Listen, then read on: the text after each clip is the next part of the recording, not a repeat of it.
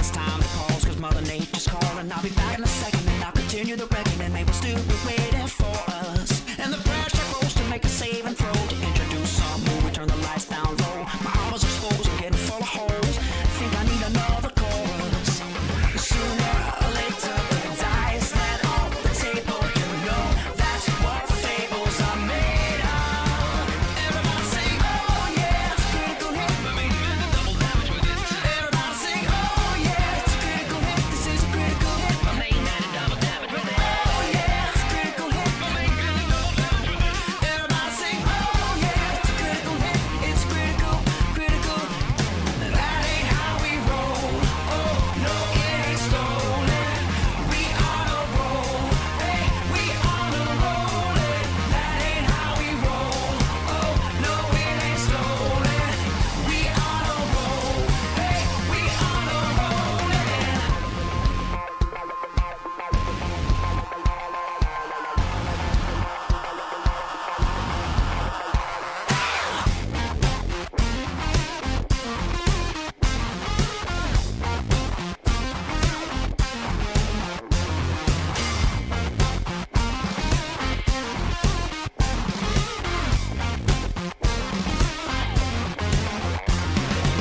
Sooner or later, the dice land on the table. You know that's what fables are made of.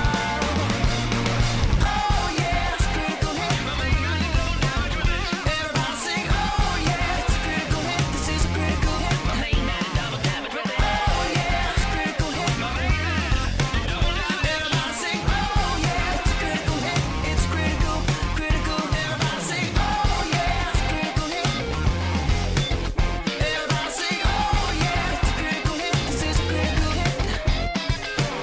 Oh yeah, it's a critical hit. Everybody sing, oh yeah, it's a critical hit. It's critical, critical. Everybody sing, oh yeah, it's a critical hit. My main man and double damage with it. Everybody sing, oh yeah, it's a critical hit. This is a critical hit. My main man and double damage with it. Oh yeah, it's a critical hit. My main man and double damage with it. Everybody sing, oh yeah, it's a critical hit. It's critical, critical. Yeah, that's what I'm talking about. Critical hit, no more kings. Ladies and gentlemen, welcome to day 8 of D&D with the Infinity and Beyond crew, the Rise of Tiamat. I am your host, Arvin Eleron. I hope everyone else out there is doing really well. It is Saturday at 7 p.m. Eastern straight up. It's February 25th, 2017, and I am looking forward to this session in a big way because these guys have made some good progress, and we're going to get some serious stuff going on. We got an interrogation to do. We got some more dragon stopping to have, so that's what's going on here. I'm really excited about it. Before we get started, don't forget how to support the stream. Please tweet out the stream if you have not done so already. Exclamation point CTT to tweet out the stream. Exclamation point ARV2 will allow you to check out the past broadcasts of this stream. Exclamation point Steam group will get you over to my Steam group where you can hang out with the Arvanauts in between streams. And of course, exclamation point ARVTreon. We are sitting right now at 458. We are closing in on the end of the month, and I would love to be able to get that number higher. At the 550 level, remember, we are going to be able to have a raise for my incredible voiceover team, the Art Vocalists. At 575, we've got a Discord server en route, and at $600, we're talking about a talisman tournament, so that's going to be really awesome. I'm really excited for that, and there's a lot of cool stuff you can do with that money as well, including the inspiration mechanic, which is particularly effective for today. You're caught up on the campaign for a live stream. Nice, Jasper. Welcome in, man. Well, you are here and you are set to go. So here's the deal with inspiration. These are the people who currently can use it. Kilgore twice, Trendane twice, Hillness, Mercurius, OMG, Real Ambrosine, Blackberry Bear, West River Rat, Wolfboy, Epidemic, J-Rab, Glipclop, Dark Rail twice, Kilobyte, Classicor, Shadowed Mage, and Game Crashers. These are the folks who have inspiration available to them. The way this works is during a D&D session, which can be either here, it can be over at my GOG. We actually had an inspiration done by our good friend Nonstop over there, which was really effective actually, or whether it's one of the Infinity and Beyond campaigns or D&D with viewers over here. All you need to do is type exclamation point inspiration, and the bot will fire out a thing saying, basically tagging me and saying whoever you are would like to use inspiration. You can then inspire one of the characters in the game. What that means is they will then have an opportunity to make either an ability check, a skill roll, or an attack roll at advantage, which means that they can roll the dice twice. and take the higher of the two results. So Advantage can have a definite big impact on this. And you have inspiration to give to others if you support the Patreon. If you support at $10 a month, it means you have one inspiration available to you. If you support at $2 a month, then it means you at $20 a month, then you get 2 inspirations available. So inspiration is really useful and cool and awesome. And we had it used a couple of times, I believe, during the D&D with viewers session. We used it once, I want to say, maybe twice. And I know that we used it during last session as well. So hopefully we can use it a couple times tonight also. So I hope you guys are looking forward to the possibility of getting all interactive with it, as they say.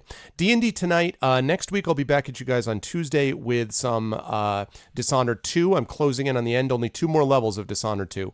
So I'm closing in on the end of that, and I'm going to be then moving on to Tyranny again in Pen and Pixels. Only a week or 2 with that left, and then I'm going to be moving on to Torment. I'm going to be doing a series of that over there. So that's what's happening. And I'm also hoping that I will be able to get a couple of creative streams in, because I'm on break this coming week and I have a lot of writing I got to get done. So hopefully I'll be able to share that with some of you with creative writing as well. All right. With all that said, I hope everyone out there is doing well, and I am going to let's see. I'm going to unmute myself in here so they can hear me. I am then going to unmute them, and I'm going to move over to dun, dun, dun, Dungeons & Dragons with the crew, and there you are. And I actually see that one of them has decided to take his role as a dark elf too literally, since we can barely see him. There he is.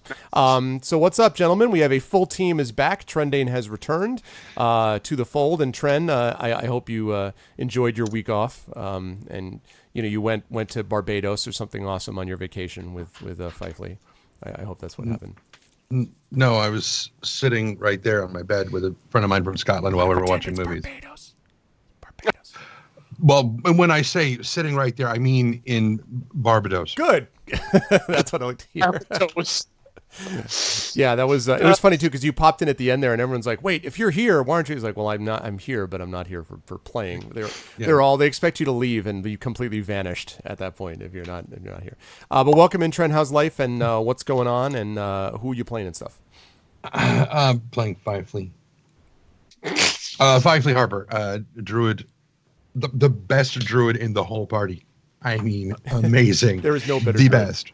There is no better druid in the party. It's really important that you put that qualifier in there. Yes. Yeah. How's life?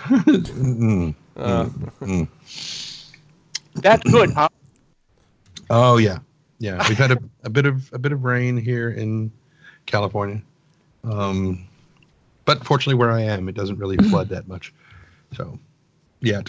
I'm sure at some point the entire bay will rise up like some kind of water creature monster from Final Fantasy X. And right. Well, I assume a kraken will actually rise up to do that. Let's be not a kraken. You knew it was going to happen. No, not a kraken, because the evaporation pools that are near here in the southern tip of the bay, they reek like spoiled eggs. Gotcha. And no, they would not come near here. Gotcha. Actually, the room that you guys found last week that smelled so bad, that was like a midden and a bathroom and a restaurant, probably that times 2.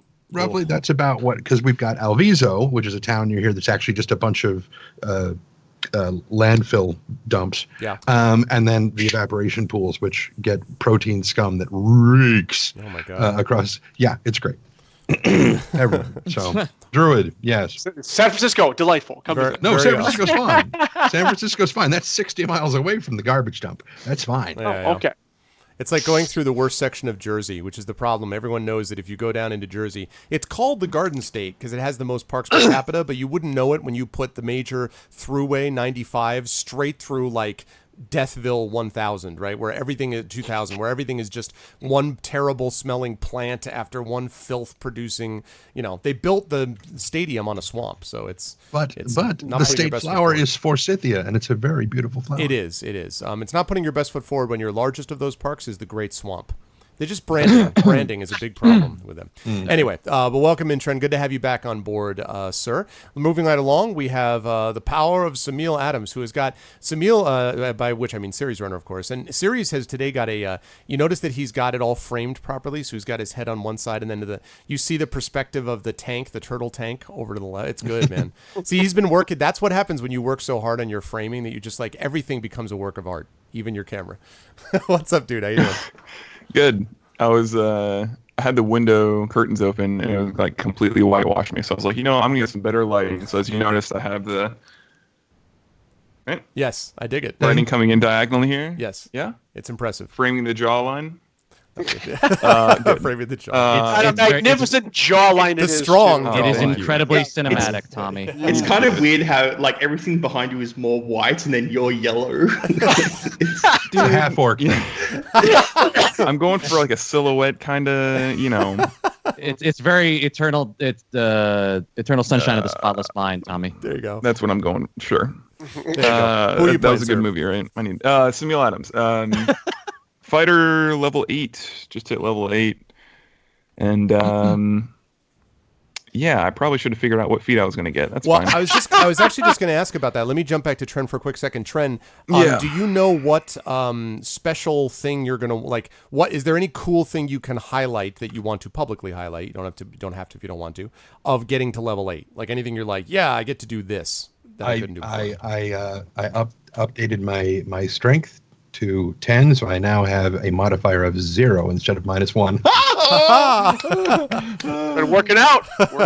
Well, it usually doesn't matter because whenever I shapeshift, I take on the strength, dexterity, and constitution of whatever I become. Right. So my physical stats don't really bother me that much. So your yoga in your regular form has been working, is what you're saying? Yeah, basically, yeah. When you do downward facing dog, it's literal. That's all. And it's just, Exactly. It's, Okay. Facing Which- direwolf. I didn't quite finish watching the all of last week's thing, but I don't think I changed back from direwolf form, so I swapped my tokens around. Oh, okay. Direwolf's That's out quite there. possibly the case. Yes. Okay. That's Sorry. quite Please possibly carry the on. case. So, same question to you, Series. Is there anything Samil can do now that you're like, oh my god, yeah, like? Well, I need to figure out the whole feat thing. I don't think I'm going to be taking the 2 points in ability or like ability score points. Right. So I think I just need to look through the feat list one more time, and I'm guessing we're gonna have some time. Yeah, a where little we're bit of not in time here as combat. we're doing this. That's fine. As we're doing that, I should say, by the way, that the feats in 5e are, I think, more impactful than the feats in 4e. I feel like when they happen, you're like, oh my god, that's amazing. That's the impression I've gotten from people who've taken them. So Yeah, some of them are very strong. yeah, they definitely are. And again, I have to say, so far, the balance on this, as the characters have gone up, it's been balanced with the guys you've been fighting. So I think I was just thinking about what would have been like with you guys at like 3rd level versus the 1T, and I'm like, well, Bloodbath comes to mind. So you guys handled that very well. Moving right along, John, how are you doing, sir? John was informing us that his cat is smelling earlier on today, and I don't know whether we should be troubled by that or what. But. Well, the smelly cat has left now, so it's no longer an issue. Okay. And yeah, I might warn the wife about that, but then again, she may get a whiff of it later. Anyways, John Helper's here. Great to see everybody. Great to have the gang all back together. As who is it? Mega said, it's the first time in like 3 sessions everyone's all here, so it's awesome to have everyone back together. As soon as Arv lets me know if I can have the feat I want, I can I'll look that up. tell about mine. Continue. Cade Marmadas, 8th level rogue, who now has. I'm all impressed with the dark vision spell, so now I can frickin' see in the dark. So that's gonna be frickin' awesome. And did not take Alter Self, believe it or not, because it just didn't seem to be that useful, to be quite honest. I may pick it up later. But and then the feat I want, if I get that, I have backups. It was really hard to decide. There's like 4 or 5 of them that I could totally use, and I'm like, can I just have all of them at once? Which is not a thing. So, but I wanted a DM ruling on this one because it does fit my character very well, but I can see where it may be. I don't know if he thinks it's an issue or not. Done with one correction. I want it to be 2 points, not 3. Okay. 2. All right. 2 points. I can do that. So, and then I have Lucky Advanced, which is the feat, but I have 2 instances instead of 3, and I can live with that. I think it balances out well. Hey, SEAL team. Cool. Yes. All right. Sounds good. Moving right along. Saad, how are you? I'm going to guess that right now, I'm going to make a big guess. In Australia, it's 105 with 3% humidity. Celsius. Wrong. Celsius, Oh. yeah. Actually, it's cooled off. We had a cold front come through yesterday, and it dropped to about 27, 28. Fahrenheit. So it dropped it. Not Fahrenheit. I wish that would be A very cool. cold front. Yeah. But yeah, so we've had rain, nice cool front. It's been relaxing. No aircon on since yesterday. It's great. Nice. But yeah, hello everyone. I am Sod_ on Twitch, and I play Gromnir Grumblehammer, and you will hopefully see what feat I got. That's the only clue I'm going to give. Oh, he's My going to pull level it 8. out. All right. He'll That hopefully sounds good. pull it out. Looking forward to that. It's He plays, of course. nothing too fancy, really, but it'll help me a lot. Nice. Based on what's happened this whole damn dungeon, I think it'll help me a lot. I have a feeling that he took the feat owns tank. Like, I feel like that's the feat, is owns tank, and he just puts himself Stop in. taking damage feet. Stop That's taking what's damage called. feat. There you go. Moving right along, of course, last but certainly not least, we have the Dark One himself, Ryuvi Darkcrasher, played by Rob. Hi, Rob. How are you? And Hello, how are you all how's doing life and stuff? today? Oh, you know, it is like this and a little like that, and everything is all right in between. I'm doing all right. I'm leaving the lights like this for tonight because I'm in this kind of mood. I'm going full Dark Side Rob this evening. Hello, everybody. Dark Side Rob, Game Crashers channel. Good to see all of you. I'm feeling a little tired this evening, but, you know, no worse for wear. Good to see all of you playing. Who the hell am I playing? Ruby Dark Crasher, Drow, Elf, Sorcerer, Wild Mage, whatever. It's, you know, it is business. I will roll things. I will explodinate things with magic missile and other things, and all will be well with the universe. If you want to see any of the crazy shit I'm doing on the Game Crashers channel, twitch.tv/Game Crashers. I think I'm going to be starting up Neo at some point in the near future because I've sort of been Yakuza'd out a little bit. I was playing some of that last night, but I'm also, just as a small heads up, transferring everything over music-wise from my Mac to my PC so that I can get some more music going on the Stram sooner rather than later. So hopefully this week there'll be some music casts. And that's me. That's my story, and I'm sticking to it. Very cool. Anything that you are going to be using now that you've reached the lofty height of level 8 that you're excited I'm about? going to be doing more damage better. I put 2 points into my ability to explodinate things even more better and detect thoughts. That's kind of an overpowered thing. Oh, I was thinking not the detect dots, the being able to explodinate everything better is very OP. All right, very cool. That's kind of my only deal over here. I don't Oh, really do many other things. Could you read thoughts and explode their thoughts? Oh, That would be fucking. That would be explodinate fucking their cool thoughts. too. That's a little Scanners. What is it? Scanners. Yeah, that was what I was thinking there. It's like Automatic. maybe a little much on that one. Very cool. Well, it is a pleasure to have all you guys on board. I am glad to have the gang back together again. As those of you who watched us last week know, these guys finally got through the Tomb of Daedarius. The very quick summary, they're trying to stop the Rise of Tiamat, the demonic dragon goddess banished to the 9 hells. A cult is trying to bring her back and is trying to do so with the aid of these dragon masks worn by several people that are known as worm speakers. One of them is the white worm speaker, also known as Varum the Dwarf, and these guys went searching, basically seeking for him. The Harpers got a tip that the mask had been stolen from him, and that to find out what happened to him, they traced him to this place, the Tomb of Daedarius, where there was a powerful scrying pool with divination magic. When they entered, through a series of shenanigans, most of which involved finding out that it was mostly taken over by a Wanti, and by a Wanti basically group that had invaded much of the temple. They ended up, after a lot of back and forth and tough fights and fighting armor infested with snakes and everything, they finally managed to get to the center room where the Wanti leader had the badly beaten and unconscious Varum the White himself.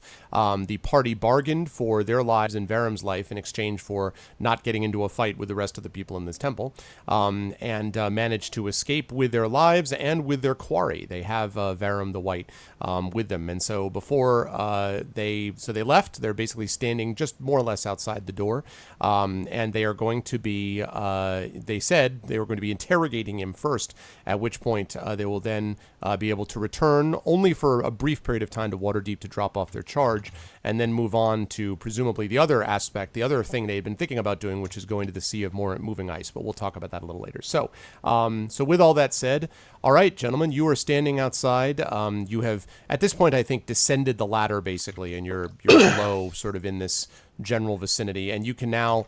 I think you said you wanted to get to the middle of nowhere, Ryuvi, is where I remember you saying you wanted them to go, to get him to the middle of nowhere so you can basically be like, let me tell you what I'm going to did, type of thing to him. So That's exactly how I sound, Arv. yeah, well, I mean, I was paraphrasing. Totally right on. So I'm assuming that's what you guys are doing, but you guys tell me. I'm handing it over to you. What do you guys want to do? That is exactly what's happening, pretty much. Yeah. Okay. So, Well, we already won, so it's all good. Right, the game's won. Yep. You just said you handed control over to us.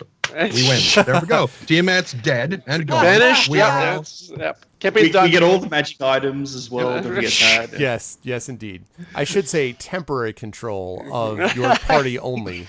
Maybe that's a better way to put it. For the short foreseeable future. Yeah, I think exactly. that's where you're going there. Or not foreseeable, yeah. Well, that's a good point. So, but yeah, I want to get like a half hour away from here, out in the foothills, and then we'll have a chat. All Have right. a chat with our youth. If we're going to interrogating, I need a day to prepare because I don't have the current spell list that I have prepared. Isn't for interrogation. He's not it was going mainly anywhere. for I'm sure we can do that. surviving. But this temple, I think we can all use kind of a break, so I'm totally down with that. Okay. So do we want Get to the take him hell where out we of want to go and then rest? Oh yeah. I think guiding the guide needs a bit of a break after. Yeah, and hogtie the. I mean, I know he's kind of beat up, but hogtie the shit out of that motherfucker so that when we're resting, he doesn't decide to get away somehow. And gag him so he can't. Oh yeah, he's No, we've already got him gagged. bound, gagged, and blindfolded, so he's pretty Good. much He seems Looking at him, fairly is he- placid, I should say. He seems fairly, placid, and maybe a better way to put it would be kind of drained from all the stuff he's been dealing with over the last few. You get the suspicion as you guys leave the tomb behind that this whole business. You might have remembered that the Wanti leader had said something about the soul would be returned to him and all that stuff.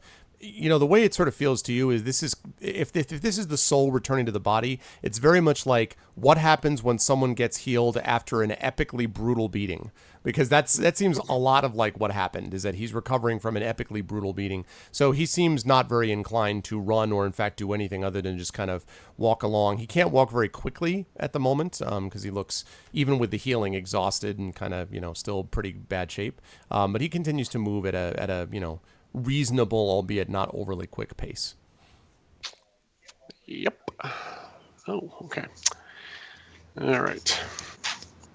Yeah. Oh, yeah. We're not gonna shove them or anything. We'll take it easy. We're all kind of battered and beat and come out of here as it is. So yeah, but let's get I'm fine. No, I'm kidding. Mm-hmm. I just kind of walk up behind the dwarf and sort of nudge to try to push him up onto my back. Okay, and the dwarf's like looks and he's like, Oh, I'll go. No, up. he's blindfolded. He ain't looking at I'll shit. go up, sure. oh, that's right, he's blindfolded. I forgot. So he looks. Not he's that like, dwarf. He's gonna do whatever we damn well tell him. Okay, so are you Well, I guys? can. Oh, this If I dwarf. carry him, we can move faster. Okay. That's what I'm. that is true. That is true. Yeah, so. I'll Cromnir, pick were him you up and excited put for a him on minute top. at the prospect? I know. Of once I was again like, riding? yes. Yay! And I won't fall off. And I won't fall off and die. It's like you're on Falcor. Yeah, as you're like riding forward. Well, you're a little heavy here. We're going down. Anyway. Oh man! All right. So yeah, so you can put him onto his back now. He is, of course, he's not going to be able to stay on very well unless you either untie his hands or We could tie his feet underneath. Just put him on his stomach lunge like a horse, like you put on someone on a horse, like that. Somebody It's can like just in the walk movies. next to him and keep him stabilized. Okay. Yeah, not it. Okay. Mainly because I'm too short. I wouldn't be very good at that anyways. You need someone like human size or taller. So I'm not the right person for that. I'll be holding his shin. It's not going to work. So, anyways. I believe Samil would be holding his head, not unlike a child walking his daughter to up the park at the end. I kind of like that image. You would know. His head I probably would. palms his whole skull, which I think would be hilarious. That's true. So, It just yeah, turns it yeah. for no reason occasionally. Eh, All right. shoot, that So, way. Look at it. so you guys are able to make your way without too much difficulty, and Guidey McGuide basically leads you to a place which is it took you it took you a couple of days to get from the tent city out here the first time around, and so it's only about 4 or 5 hours before darkness falls. And Guidey McGuide recommends that because you guys left, it was about the middle of the day, so I shouldn't say 4 to 5 hours. I should say more like 6 hours or so. And at the end of that, he says it starts to get dark, and he's like, he says that I would suggest that we not continue to travel throughout the darkness. This might be a good time to set up a campfire here. And you're in a fairly lonely stretch with a couple of gentle hills on the top of which it's pretty good visibility up here. And he recommends that this is the place where you guys stop. Still about a day and a half, maybe a little bit less outside of the tent city, which itself is a little ways away, remember, from Waterdeep, because tent city, you guys actually had to be teleported to this place and then go up there. So you're going to have to reverse the process by getting back to the tent city. So, so that's what he recommends to all of you. Sounds good. Fine with that. Okay. Yep. So you do that, and as darkness falls, you set up a sort of light campfire. You find yourself sitting around. Now, how do you? Is he still blindfolded, gagged, and like thrown in a corner, or like do you have him like able to see? What do you have him as you sit around the fire? Oh no, he's still blindfolded, gagged, and bound, and like just drag him off the wolf, retie his feet. Okay. Don't go anywhere, and just leave him. I mean, obviously we'll all be able to watch him in case he wants to try something stupid. Or you can use a pitten as well to hold him down like tight to that. Are you periodically giving him, water, opportunity to release? Yeah. That's my happily plan. do that. Okay. All right. Okay. So you were able to do that without much difficulty. When are you planning to interrogate him, this evening or tomorrow? Oh, definitely this evening. No. This Oh, evening? that's right. No, you're right. Tomorrow, you got to rest. It's gonna be tomorrow. That's true. I needed time to prepare it all. Oh, you want to do the interrogation thing? Well, he's got Zone of Truth, which sounds like a good thing to use. Ah, okay. Well, it's up to you guys when you want to do it. We can do it tonight, but I just don't have Zone of Truth. But if you want to do it tomorrow morning, maybe that we could do it then. Fine. Do the Look, rest. He's not going anywhere. Exactly. Okay. All right. So the night passes uneventfully. It's actually somewhat quieter than you might have expected, although, again, the view is pretty good around here, so that definitely helps. But it Was that a passes long without rest? much difficulty. Yes, for sure, a long rest. And so as the morning dawns, the sun breaking over the east, you, as you're sort of sitting there, you see that he's, Varum is spent what looks like not a very comfortable evening, as you might expect.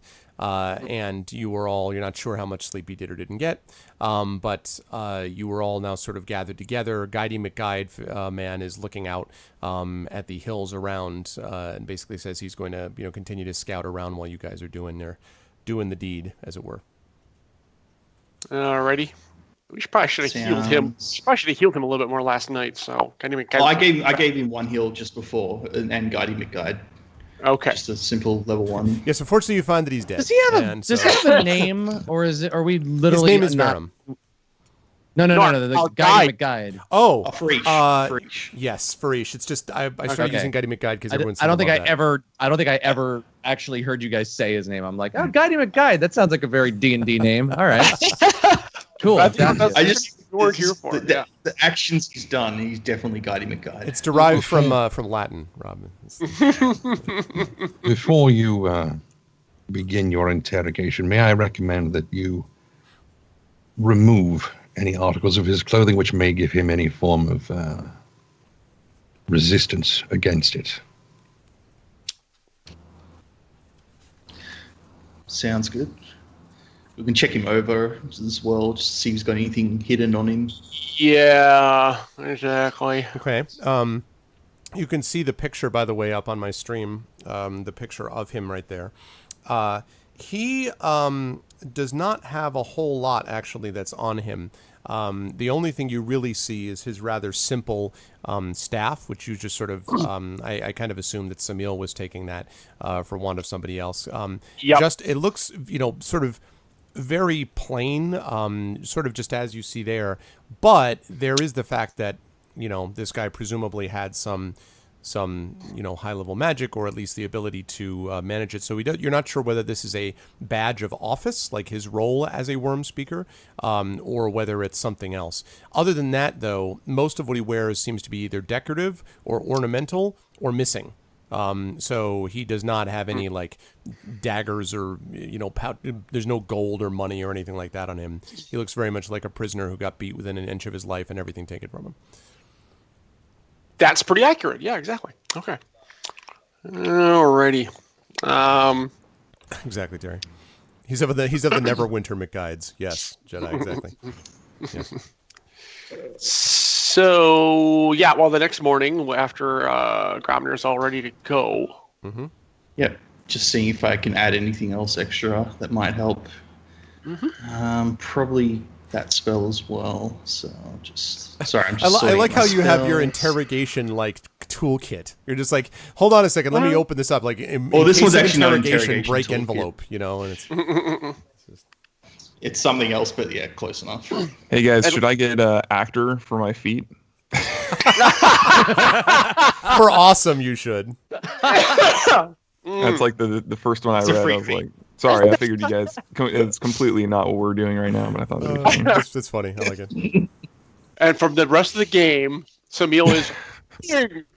That would be hilarious.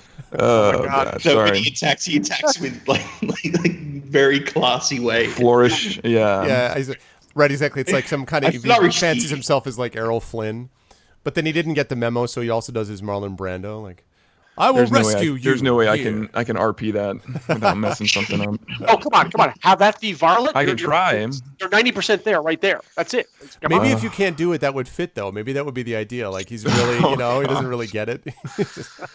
Actor. Oh man, I'm telling you right now, chat would adore you if you took actor. They would just, Oh, man. the merchandise would be off the hook. Anyway, All right. So what do you guys need me to do for this interrogation? Are we gonna let the Look I'm intimidating. assuming- Yeah. I can try. Yeah, I can do that. I don't need a feat look for like- that. Flex Like, those you see specs. his- yeah. Whoever decides to take the lead on this interrogation, just basically stand there with maybe, was it Hazaran? Mm-hmm. And just kind of look like, we're going to know if you're bullshitting us right now. We're I'm ready. guessing that Savarus. Yeah, I'm guessing that's probably how you want to start. And John, I think you're fine with taking the lead on this. You're the one who knows the situation the best of us, I think, just from being able to remember all of this shit, because I don't fucking know what to ask him. Well, but I don't would know. defer to Gromner if he wants to. I'm just a little worried he's going to be a little I too think forceful both of- with the whole situation.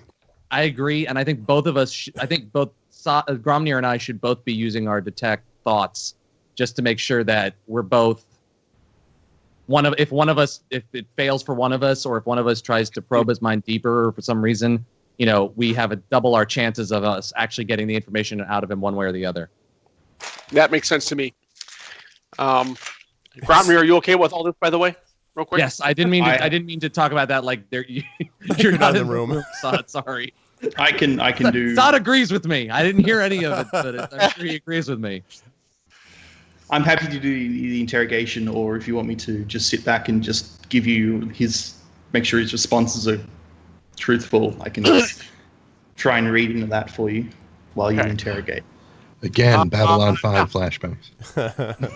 I was Oh, just God, imagining. yes. I was just Oh, imagining God, yes, Gromnir as Trendy. like Christopher Noth in Law and Order, or like the bad cop. Like, yeah, because let me tell you what you, It was like, what's going on? And Grom's like, is this how you do it? Like he's like really trying to just act it. Look back at. Yeah. Trend, are you still in wolf form? No, Okay.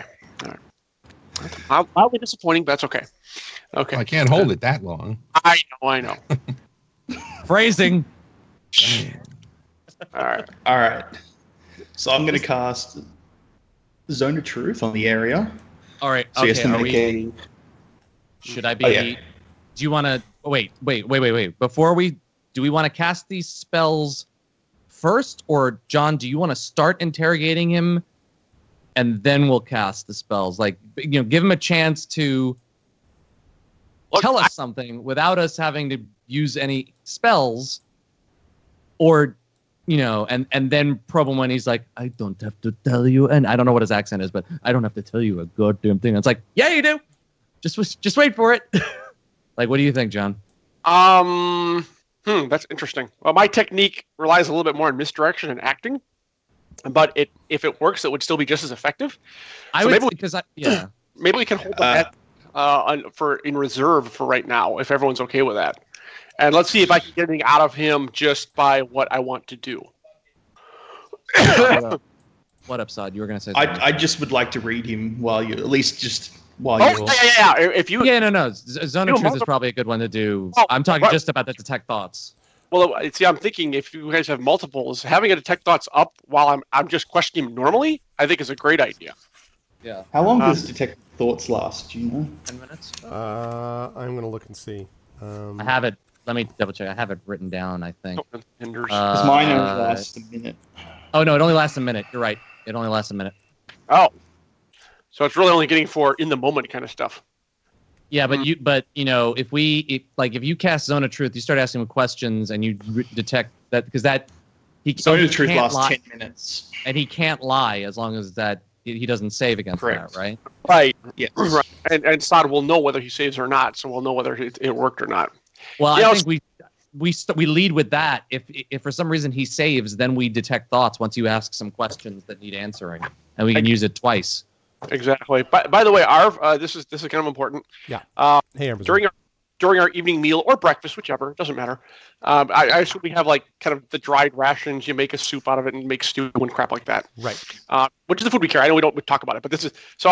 What I take is while we're making it, I take one of the dried beans from that, and I have it just on me, and it's going to come into play. It may come into play later. I just want you to know I have it, so when I use it, you'll know where. That's fine. Did you say dried beans?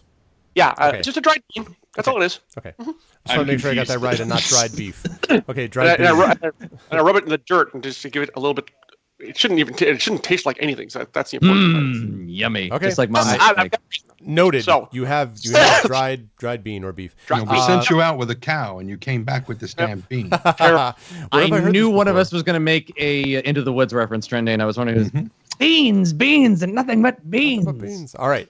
That's not the line. Sounds good. Yeah, the Zone of Truth doesn't reveal party secrets. I like to scoop my butt on the floor in dire wolf form.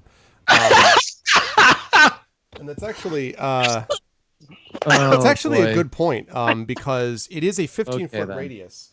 So anyone within that 15-foot radius is subject to the same. That's what I was going to draw a circle on the ground, like just so I don't go past this line. It'll be all of a sudden I'm in the midst. It's like I've never really liked any of you.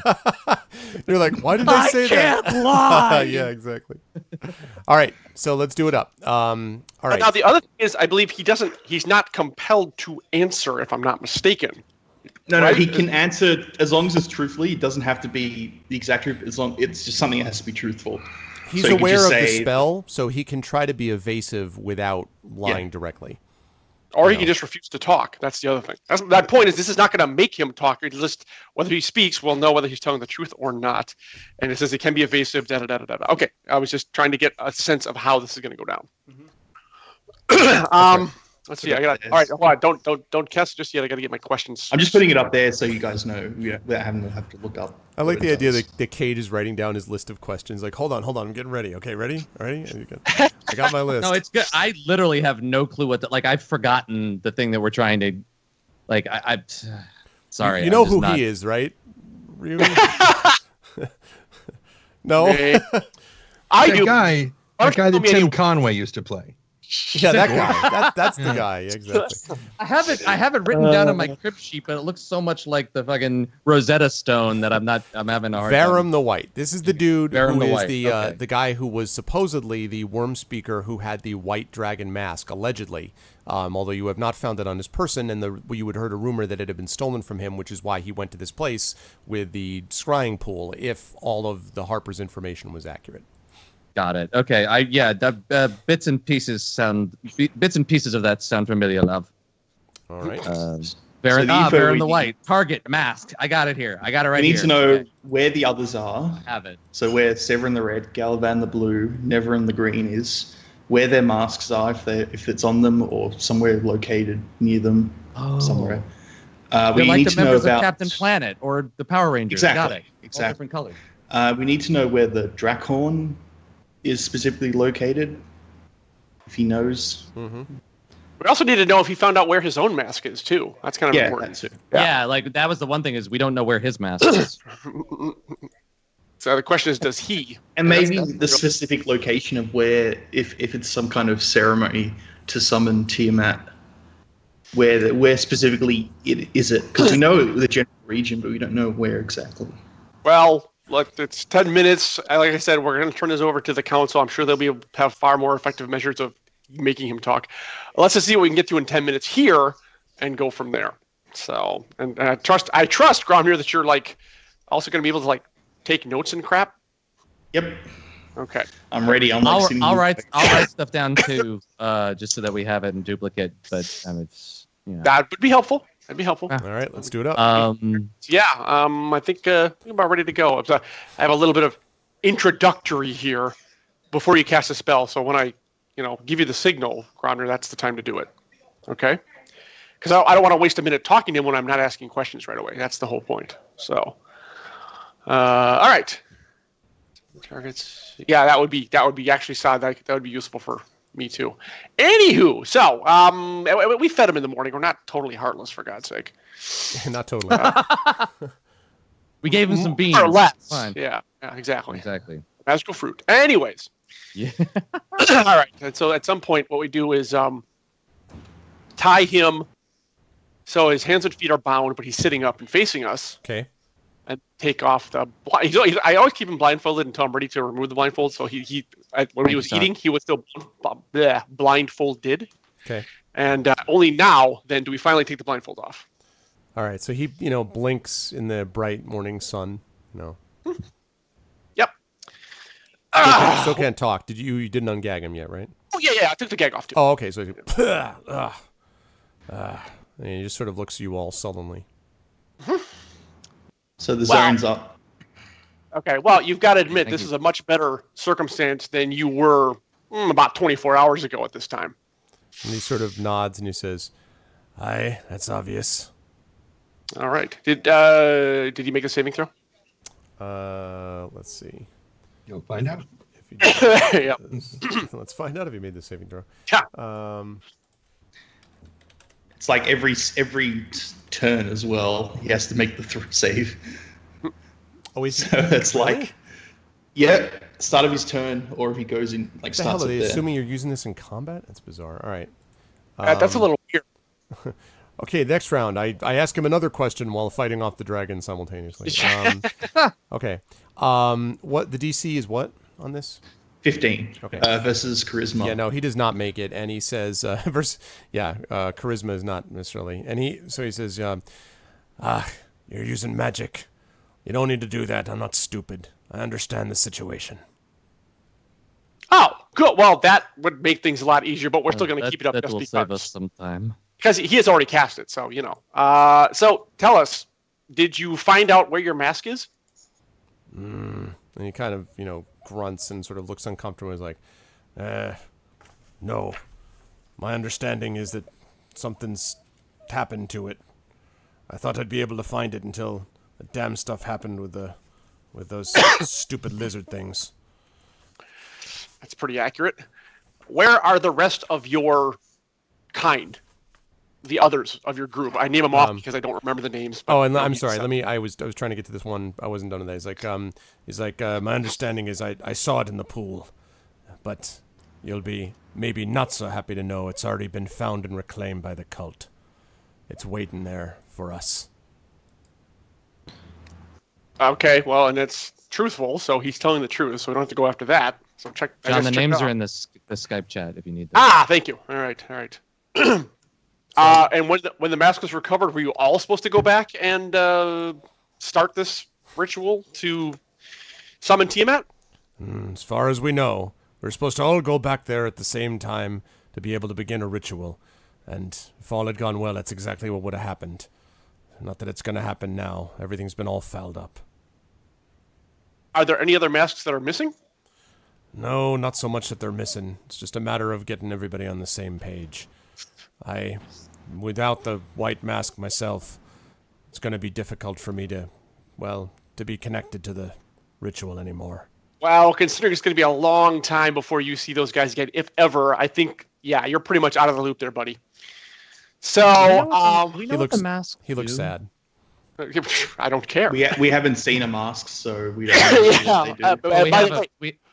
We have somebody who has used one. I would be interested. Oh yeah, I was gonna ask him what do they look like? Okay. Mm-hmm. Well, yeah, okay.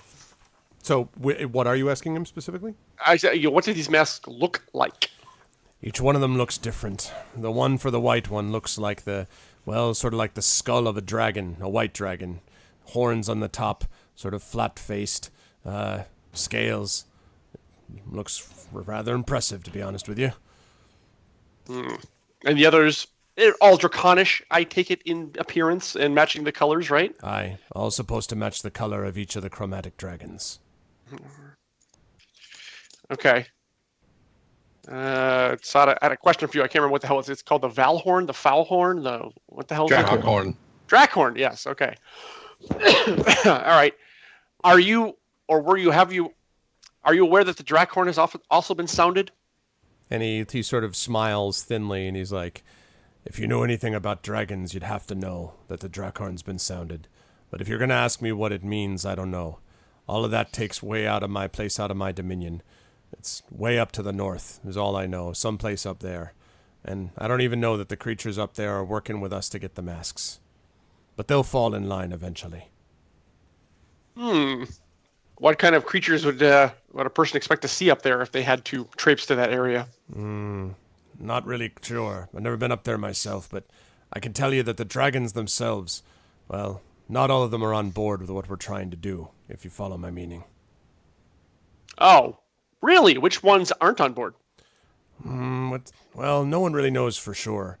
According to Severin, all of them are eventually going to be brought into line, but there's always a couple of rogues. Sometimes it's hard to convince a dragon to do what you want it to do. In fact, most of the time it's hard to do that, unless you got the mask with you, of course.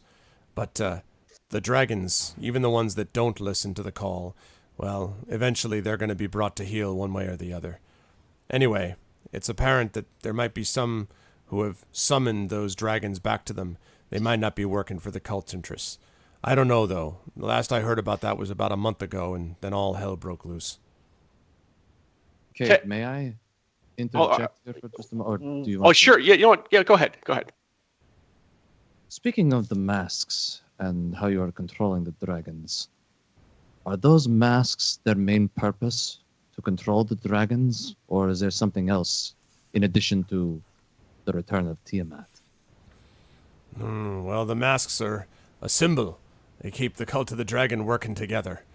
And yes, they also give you a certain kind of power.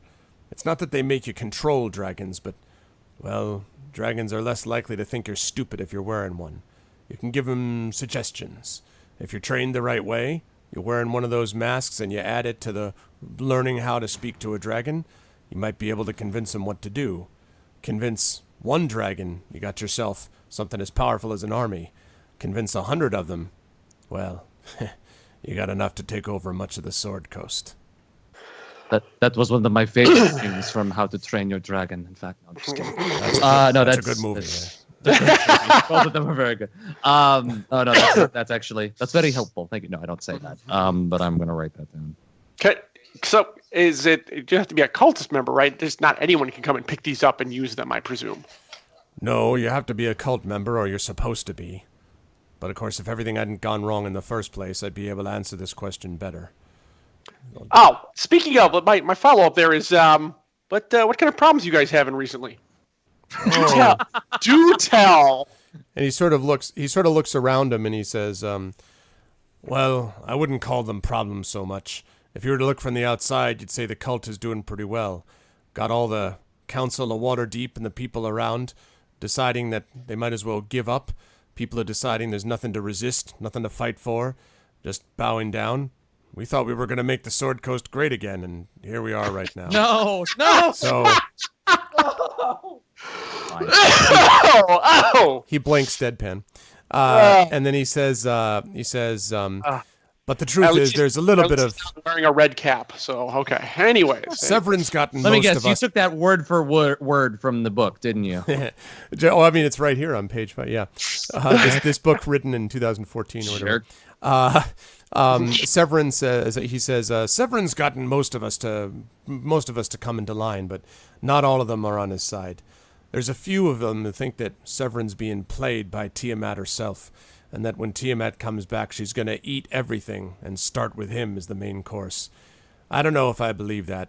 Severin always seems to have more power than perhaps he might actually have, but you can never be too sure. He's cunning, that one, and he has knowledge, deep knowledge that extends much farther than most of the people that call themselves wizards in this godforsaken land. Anyway, I think a few of them, if they were given the chance, might do what they could to undercut the cult, but there ain't many that are going to try. The truth is, most of them, they're with Severin for good or for ill. Is there anyone you could name that you know has either not quite in line with him or even active second thoughts?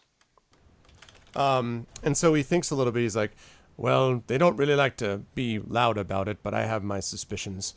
There's a couple of them. For instance, there's a couple of cultists who command this place called Zonthal's Tower. Kind of well known. It's a place where, like a forward base, you might say, for the cult of the dragon. They're part of the old guard, before Severin came in and took over the cult. And I've always wondered whether or not they're on board with him as they seem. They never said anything openly about it, but it just makes you wonder. Sometimes Severin's had to send information or orders to them twice before they do it right, and these aren't stupid people. If I had to guess, I'd say that they might be two that wouldn't really be fans of his, let's say. As for the rest of it, who knows? You hear some rumors about nobles and people like that, but all of them are too afraid of the power Severin has to really challenge him directly. Interesting. I want to lean towards Cade for just a minute and mention something to him. He mentioned before that the dragons might not be on board with what the cult is planning. Would there be any sense in trying to turn the dragons directly, those who might be willing to fight against the cult? Well, that Is already that something you want to ask him? that already occurred to me just as a strategy that we might try to exploit, keeping in mind they're still evil dragons. Mm-hmm. But Has he seen all of these dragons? Even is something to ask. him. How many dragons would you guess right now, or if you know for sure, how many dragons are on board with this whole plan? Oh, let me see. I wouldn't know the exact number, but there's got to be, well, a few hundred of them anyway. Most of the dragons you could find in the Sword Coast are pretty much alongside at this point. Jeez, is there really a couple hundred dragons running around the coast? Right, so that doesn't sound exactly right. So Yeah. when he says that, you're kind of like your eyes pop because you're like, wait, what? Yeah, And you know that's not likely from the Sword Coast, but you do know that the dragons, of course, the Sword Coast is just one part of Faerun, and what's Correct. quite possible is that the cult may have gathered some of these dragons from elsewhere in Faerun. But definitely the Sword Coast itself does not have, frankly, even enough space to sustain that many dragons, but that's what he claims. A point of information. Elsewhere is on an entirely different planet. They summoned him from the other planet. Yeah. So here's a question for you, Baron. It's Verum. Baron, sorry. That's all right. Would it be Code. it would seem to behoove us to probably co-opt the ones that may be wavering in their devotion to this whole plan and see if they would actually try to stop it. You're welcome to try. You ever talk directly with a dragon, my friend? Actually, we have. Oh. Yeah. Yeah, I heard right. about that little stunt that you pulled back there. I heard. But that was a dragon that was not a particularly old one, and not the brightest of the bunch either. I know who you're talking about. Now, his eyes get a little wider. If you go about an ancient dragon, lad, under those circumstances, it's going to be difficult to convince him to do anything other than bite your head off. But if you wish to try to convince the dragons to work for you instead of the cult, well, best of luck to you. I'd ask that you let me go before you do it, though. I have no interest in being tied to a suicide squad. Oh, you'll be in a nice, comfy cell soon enough. Don't you worry. Kind of grunts. I think I covered pretty much all the bases I wanted to know about. Grom or Ruby or Trent, do you guys have any other questions? I have plenty of questions. I have a lot. And now Cat's come to just ruin everything. Thanks, Cat. And suddenly a cat appears. Yeah. Finally, you had one. Yes, I only had one, but I'll wait a little bit until. No, you do yours because I have a bunch. Okay. So, Given your knowledge of, that's the wrong accent. I was going Sorry. to say, that sounds awfully like your other wrong character. Wrong character. Suddenly I'm Balin Koth. I don't understand. Given your understanding. Oh my god, he's in deep cover. Exactly. Given your apparent knowledge, limited and slightly out of date, though it may be, what would, in your opinion, be the most damaging thing that we could do next? Damaging to you. I'm going to read his thoughts for that. Damaging to you would be part of it. So he sits, he says, well, I don't really know what you've done yet, other than come and find me. I wasn't much of a cog anyway by the time all was said and done. Not that I'm complaining, mind you. I'd rather be here than with them. And he says, so he kind of looks at you and he's like, you need to tell me more of what you've done first. I mean, if I were you, I'd find out what's going on with that Drakhorn first. Whatever it is, I can tell you that all the dragons in the land feel it. Anyone who's attuned to a dragon, like I used to be, well, we felt it too.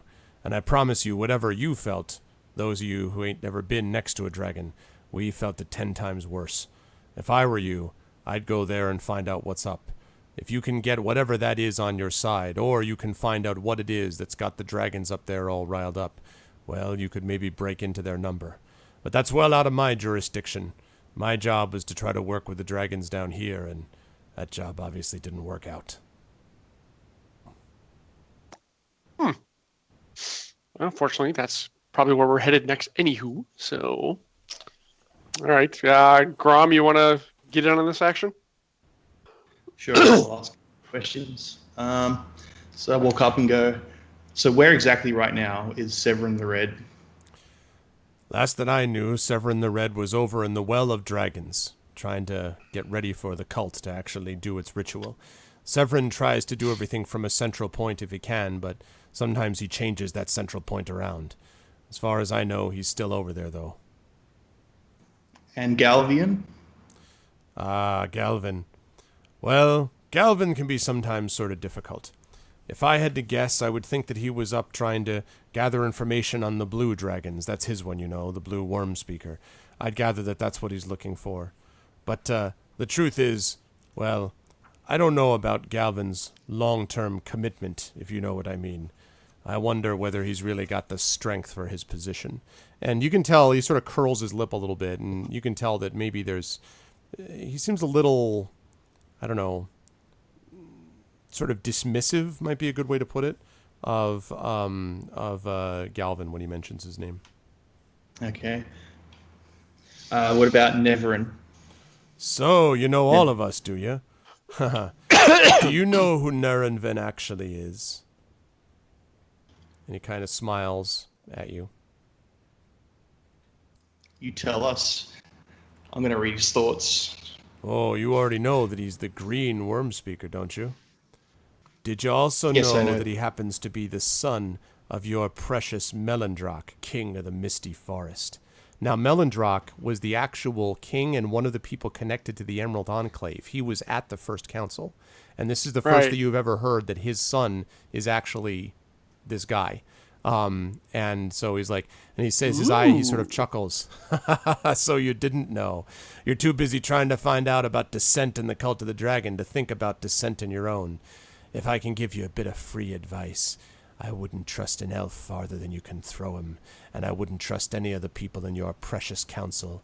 They've all got their own agendas, too. You're going to be too busy fighting each other to fight for your world when Tiamat returns. Lucky for us, we already have the council on our side. We speak for them.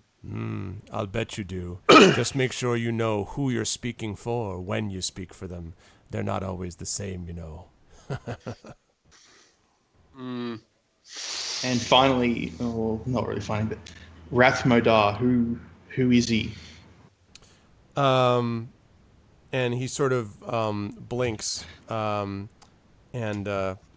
all of a sudden the DM. I'm still reading his thoughts. All of a sudden the the DM blinks because the DM is like, Yeah, he was the vampire, I believe, if you remember. Oh, from Or back was in that the, all oh the- yeah, from back in the from back in Castle. Castle, back in the the Horde of the Flying Dragon Castle. Queen. That's why the DM blinked, because Varum would also blink. Varum was like, who? I don't know who the hell that is. Is that one of your new friends? Interesting. Seems to have no idea who that is. Even with the read thoughts, he doesn't. Nope. He doesn't seem to know. When you mention the castle, he does think Resmir. That name pops Yeah. up in his thoughts. Okay. The now, of course, killed and defeated Resmir, but Do all of those members of which we spoke of, do they all have their masks on them, or do they keep them safe? Keep No. them hidden. they always keep their masks hidden unless they absolutely have to bring them out. Dealing with a dragon, of course, you do that. Sometimes in a public event, if you're trying to convince a few of the lowers that they ought to be listening to you a little better, you use the mask. But otherwise, Severin didn't want us walking around with them. He didn't want us to reveal ourselves until the last possible moment. Part of that's the problem. If I'd been wearing my mask and everyone had been wearing theirs, well, maybe none of this would have happened.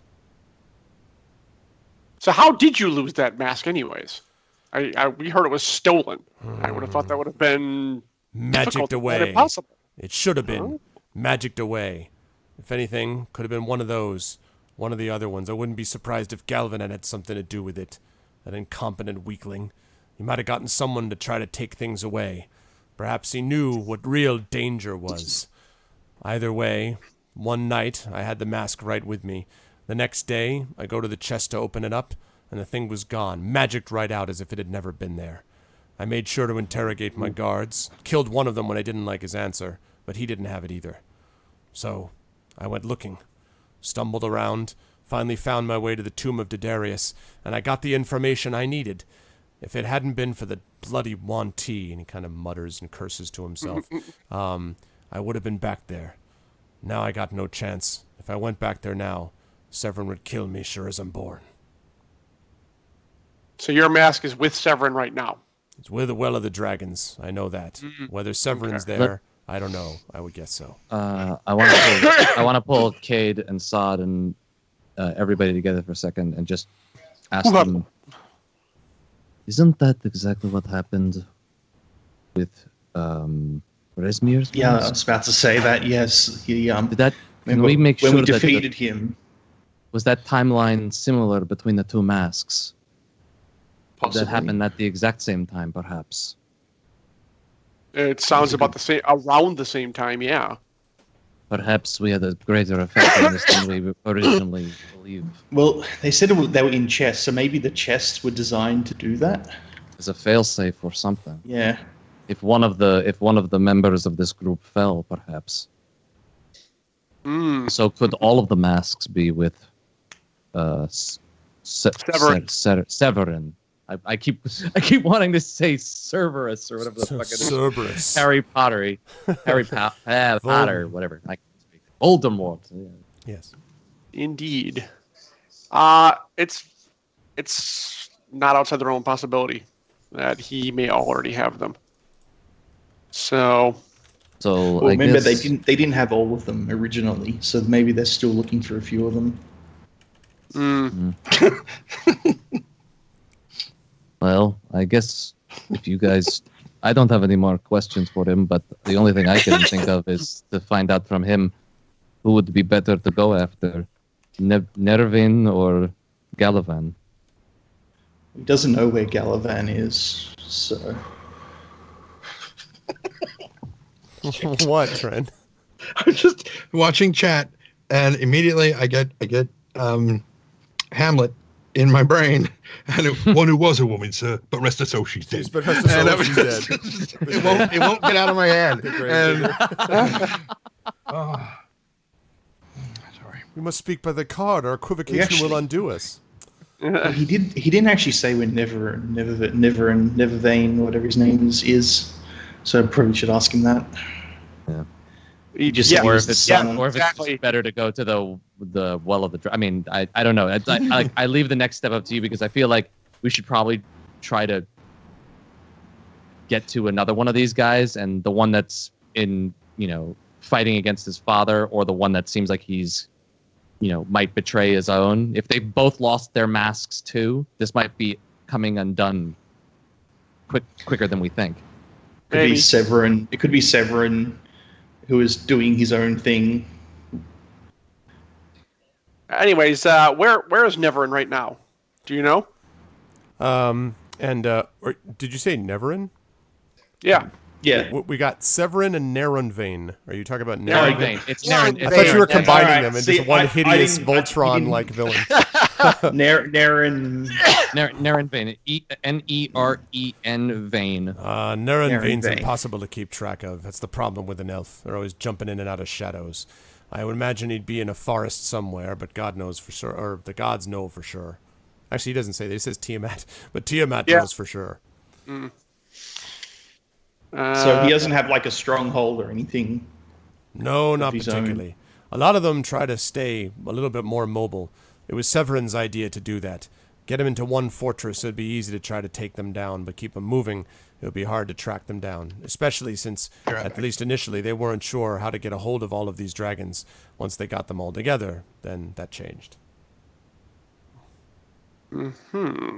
I have nothing else to ask him. I say we bring him back and let the council deal with him. And I say that so that he doesn't hear it. I just say that to Cade, and Okay. it's odd. I'm pretty much done with this too. So unless Gromner has any other follow I up, just have a few more last questions. To Go for it. I tried to get down as much of that as I could. So. Your social what was security the- number. Yeah, sorry. what was the name of the What dragon? is your favorite color? What is the name of the dragon that attacked Greenest? Ah, that dragon. Let's see.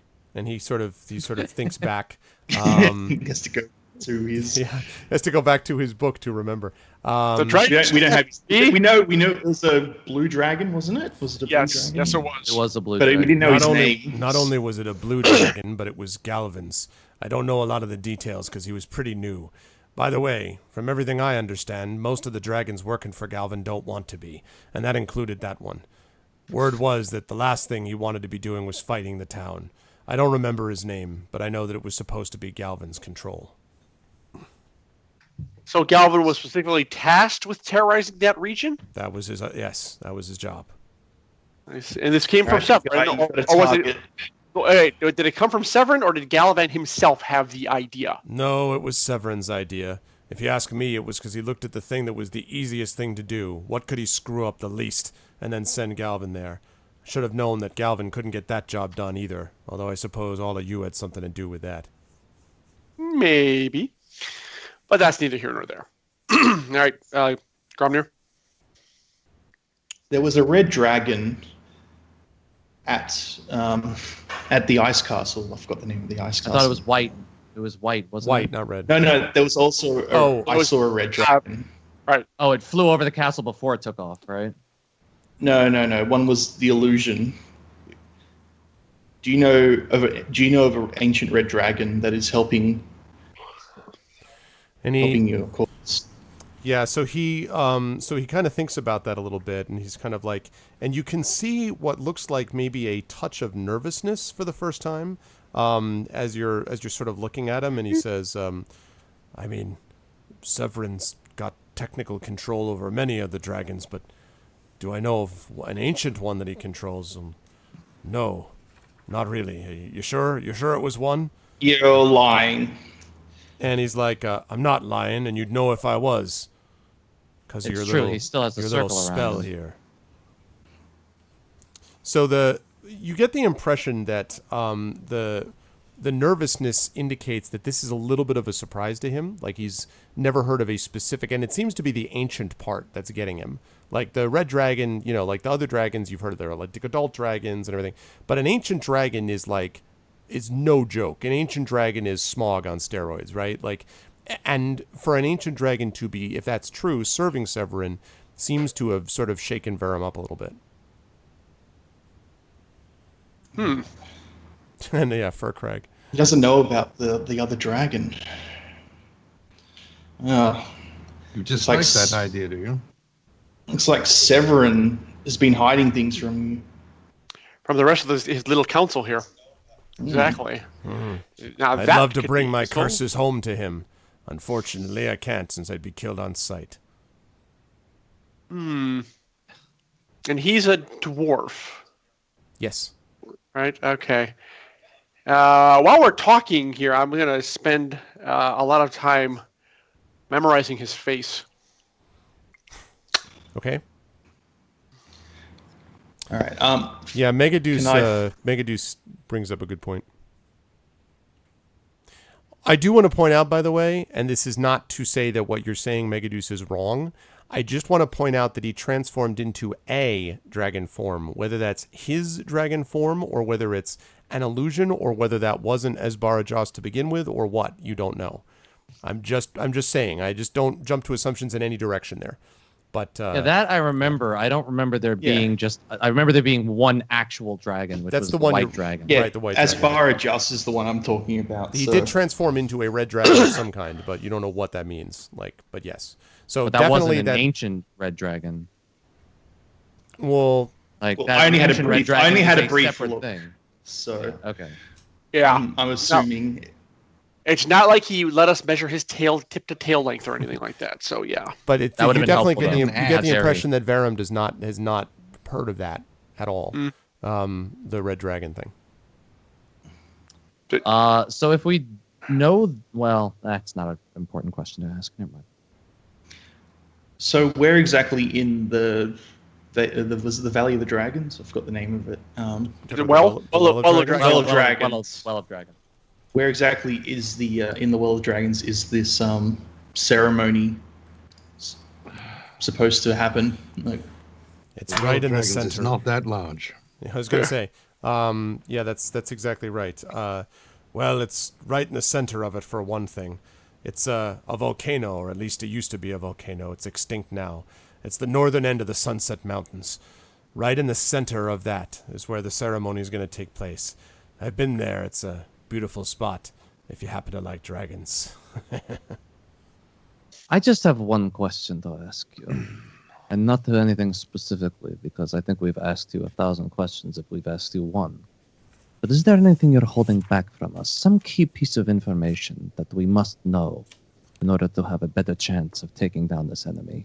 And You must tell us. He leans forward and he says, I do have one, the most important bit of information of all. And so he leans forward and he kind of lowers his voice and he says, you have no chance of winning. And then he smiles. Punch him across the jaw. She's like, boosh, like falls backwards. And kind of like, oh, he held his chin. He's like, you could punch me all you like. I'm just telling you the truth. Well, you could give us real information too and stop being such a smart ass. I'm giving you real Treat you information. respectfully. I'm giving you real information, you dark elf. I'm telling you that what you're involved in is a fool's errand. Tiamat's gonna come back and you can't do anything to stop it. And you can't stop Severin either. You don't have enough time and you don't have enough people to do it. That's all I And know. I look him right in the eye and I go, just watch us. So he kind of, shakes his head, kind of doesn't. He just sort of sullenly doesn't do anything. If you boys are done posturing, we should probably get a move on. I'm happy. Make sure he's giving us. Hell. I put the gag back on him. Hey, no, wait. Okay. Well, he's still gonna be Asshole. bound. He's still gonna be bound and everything. So. I had a feeling that's what he was gonna say. Fucking. the cul-de-sac, not Hoping just that 7-Eleven. was maybe there was something else that he was holding back from us. Hey, what's up, Shane? No, the guy who's basically a black box is our Drow sorcerer. That's Ryuvi Darkcrafter. Not a really stealthy thief. The stealthy He's in thief the is Underdark of New York, so. Ironically, the stealthy thief is the one who has the nicely brightly lit room behind him with a light up on the wall and all that kind of stuff. It's all the I've distraction. gone full Drow elf. Never go full Drow elf. Always go full Always. Drow I elf. thought you were going to say always bet on Drow. Secretly under the headphones is like pointy ears. You need to know. Right, exactly. Yeah. I'm elf 59. Always bet on. Anyway, you meant the actual black box? Are you talking about which black box? I don't know. The last space. Black- In the, Oh, where- yeah. He's incredibly stealthy. I see what you're saying. Yes. That is the seat perilous. Actually, that's for the final unnamed member that will emerge. But yes, Ryuvi's also pretty shadowy. How you doing, Shane? Okay, so assuming you guys are done with your interrogation, you set off the next day to get back to the tent city, where you find several of your good friend Leosin's raven messengers. You may remember that he likes using those, with scroll tubes. And inside the scroll tubes are scrolls of, two of them, literally, of teleportation, each of which will handle 3 people each, which is convenient, as there are 6 of you. Guidey McGuide bids you farewell and says, my friends, it was an honor to fight by your side. I don't know whether you'll be able to defeat this cult, but I wish you the best. I don't know whether I would have the courage to face the dragons. I smile betypically and stroke my beard. And I pay him enough. He says triggered. No, he doesn't.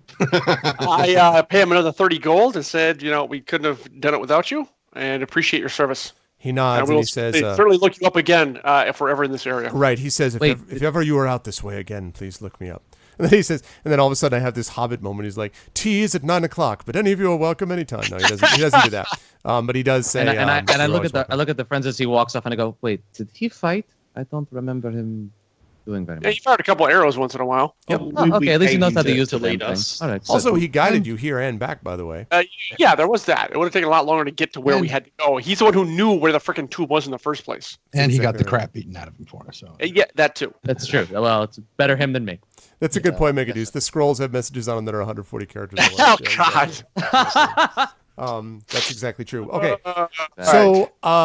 so you guys are so the teleportation scrolls are waiting for you, and you can use them, as I said, to teleport the 6 of you back to Waterdeep. Let's get the flock out of I'm gonna miss this map. Not really.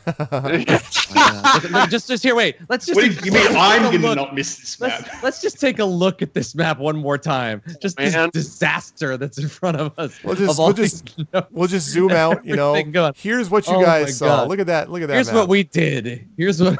All of that. You went through pretty destruction much we all of it. caused. Just every. Was that 4 game sessions to get through all this whole thing? I think it was like 3 Oh or 4. my God. Yeah. Yeah. All right, and this is where I nearly died, and this is where I did die, and this is where I nearly died again. Here was the So, great moment with the like, bone, the that's skeleton bone. here, and then I like this here, dungeon a lot as a DM. I love running it. All right. And Beautiful obviously, mess. yeah. It was very cool. It was a very cool dungeon. Yeah. It was. Now I'm bringing you guys over to the map of the Sword Coast as we head back Bye. over to Waterdeep.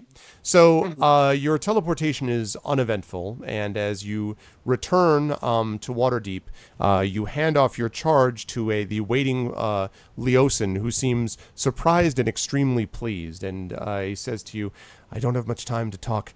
I've already been called away on other business, but I need to tell you, this is good work that you've done here today. The council is going to admire this a great deal. There's word that there will be a new council meeting in a couple of weeks, and at that time, they'll need you back there. In the meantime, though, I suggest you do what you can, and I wouldn't wait until any longer than tomorrow to go to the Sea of Moving Ice. I've actually taken the liberty of arranging some things for you, assuming that you want to go there. There are some rumors there that, well, I'm not comfortable with them, but I think you need to be the ones to investigate them as soon as you can. Tomorrow, if you get the opportunity, you should go to the docks and find a man named Larusta Halfface. He is a captain, a human captain, of a longship known as the Frost Skimmer. The Frost Skimmer will take you into the Sea of Moving Ice, where hopefully you'll be able to find what's going on with this Drakkhorn. I trust you'll be able to find some information on your own, but if you need any more of it, obviously, please ask away, but I must be leaving soon.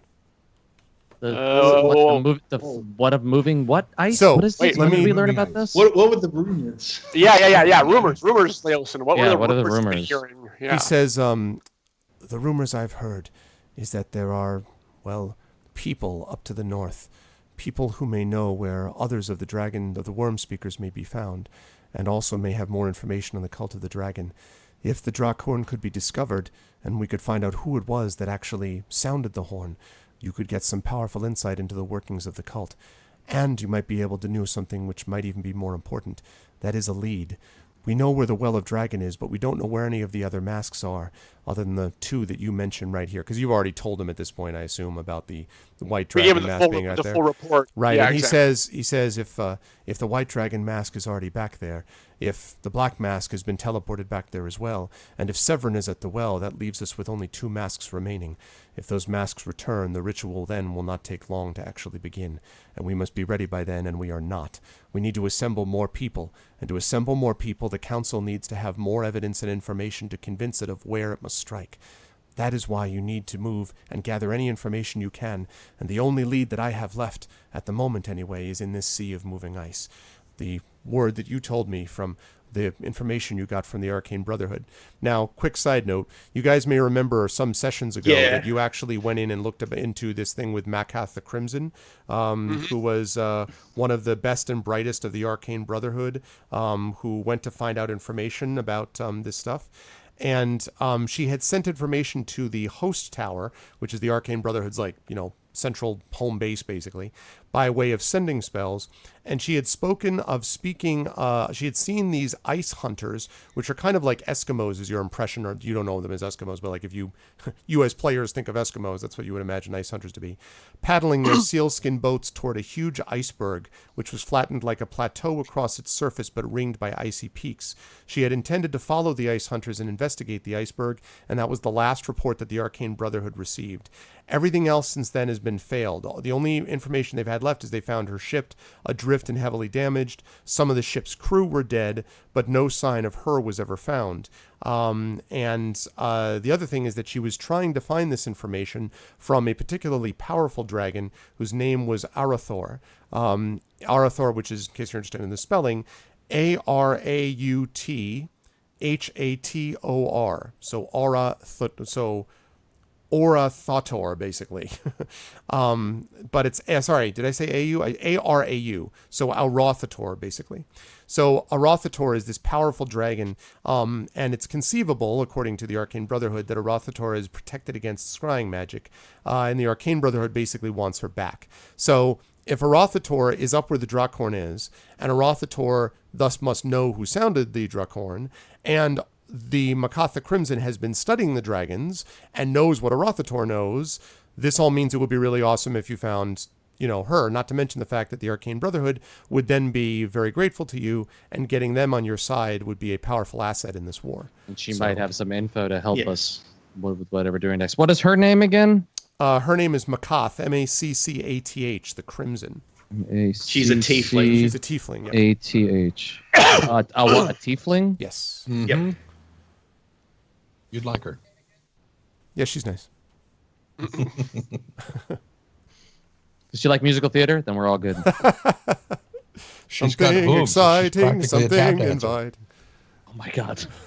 40 seconds. All right. I think myself with the darkness. Anyways. Before you go on to do your thing, there is perhaps some bit that we uncovered while we were interrogating this Oh, yes, please. Zaren person. The green worm speaker, Yes. his connections to one of the Council of Waterdeep is a little bit disturbing. Were you aware of this? And he sort of looks confused. He's like, I don't know what I'll you take mean. that as a no. I don't know what you mean. Now I'm trying to remember the specific names. King The Melindarch. one I haven't, yeah. King Melindrach. Melindrach. Melindrach of the Emerald. He's connected with the Emerald Alliance. He's the delegate for the Elves of the Misty Forest and the High Forest. Yes, supposedly his son is one of the Worm speakers, isn't that just delightful? And his eyes widen. He's like, "What?" That is exactly what I thought. Verum Could be, Verum told could you be this? why told the us this. Yeah. And he says, "But can you trust him? Verum the White must be treacherous." True. It must be taken with a grain of salt, probably the size of a large wizard's tower. However, it is something to bear in mind that even if it is something he's set to our minds to distract us from something else, we should probably double check it if you want to put some of the other harpers on it. And remember, Verum believed it to be true because Yeah. He wasn't lying to us when something- This could be He wasn't why lying to us the when he said elves in the council meeting. That's why the elves were a little bit reluctant to help. Perhaps he doesn't want his son to come to harm or something. Perhaps his son is already working on him to remain neutral in this whole affair. and it would be it would be detrimental to his position if the revelation of it came out that his son was in fact fighting against the very people he's sworn to defend. And what he says is, "Thank you for the follow, Joy Punk. Welcome to the Arvanauts." That's very funny that he says that. That's very interesting. He says that. We're all like, He looks at you and suddenly that's is like, "Hey." germane to the topic at hand. But yes, one hero. Thank you for the question too. Yes, these there's information there. Some of that information needs to be updated, but yes, that's basically the deal with these guys. So Leosin sort of is kind of still shaking his head, obviously still taken aback, and he says, he looks at you very seriously, Fifely, and he says, "This is a very serious charge. It's well known that Nerenvain and his father have not always seen eye to eye. Melindrak has always wanted his son to stay closer to home. Nerenvain was a wanderer, and both he and his brother, whose name is Alagarthus, he and his brother Alagarthus have chafed at their father's rule, but it is hard for me to imagine that Nerenvain would have worked for the side of the dragons. If this is true, it is deeply troubling. If I were you, I would recommend you not bring this up to him directly. Let me do a bit of digging first." That's why I Do you mentioned happen to know where Nerenvain is now? Or does anyone? No, the last that we heard of him, he had left on some scouting mission on behalf of his father, but had not returned as of late. Not that that's unusual. Sometimes the elves can wander very far afield. To where? Oh, various forests and so forth. I believe he had been sent to scout out the eastern side of the forest to the east of Daggerford, if I'm not mistaken, but I don't remember the details. I believe it was actually triggered by some of the information you gave them about your journey up to Daggerford. You were attacked, you may remember, on the way up the tradeway, and there was a great deal of information about the spiders. I seem to remember that Melindrak had sent some of his delegates there, including perhaps his son, to see whether that information was true, or if the spiders had somehow allied with the cult, but that was some time ago. I don't know whether And he's since then still he on has that not trip. returned. No. No, but it has only been several weeks since then. It's not it's only been about 3 weeks since then. It's not impossible. And you realize that it probably has been maybe 3 weeks to a month or so since that all went down. So it's possible that that's the case. But in any case. Oh, thanks, Cerberus. I'm glad you're enjoying it. I'm not. Except for pulls up the seized Carpe Diem shirt. That's all I gotta say. Okay. Anything else for Leosin? I don't think he got anything for him that I can think of. So Has he received any word on Galavan the Blue? Anything? No, and he in some ways is one of the ones that troubles me the most. For some reason, every time there's question of dissent or argument or disagreement, Galavan's name comes up. I don't know whether he's not popular or whether he's more cunning than the rest, but he seems to come up quite a bit.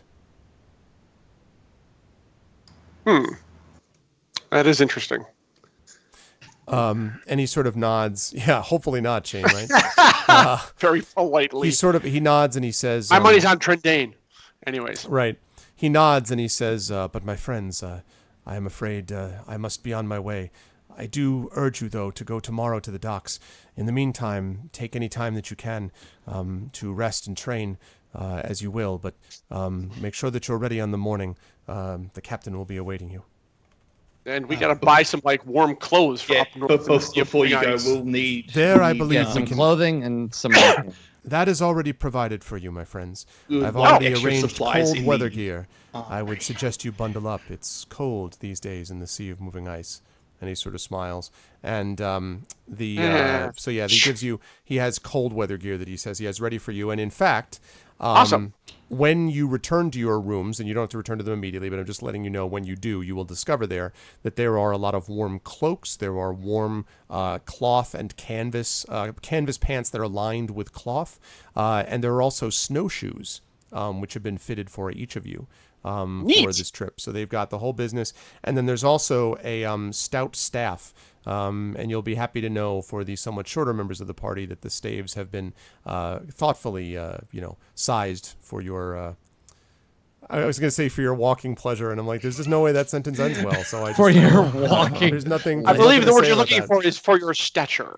Right. Oh, my feet feel so pleasurable. Thank you very much. Exactly. Leos and I also need to request access to the armory again Oh yes, for resupplying. a restoration. Oh of yes, your Yes, yes. that would be Uh, that would be good. So that would be really good. So he does that with no problem. He is willing to lead you in quickly, although he does seem to be in a rush. So he kind of goes in. What are you restocking while you're there? So we need lots of potions. Need Arrows. potions, we need Arrows. I take like 40 arrows with me. Right. So he restocks you on ammo, and he restocks you on food and provisions.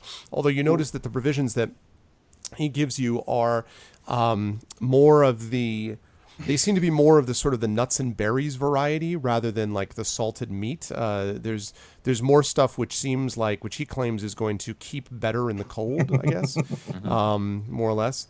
And then just finally get 4 snowshoes. Yeah, that's what I was laughing at. That's a good call. Yeah, yeah. You don't know whether they planned for your direwolf form, in fairness, or in your dire boar. Oh, it would be worse Or if dire I elf. turn into it. Yeah, because those hooves are going straight into the snow. Yeah, exactly. Snow hooves. Fifely gets a doge coat. Exactly. Don't just stop up at REI before we leave. I think But he does that. And as far as potions are concerned, though, I mean, they don't have a lot of those. I mean, like, he's willing to try Fine, to we'll help. take what they if have. they give us money, we can go and buy some. They do. And we need what it allows money you to do is to basically it'll allow you to get a couple of healing potions each, basically. So each of you can be equipped with about 2 of normal healing potions. Sweet. And That'll be able do. to money the rest. That'll do. Yep. We're going to need climbing gear just in case. I think that's probably a good idea. If They you can all they can put outfit you with resources. hook and with I grappling hook and rope. got my own, thanks. It's all good. How much gold? How You much still gold do we have wait a right second. now? You still Sorry, do sorry, Cade, go ahead. or has it been cut in half? Oh, the rope. Yeah, I do need more rope. That's true. But the rest of the kit's fine. Okay. So Sorry, Ruby. What? How much gold do we have right now? You guys That's know? eight- I don't know. 861 before selling some silver and those rubies I got. So That's 861. that's group pool. I right? feel like the council would. Is there any allowance that the council has given us or anything like that? For They want to help you as much as they can, but they're trying to. Their resources are stretched a little bit too because they've got multiple military operations going on in a lot of different places. So, They did pay us a living wage, Arv. Come on. name me the RPG where you don't have to pay money to the Striking shopkeeper for whose world you're 15 saving. gold pieces a day. Find me that place. Yeah, so the stuff that you guys have, by the way, that's left over from the tomb is you've got your goblets and the ewer, and you've got the rubies are the things plus. Yeah, I've got some of the gems and some of the. Other gems. and I'm gonna Yeah, I had- from the armory. Can I nick a dwarven plate armor? Can you do Is there what any? now? If there is any. Dwarven. Can you plate find armor? dwarven plate armor? Yes, in the armory. So yeah, when you were able to do a little bit of a search, you do actually find some dwarven plate armor. It is, however, even with the use of discounts and sort of telling them you're working for the council and flashing the badge and all that stuff, it is quite expensive. The plate armor is closing in on about 1,000 gold, and the reason is that it's not only good plate armor, but it's also dwarven sized and shaped, and seems to be what you would call like not magical but masterwork, like really really nice. So there's that. I pull out my pouch and go, "Do you accept 100 gold?" And he kind of looks at you, blink. He's like, "So I could put away for you on layaway."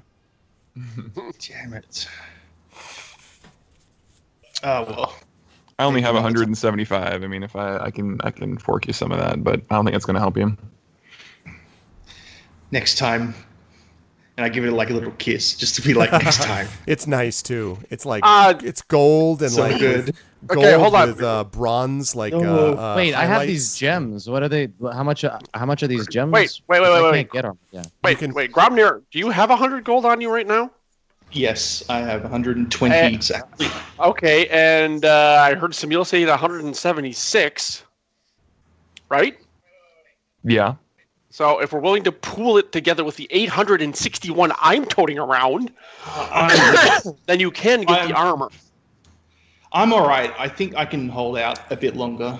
I also have things to I'm sell. not, I'm I not have so things sure to about sell. that, to be quite honest. Yeah, let's, and I have things I feel that, like, I let's feel like go the sell. money could be used for Well, something. you know, I let's got go a sell handful some of stuff. gems that I can sell. Yeah. So I Yeah. have the robes from the Phantom Room that I can sell. The which let's one? make the, a deal here. The which one? The robes from. Oh yes. The silk robes. Yep. Yep. There should I'll be tell you what, Yeah. 4 4 or 5 of them. let's go cash this crap in, and nice job taking the rose, by the way. Let's go sell this stuff and see what we're left with after we're done. And Agreed. then, because honestly, after seeing you go through that dungeon, I'm not so sure you can hold on for much longer without some more protection, my friend. Yeah, agreed. And since I can't, No offense. I mean, seriously, it's just that you are the vanguard, I, and you need the protection, all the protection you can get. and since I based can't on wear what any happened, armor, somebody I else actually, Okay. I So was taking a lot of hits. So as you guys do your sort of searching, you find the following things. First of all, Samil, you are, and you're a little bit uncomfortable doing the whole like, going silk shopping is not, or selling is not really your line, but you seem to have an effect on them because when you walk in, sort of, towering over most of the people who were in the silk shop, and then they sort of look at you and you pull out the 7 silk robes, they kind of are like, and so then they're like, oh, they seem to view you as sort of a more enlightened half orc, Okay. and they sort of Enjoys look the into finer that. things. Yeah. And you were able to work out that you can actually sell these robes, which are really fine workmanship, for about 50 gold pieces each. So if you sell them as a bulk, you can get about 350 gold for all of them. Sweet. For that. Ryuvi, this is assuming you want to do that. Do you want to do that, Samil? Let me think about it while you do. Okay. Move on. Ryuvi, Yeah. you fare even better. You have to go to a couple of places that are, not the, how do I put this? Not necessarily on the top of the Better Business Bureau's list. You know what I mean? Sure. For that kind of thing. Yeah. But the rubies that you found are in fact in spectacular shape. And when all is said and done, you discover that the rubies are actually each worth about 250 gold. So you can get about 1,000 gold for all of them if you sell them. But the person that you find to sell it to makes clear that this is a package deal. He says he can move 4 of them, but he can't move 3, 1, 2. So either you sell them all to him, or you sell none of them. Are these the rubies that I took, or the rubies that Ryuvi has? No, these are ones that I took Wait, earlier. Oh, from the what? Wait a second, I'm confused. John took I- ones from the statues, which I don't Right. have. But right. Oh, which rubies are these that you have? I was talking about the Cade's rubies. That's what I thought. Because yeah, you just said okay. you had a handful of gems. I just a handful of gems. That's all Okay. that I took from one of the That was from the treasure chests pool. earlier. Yeah. Yeah. Isn't it? Oh, from the No, right. that was in the chest with the ring of poison resistance. Yes. No, yes, there yes. was. It's even further back than that. I think it was back in the ice castle, actually. Yeah, that's right. That's right. I remember. I have. Boy, you're lucky. I have my notes far enough back for that. Yes, I do. Those gems look like when those are not as big, but when you put them all together, they're worth about 300 gold all told. Done. Yeah, those are smaller. Sorry, I thought you were talking about Cade's. Yeah. No, that's fine. No, I'll take 300 gold. That's Okay. good too. But I'll Cade, take- yeah, you heard that I can't yourself. do shit Cade, with so. gems. So And it's fine. Cade, actually, are you doing any appraisal of this? Are you going to do that? Are you going to at least look into what they're worth? Oh yeah. Okay. Yeah. So when the Exactly. guy tells you this, and as I say, this is a seedy little place that you used to frequent, Mm-hmm. basically.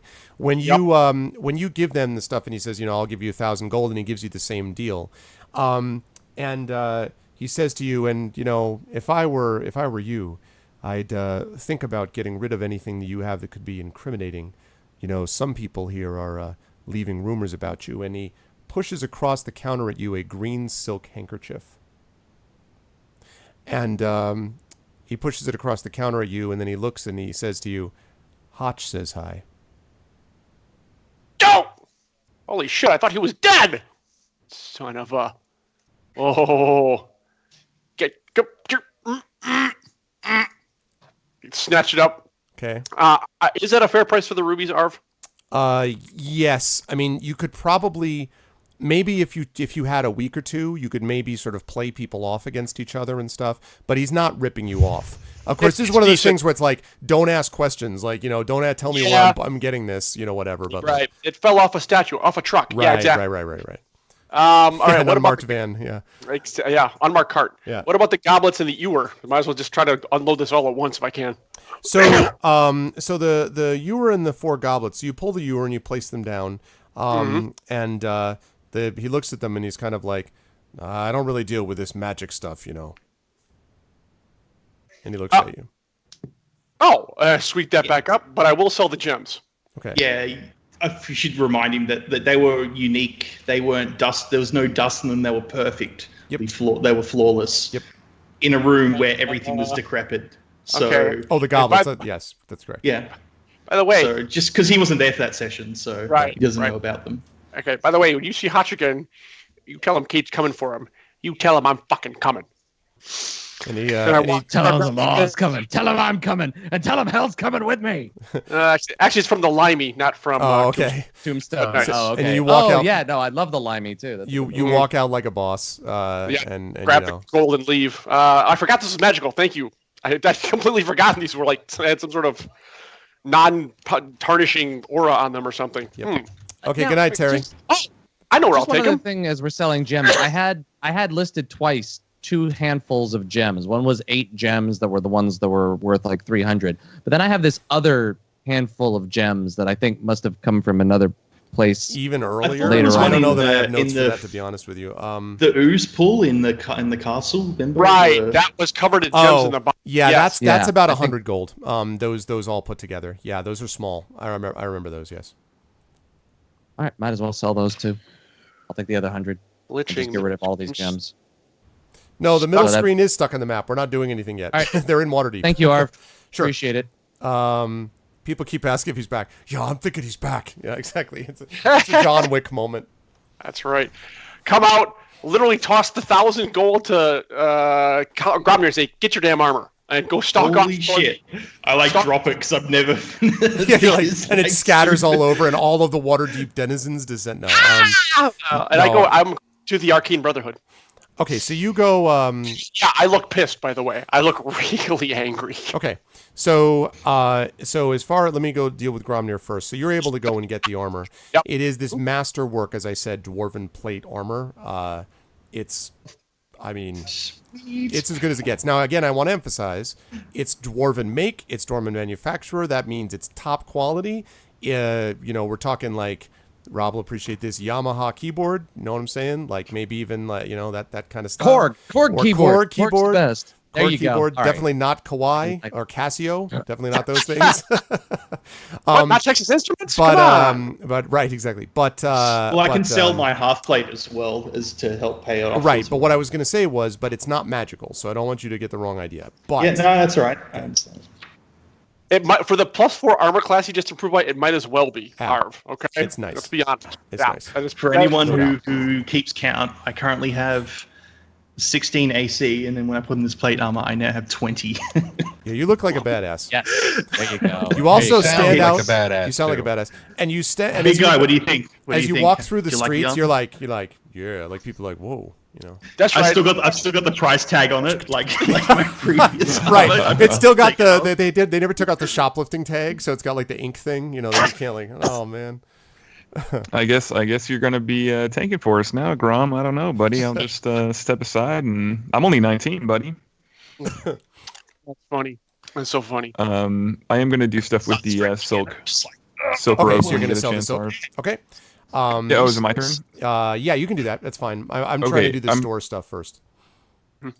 Sure. so, How much- yeah. So just 1,000 gold. Yeah, you did all that. Have you keep track of all that? Kay? It was the total is 1,100 if you want the exact number. 11. 1,100. Well, he can cover another 100, so he's fine. It's all good. But besides, you were selling your half plate, so hopefully that'll give you some sort of My discount. half plate worth a fair bit as well. It's worth about 3. I'd say I don't know. You should amend it. I was just about to say, the problem is, Yeah. So, it would be worth Yeah. that, but it's rather, it's been used. You know what I mean? It's got 130,000 miles plus on it, if you know what I'm saying. 130,000 I dents understand. on it, and your mending your That makes it mending a spell cannot classic, fix Arv. everything. It makes it a classic. It makes it a classic. Yes, it is classic muscle armor of the 1960s. There you go. So what can he get for the well-used? half-plate? Probably about 200 gold. It really has been bashed into quite a bit. Takes it off. Yeah, it's all good. It's all good. They say you can do this as long as you agree to say, I'm Gromnir, and this is my favorite shop on the Citadel. No, I'm just kidding. Favorite shopping. I went to Ars Armor, and all I got was this dwarven plate. Got mail. this Dwarven plate mail. Inside Mass Effect joke. Please sponsor me. Okay, I give back 200 gold from selling the half plate because you gave me 1,000. I'm like, you can All have right. this back. Thanks for. Did you keep your 100? So just give me 100. Yep. Keep 100. Okay. So All right, you're all just by good. a quick note, you guys have about 500-ish gold as a party now? 400 maybe? No, I'm carrying No. 1,060. I'm carrying 1,061 myself. I'm Oh. carrying 554 myself. I've only got. I haven't done 120. anything. And that's Zero. after his armor purchase, by the way. Okay. That's after selling stuff too. Yeah. Okay. Yeah. So 0. Gotcha. I guess I can't think of anything. I mean, guys, I'm open to suggestions if you think as a sorcerer there's anything that I absolutely should buy because I'm not aware.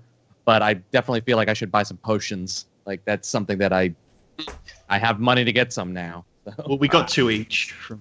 I don't know, Yeah, I might buy another greater health potion or 2 just to have them because I only have 1 left. Rob, is there like a wand of magic missiles that might be handy for when you're are out of spells or something? I don't know how much that costs. I don't even know what they have. I Those would are love to very know if there's expensive. something like you that, you yeah, could that's gotta probably do it, but you'd have to pull your resources to do it. That's What- well like, in what excess would of it cost 750 gold at least.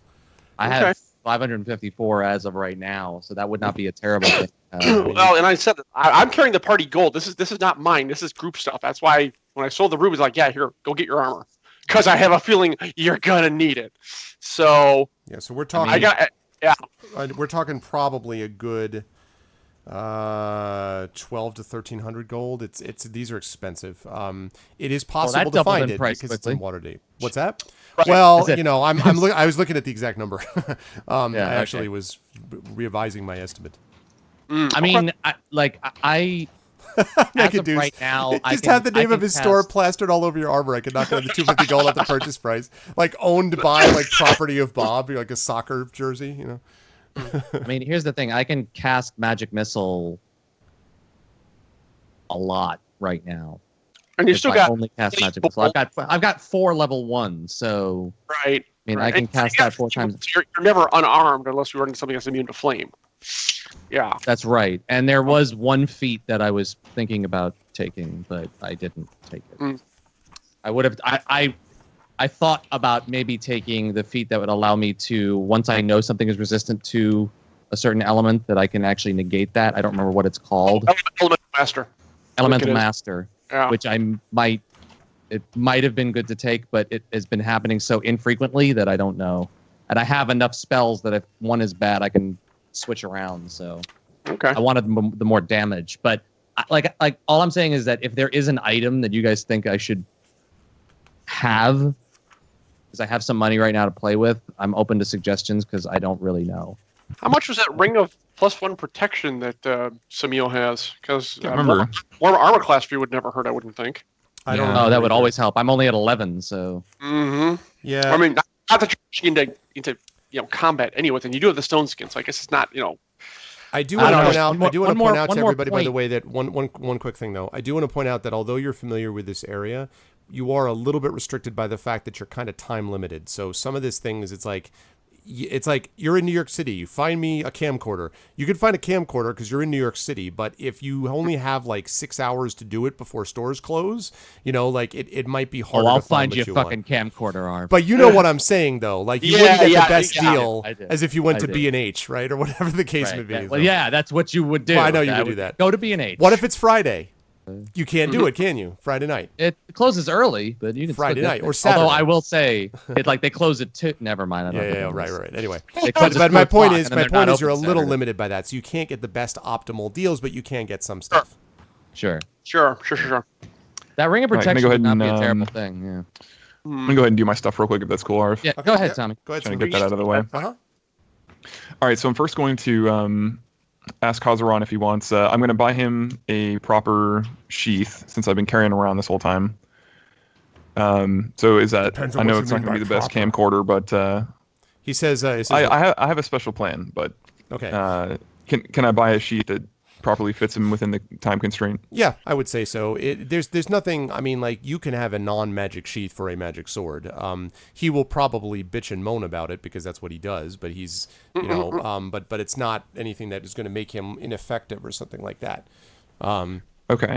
So I was yes. going to ask him if he wanted me to have a tailor take one of the robes and actually line the inside of the sheath with silk for him. He says, well, that might be a good start. He says, and then while you're at it, if you could stuff your mouth with the rest of the silk so I can be rid of your stupidity, that would be even better. Okay, so I'll go ahead and do that. He just deflect his in. All right, whatever. Anyway, So funny. So can we do something where can I take one robe and have that? And again, like time constraint wise, feel free to shoot this down. I'm just doing this RP wise because I think it'd be funny. Okay. If we line the Hazi's sheath with silk, and I have the rest of the robe because it's going to take the whole robe to do that. I need some better underwear, man. Because the armor's been chafing all up in here, and so I'd like this silk to be part of it to be used for better undergarments. So they're not going to give you the gold if you do that, but they can offer you some fine silk boxers, which are among the latest style in Waterdeep, which means they are all black. And they have a few of them that they range from like the tacky, not like the sort of the W on the side for Waterdeep, you know what I mean, like monogrammed type, and then they have the very fine silk, which is, according to the person who sells it to you, is made from silk which comes from Lolth, the Spider Queen herself. You're not sure whether to give that credit or whether Lolth is into spinning underwear for her followers, but that's anyway. So it's so I don't need to convert one of my robes to make that happen then. No. Okay, so I'll just It'll cost you. I mean, they will charge you for it, obviously. Oh yeah, of course. All right, so we'll do that, and then is it going to take the whole robe to do the sheathing, or can I sell half of it? Like, what's the deal on that? Yeah, so you're gonna have to use the whole robe. Like, they're not gonna want a half robe. So if you do that, then that means you would get, I guess it's 300 gold for 6, and the 7th one is the one that you would use to line the sheath. Okay. Yeah. Let's go ahead and do that. So it'll be 300 for 6 of them. Okay.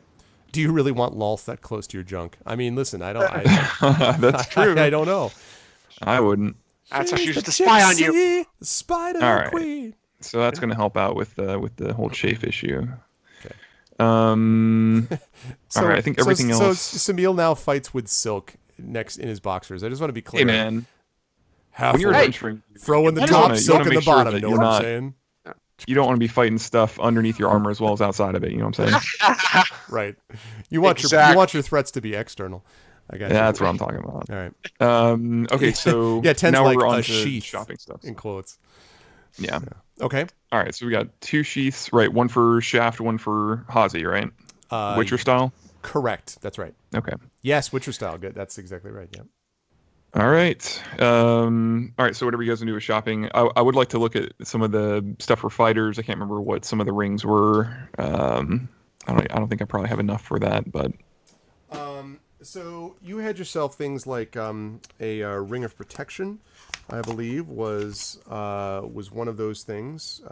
That's one from last time. Right. There was a ring of protection which was about the last time that you saw it, and it's not actually there. But last time you saw it, it was. Hold on a second here. Right. I do want to tell you one thing about that dwarven plate that you got in just a minute, Gromnir.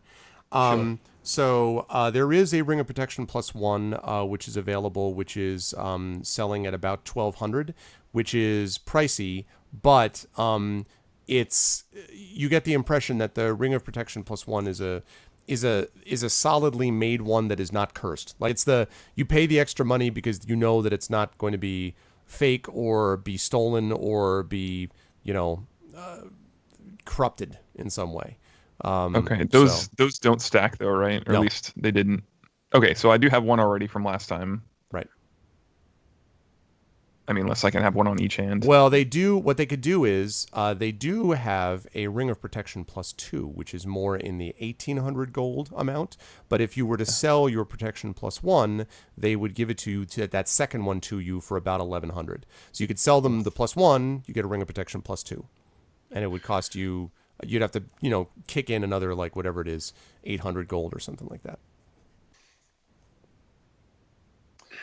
I mean, that's something that we might want to consider, guys, is not selling the +1, but getting someone the +2 and having a +1. I mean, whether we give it to Cade or, I mean, Gromnir if he just wants to be Ultra Tank. What do you guys think? I wouldn't mind pumping up my. And doesn't that +1 ring also affect saving throws too, Arv? Yeah. Yes. Yeah, I wouldn't mind having that +1 if I would happily kick in for the +2 if I could get that +1 from you. That would be very handy for me. It's kind of like I generally like spending money on items that are always in effect, right? It's like the least situational, and this will have an effect on literally just about everything we do. Mm-hmm. Yep. So I'd be willing to. Obviously, I don't have enough to.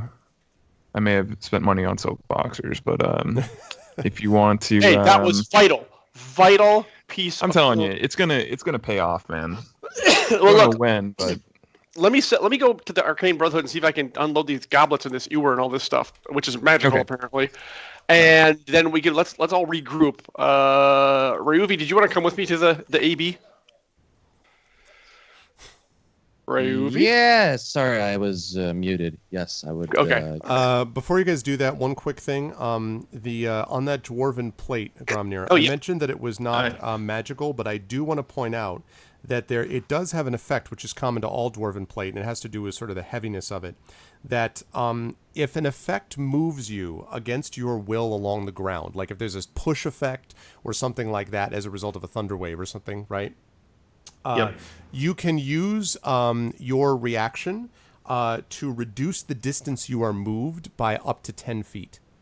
So if it moves you 10 feet, you're like, screw that, I've got dwarven plate. So that's, again, not magical, but it's a condition of the plate itself. I saw that you had Neil Adams. Oh, you got Ed on the show next weeg doing some Forgotten Realms stuff with Teg. Yes, that's right. I know a little bit about that. By the way, I should mention, since I just thought of it, one paperback edition of Greyshade is any day, supposedly.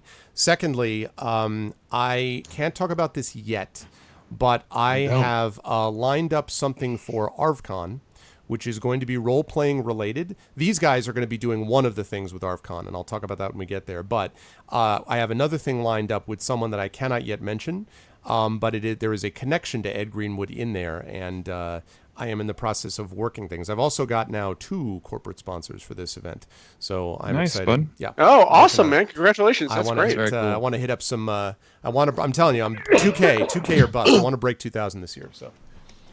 Neat. Okay, so sorry, but definitely check out Shane's show because Shane runs the radio show that I've been on a number of times, and yes, you should check that out. So yes, anyway, that's the deal, Grom. I just wanted to let you know, and again, not magical, but dwarven plate's badass. So Anyway, yes, you're going to the Arcane Brotherhood, Cade, I believe. Yeah, after I need a brief stop off in an alley or somewhere out of sight, real quick. Okay. They have lavatories. Yeah. Believe me, I know everyone in the city. You name me a location, I can tell you the best lavatory within a 3-block radius. The old Seinfeld bit. Anyways, I actually take a closer look at these goblets and this ewer I have because I'm sure I did in the tomb. But Arv, do you mind give me a bit more of a description of these things? Sure. Sorry, I'm just marking down what Shane just told me. Maybe Shane, that might be nice. Actually, I will. Maybe be on the radio show. Check with. And thanks for stopping by the way, Shane. Take care. Thanks, Shane. Oh, see you, Shane. All right. Shane, as I say, runs that radio show down in Arkansas. All right. So now, yes. Sorry, John. You asked me what? The goblets and the ewer. What do they look like again, please? Oh, I will tell you that. No, it is not Pornhub, Jedi. What's wrong with you? They're not one of my sponsors. Although that's for the cam site, which is no. I'm just kidding. Arv After Dark. Arv After Dark. Oh, we have an arrival of Mini Arv. Hello, Mini Arv. Hold on. I'm happy to present again Mini Arv, who has seen my microphone. Thanks. Got him. Thanks, Shane. You're welcome. Of course, come back anytime. Hello. Love to have you guys on. So it's always a good time. Oh, look at that little guy. Yeah, grab that thing. Grab that thing. Oh my god. Future broadcaster in the making. Mm-hmm. Future broadcaster. Give me the Behind, microphone. You see my other? That's little Arv right there. Hello, my love. I bet if you put him in the chair, then you'll get partnered. Yeah. I probably should 30 have seconds. Have that like mic all not the work time. and have like you speak into the mic for him. That's totally true. Oh I'm my doing that. god, that's adorable. Get a piece of You tape. have got an adorable family. Just get a piece of scotch tape and a string and hook it to his chin so you can like marionette him like, hi everybody. The funny thing is that most of the time when he comes on here, like he's always got this stunned look, but most of the time with us, he's smiling and like, right, baby. Level what? 10 warrior Who? baby. What? What? Who? Level So 10 funny. warrior. Level Baby. 10 warrior baby. He is. I swear, he is strong. Like he's got like upper body strength. That like they just like I shall bend up. Like it's good grief. He's half orc. Didn't know, doing you, a plus didn't, two didn't know your jumper. wife gave birth to Superman, huh? That's, Pretty much. that's Pretty much. basically, Pretty much. He's already saved 5 people. Just Kal-El will save us. That's You right. want to say? Yeah. Yes, very well said. He's like, I will take this. All right. That was him role playing, I think. Yes. Yeah. Hey, gotta start him early. Mm-hmm. That was spoilers for what's happening to us later in the campaign. Oh no. You will be. We found confronted with a huge Tiamat! baby. Tell us what's coming up. Exactly. That's right. You Spy can actually for us. look. If you For read the us, book yeah. right now, you could tell them everything. What do you want to say? What's going to happen? What's going to happen? Sorry. As the campaign is completely derailed by my child, I'm sorry. Yeah, by my well. children. I apologize. Listen, all I can say is kids have a tendency to derail in a good way. The entire party gets attacked by a giant, strong baby. See, the I problem think is Mastermind behind the whole none thing. of us Yeah. none of us speak that language. So even though he's clearly saying He's actually a dire baby. we don't know. That's right. Right. He's actually a dire baby. He's casting a spell in a different language. Exactly. He's like, oh, you're like, ah. Exactly. We're not fluid in infant. That's the problem. You know, he's an amazing. I should have child. that spell. I should have that spell available to me with the It's Doctor Next Who. wild It's basically baby language. the Baby tech language, language. that's or right. whatever that- Okay, Yes. so I apologize. Sorry, guys. Tell me again. Where were we doing? Like, I'm sorry. You want where am I? Arcane Brother. Trying to stop the dragons. Yeah, no, I'm all clear on that. Playing but the Rise of Tiamat. you were telling me to and, go somewhere about some earlier thing. The Silver Arcane Goblin. Brotherhood. Yes, the goblets and the ewers. Yes. Take a long walk off a So short the silver ewer and the 4 goblets, they're all empty. So, but he said that they were magical, and as was pointed out by Gromnir, they're just gorgeous. You know, like pristine. Even being in your backpack, pristine. Like no scratches, no anything. I would have wrapped them up. I know how to take care of good things like this. Yeah, but even more than your normal standard. Well, yeah, cast detect magic on them. What type of magic is on them? They are Nice. definitely magic. You don't know exactly what, but you get some vibe of like poison. I mean, not poison effect, but you don't know whether it's like maybe resist poison, maybe double poison, unpoison, something. Exactly, Interesting. Dokkenbop. A severe case of baby voice, exactly. So probably something in the, I would say, transmutation, theoretically. Maybe, yes. It would be, but it seems like this is kind of All right. customized magic that maybe combines several effects. Okay, interesting. And there's no marks on them? It doesn't say property of Tomb of Darius or anything? You know, nothing like that? No, it does not. It does not say Okay. Under Armour on them. It just doesn't. Yeah, I was just checking, you know. All right. Now, Ryovi, we can head off to the AB. I can identify them as well, don't forget, if you want me to have a look. Except that's going to take, isn't it going to take you a day? No, it's just a spell cast. Oh, shit. Well, yeah, why didn't you say that before? We could have had you do that out in the woods, for crying out loud. I've been doing that the whole game. Actually, I would have had you do it out in the woods. So, yes, have him identify it before I go to the Arcane Brotherhood. So what the identification that you get is a little bit odd, but what it basically suggests, so like the feeling you're getting, is to pour the ewer into the goblet. Except that there doesn't seem to be anything in either one of them, so you don't understand. But it's basically like it's identifying it as something that both items must be used to make it work. And you also get the feeling of these are something relating to improving poison resistance. Huh. Do you want me to give it a shot? I can give it a drink. Well, I was just going to say, if you don't mind doing a little testing, let's do some experimentation here. So Okay. we'll get a room somewhere, get some water and some wine. You have your room back at the inn, if you like. Oh yeah, okay, perfect. That's right. All right, go there. Water, ale, wine. Pour some water into the ewer. Pour the ewer into all the goblets. Pour the water into all the goblets, and hand one first to Sod because it makes perfect sense for Gromner to try it first. Okay. So Did I miss something? And oh, by the way, Arv, if we detect on it now, is it also the liquid inside is magical as well? Has No. it been? The liquid, Okay. there's the liquid that you pour in there is not magical. All right. Like, in other words, it doesn't seem to have become magical. Gromner, have at it. I have a drink. Does it poison me, or do I feel anything? Tastes like No, water. you just die. You're not poisoned, but you do burst into flames. No, Thanks for spending on that plate armor. You're it tastes exactly. If he bursts into flames, it'll survive. We'll take it back and sell it. You're Alanis Morissette. Isn't it ironic? Yes, you, which is not actually ironic, anything in her song. But so it turns out it is. You taste water. That's it. It tastes Like water. It has zero effect on you at all. normal. Suppose now we'd have to try to poison you to see if it had any effect or something. No, It's just- you're pretty confident it had no effect on you when you drank this water. Yeah, didn't work. Whatever. Didn't feel anything. Oh, wait a minute. I don't know if you can consider ale to be a poison necessarily. Probably not. I think this stuff might actually detoxify. I'm pretty good at being resistant to poison as well already. Right, but I have to buy some, pour it into the ewer, pour it into the goblets, and have you drink that to see if the poison actually affected you. That's the problem. So, Gromnir, make a perception check for me, please.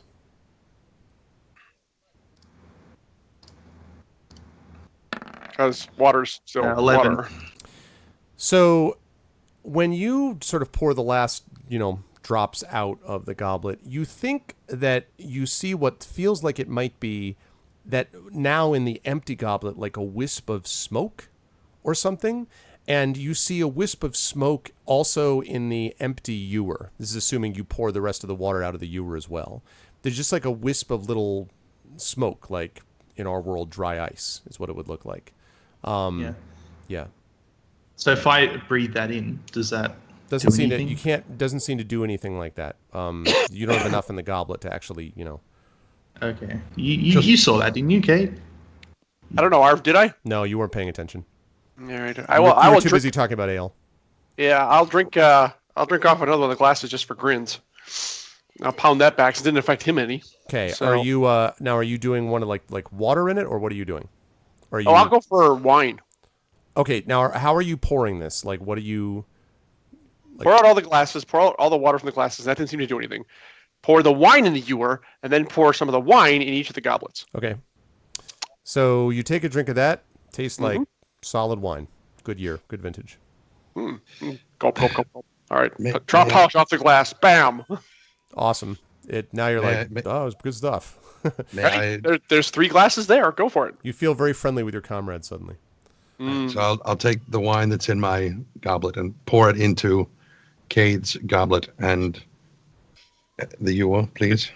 You are. Well, yeah, you can pick it up. It's right on the table, dude. Okay. I didn't know if you were still holding it or not. Is there anything in it right now? No. It should be empty. Correct. Okay, good. Then I will pour.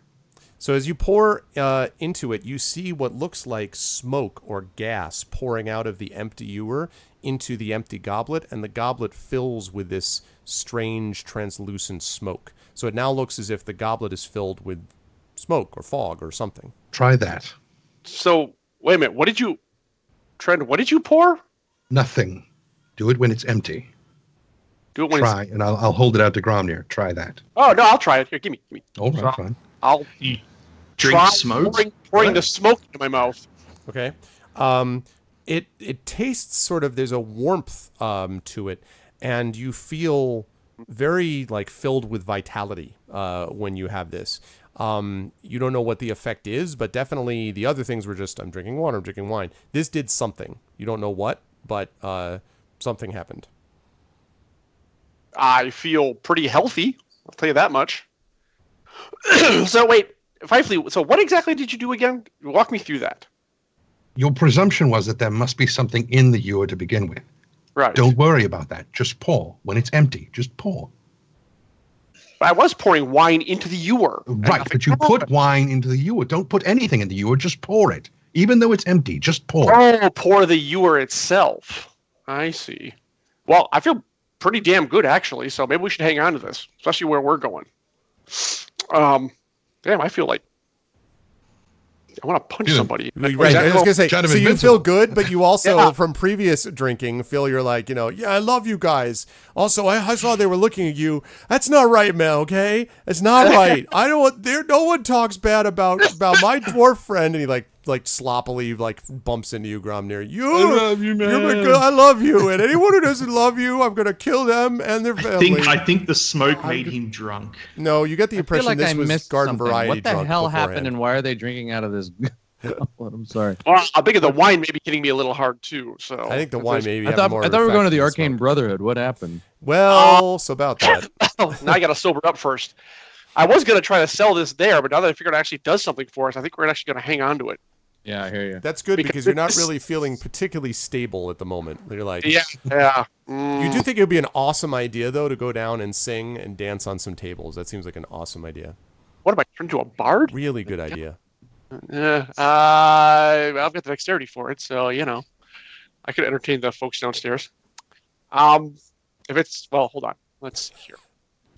I'll make myself a wisdom saving throw. Let's see, just for grins. To see if I go or not. Submit. It's a good idea, but not a great idea. Well, So, the wisdom saving throw was nice. There was no real magical effect. I was just letting you know that you're, the way that people very sometimes happy. have, you think that maybe it's true that it's time that you kind of spread your wings a little bit. You're always in the darkness and the shadows, and you're like, maybe I need to show people what I really like about show tunes, and that they need to know that as much as I know that, and love the show tunes as much as I do. And there's a whole audience down there waiting for you. You're not actually under any kind of magical compulsion, but it really does seem like it would be pretty sweet if you could do that. Trust me, I'll be having you make a con saving throw tomorrow morning. But at the moment, you're just like, hey.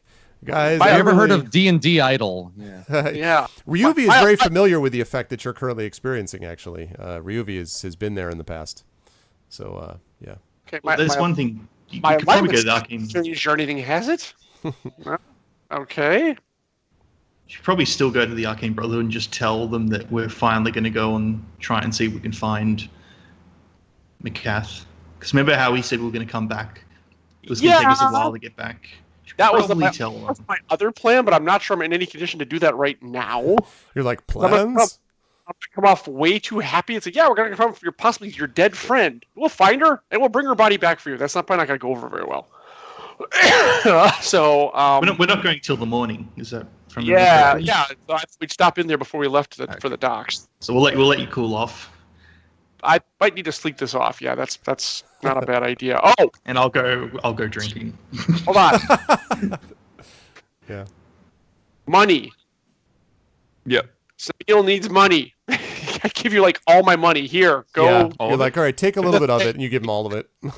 Here, Bob. There, take it. Sweet. Go.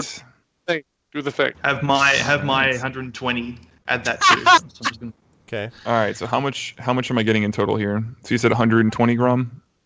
Yep, from me. And I gave you Alright. 1,061. 1,061. Hmm? Can it be 62 to round it off? I can What? give you 10. I can give you 10 more silver to make it 62 Do you have if you an want. extra penny? I literally have yeah. Okay, that's fine. Fine. It can be 59. That's fine. All right. So what does that give you now? 1659. And how much was the plus 2? Is it 1,800? I think. Arv. Oh, I'm sorry. Me? I'm sorry. What was I saying? No, the other the are. Well, plus no, two? I thought you were talking. I didn't know you were talking to me. What is this now? You were. What was the cost of the plus 2? The 1,800, cost of right? plus 2 was 1,800, unless you gave them the plus 1 ring, which would knock off, I believe I said 800 or 900 gold off the price. I think I said 900. So it would be basically another 900 gold. All right, time to go haggle. Or we ask you for you if you could kick in the rest of it. Was there anything I was trying to use my gold for? I know we were going to talk about the wand, I know. wand. I'm trying to think of anything else for you specifically. Like I can't. I mean, I don't know that I really need anything. You're pretty good, man. anything You else can, for have, you? you can have the ring that if we're going to get a +2, you can have the +1. Just gives you an extra bit of AC. I think Cade's probably the better one for that. Yeah, thank you very much. Especially with the saving throws and stuff. 'Cause, Yeah. Reeve, you haven't been hit too much. I mean, the dragon was the last time. I think your life was.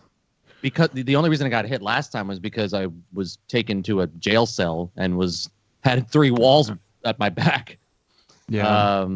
I mean, I'm fine with that. Like, it's just, the stone skin helps me. So, I mean, how short are you? And I need 150. Done. You can have it. Okay. I just need enough to get a couple. I just want to get a couple more potions. That's really all I need. So you said 150. Okay, so that takes me to Well, hey, this 400. this Ewer thing makes potions. You should try some of that. All right. Yeah, you should drink the smoke. He says Apparently it belching does. smoke. Yeah, Yeah. exactly. I think this thing's pretty He's cool. been drinking smoke this entire time. Yep. 150 is yours. It's a you have medieval Thank you, vape, bud. is what that is. Absolutely, my friend. All right, so let's go ahead and get the ring and let's divvy that up. Sweet. Okay.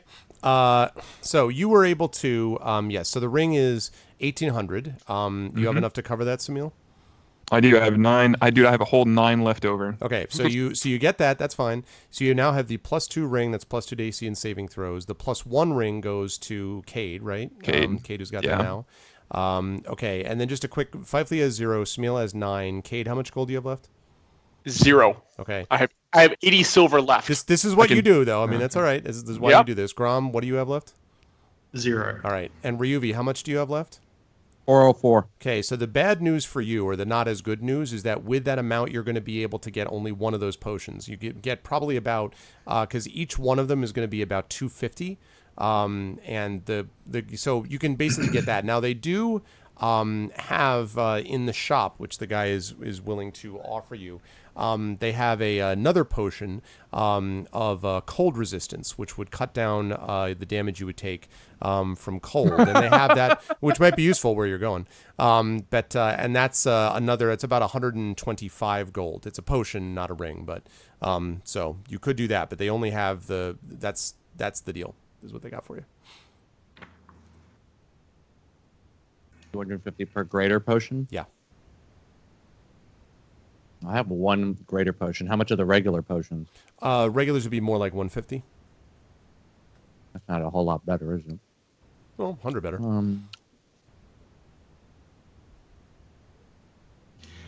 I think I'll just stick with the 1 extra. Well, no, wait. So okay, Just so you know, the regular is 2d4 +2, and then the greater is 4d4 +4. Just so maybe you I know. only need one. Maybe I only need 1 greater health potion. What do you guys think? Do you think? I don't know, but it's worth it. How I'm many going do to be you have? rolling a little bit to make I sure have this works. 1. I have 1 greater health potion. I have 2 regular healing potions that I don't normally have to use because I can. Because you I can mean, heal. I have 3 And I have rounds I have worth 2 of. regular. Yeah, I have 2 regular healing potions and 1 greater health. So So- I used one of the graders from the last ones that we got because I fell down the pit. And that saved my How many? life. So, how many graders does anybody else? Like, besides me, does anybody else have any graders left? I don't have any. I don't have that. But you can have my 2 regulars.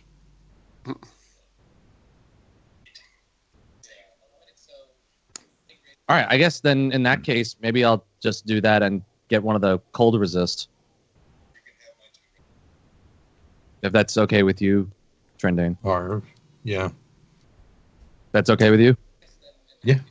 All right, cool. And I'll happily toss you one. Guys, if while you you're can figuring use this out, bench. I'm sorry. My kid is flipping out in the background, so I want to go make sure everything's okay. Go for I it. was wondering. Yeah, what- yeah. I was like, You hello. can have a break if you want, just to deal with it. If you want to.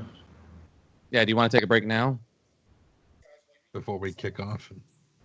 Yeah, let's. I could use 5 minutes. Let's take 5 Break minutes. Right now. Yeah, that sounds All good. right. All right. Okay, so Go ahead. so that's I fine. I will sit here and entertain our audience. All right, Yes. so I'll take those 2 potions. I'll buy 1 cold resist potion, and we'll be good to go. Okay. Cool, that works. So I'm gonna Yeah, you can. make that Good. 4. So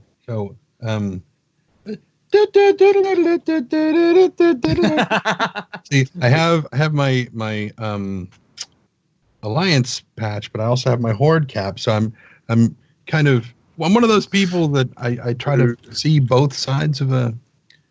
No, there's no such thing as both sides for Horde and Alliance. I'm sorry. Yeah. Yes, there is. Does anybody remember how he said how much the resistance potion was? Was it 150 or was it 100? I I thought think he you said it was like 350 as well. I thought it was quite expensive. Maybe. No, I thought it was the other direction. nobody really cares what Arv thinks. I mean, when it really comes down That's to it, true. just take whatever we want, and then we just pretend. This is our that it's game. not a- I mean, it wouldn't exist without us. Exactly. I mean, he's so. just a Okay. dungeon ass. If we all vote it's 5 gold and he can't Right. do anything about It's it, like that means 6-0 or 1. Well, I guess he technically counts as 1. Arv, how much did you say the cold resist Oh. potion was? No, I was just thinking about the amazing price of inflation in Waterdeep and how fast it comes on. So the cold resist is one. I think I said it was 125. I believe. That's is what I said. thought. Yeah. Okay, cool. Yeah, so I'm just gonna get the 1 cold resist potion. Okay. So that How leaves much, that leaves you with how much gold left? Sorry, give me 1 second. Just Yeah, 75. that's fine. 75. Okay. Yeah, or So how much does anyone know how much AC full plate is? Full plate armor? 18. sorry, 279. 279. 18. Okay. That's fine. I thanks. just want to get an approximate. So basically, you guys have about 288 among all of you at this point. Okay. If I calculated that correctly. That's fine. Okay. All right. So begins plotting random piece of a building falling off. No, there's so many ways. So many ways, 10. So many ways. And it's like Ruby has my 2. in Batman Begins where Yeah, I have 4 health potions. Falcone is like, sometimes Thank you, Trendy. people get mugged in this city every day. And I love that line. People get mugged every day. All right. So you guys you are just going to report quickly to the Arcane Brotherhood that you're doing this, or was it on Yes. the- So you do that. I'm not going to RP that part of it because I want to move on Okay. to getting you out of the city. But they appreciate your letting them know basically that they're doing this, and they reiterate that they will be very pleased to work with you. They don't specifically say they'll throw in their lot with you and with the people, the council against the cult, but they make it clear that it would be a lot more likely. So that's obviously a good sign because they're. Understandable. Yeah, exactly.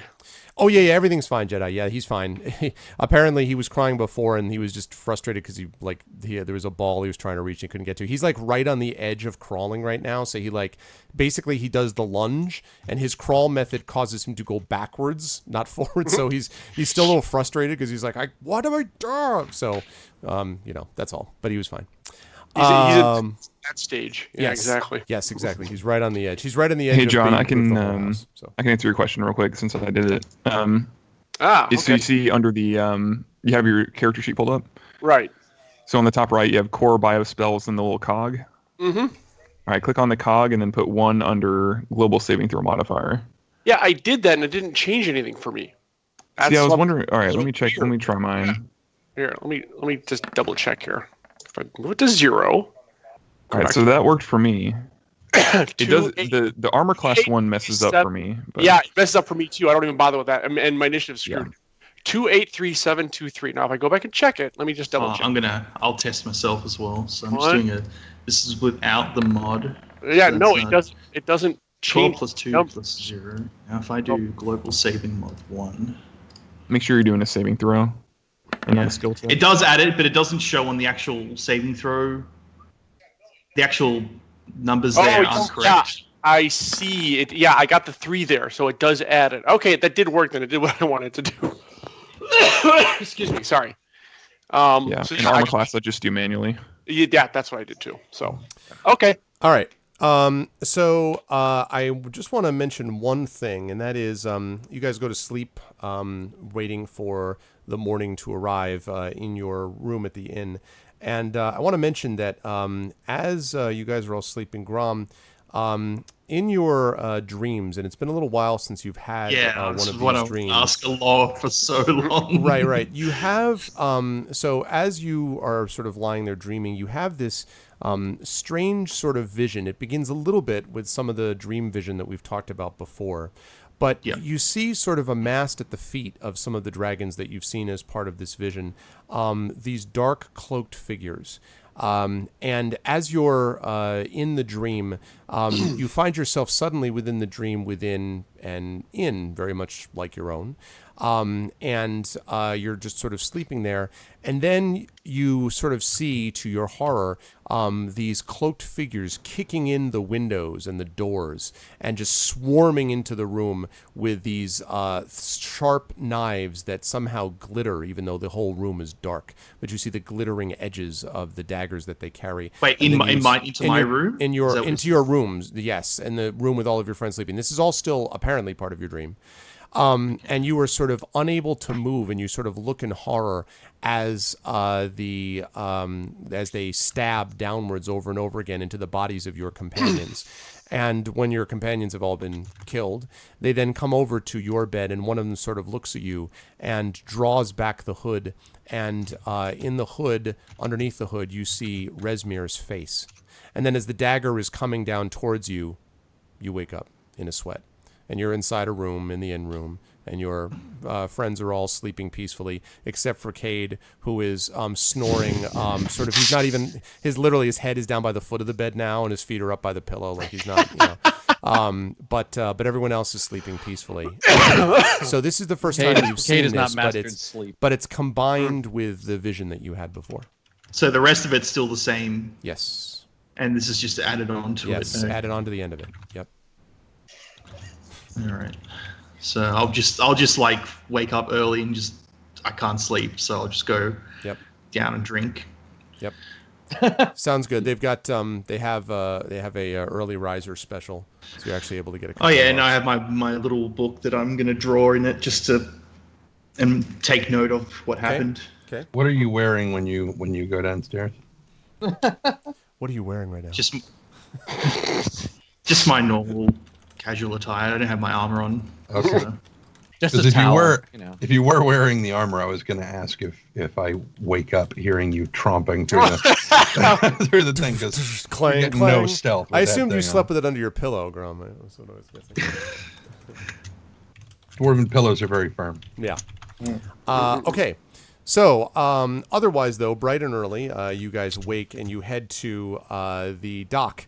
You head to by the bay. The dock by the bay, and you're just sort of sitting there drifting away. So you go there. Yes. So this place that you guys go to, which is, why am I not finding the thing? There we go. Okay. I was like, where the hell is this place? Great. Okay. So you go to this dock in the Waterdeep. As you guys can see, Waterdeep, which of course is a coastal city, has an exit out of the sort of dark caves into the open air, whereupon it leads into the Sea of Swords here. And your route basically is going to lead you up from here, all the way up the coast, past your old Mare of Dead Men. You guys all remember that. Love it. It was a great place, right? Past Neverwinter. And then finally past Luskan, which hopefully you won't go any closer to that cursed city than you have to. And then finally into the Sea of Moving Ice here. So called because of the things that break away from the Redhead Glacier and the Endless Ice Sea, which is up here all the way up near the spine of the world and all that kind of stuff over here. So that's assuming that nothing goes wrong. It looks like a long journey, but generally at this time of year, the water should not be that treacherous if, again, all goes well. But it often takes a while to get there by sea unless you have a fast boat. So when what time of year is it? So we're talking like fall, basically. So the water is not very high. Relatively speaking, you don't have it's not swelled with the melting of the snow or anything like that. It's part of the problem is that as you're going up there is always the risk that you're going to run into pirates or other things on the way up. So that can be a problem sometimes. So you find yourself looking for the captain, whose name is Larasta Halfface. And after looking around the docks a little bit, you actually find the person who must obviously be, because he's standing on the dock looking as if he's waiting for someone. And you can see that he has a leather hood, which is shaped in such a way that it's actually drawn across the right half of his face. So it's basically a leather hood. So you can see, like, the hood on the left side of his face is kind of drawn back, basically. But there's a hood that's sort of pulled over, so you can't very clearly see the right side of his face. And he's standing in front of a really beautiful-looking sort of lithe, sort of sleek, basically, longship. And there are some people who are kind of packing some things on as you arrive, and you see him sort of waiting by the dock and waiting by the ship, presuming that it's him. All right, so I'll just head up and say, "You Larasta?" And he says, "Yes, that's me. I've got to assume you're one of the party that's going up to the Sea of Moving Ice, yes?" Yep, it's us five. All right.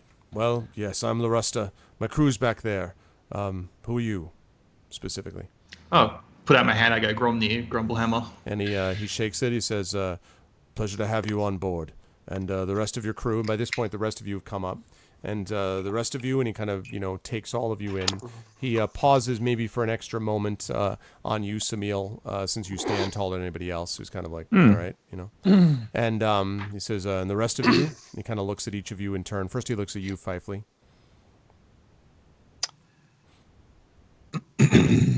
Yes. He just is asking everyone's name. Oh, Yes, sorry. I know he This is big guy, little guy, smart guy. Big guy. So he sort of blinks and he's like, Shaking my head, Cade Marmadas. Looking forward to the sail, I think. And Still a little on the edges. He says, "I can see that. Yeah, you kind of see two longships, Cade, and you're not 100% sure if you should be seeing two. Also, you thought that you weren't on the ship yet, and yet the world seems to be kind of moving beneath you. So Indeed. you're a little confused about that, frankly. Also, someone, and you wonder if it's Gromnir, must have pounded away at your head with hammers last night, because it really, it feels that way. I know you have no personal experience with this, John, but I just... Funny. Very funny.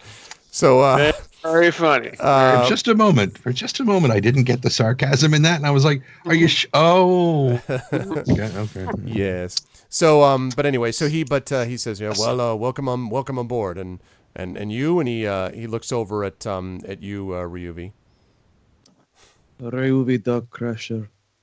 And I nod. He nods back to you, and then he says, and you, sir, what your friend called a big guy, I guess.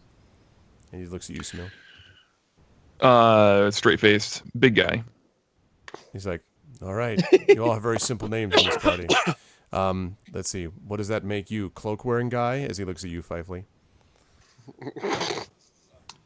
No, as you heard, he said, "Was it smart? Am I smart guy this week?" Yes, smart guy. You've right. always been smart guy. Wait, what do you think? Oh. Always.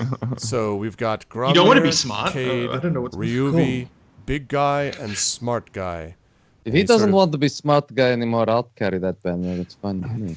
He sort of nods, and he says, he kind of turns and he says something like, well, I hope all your names are spelled phonetically for the manifest. Anyway, No. Why don't you come on board? We must sail with the morning tide. Him, furry guy, pointing at Fifely.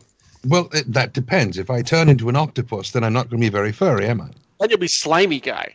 Right. So He would my be name the is captain's constantly dinner, changing most depending upon likely. which shape I'm in. Right, Captain? That's why I think smart guy is perfect. He just He's so he just holds up shifty so he guy. holds up and you see he's got like a clipboard type of thing where he's been writing everyone's name, and you see under Fifely he just has an underline, just like a sir not appearing in this picture. He's like an underline, just a line, just blank. He's This is the troublemaker like, right here. Exactly.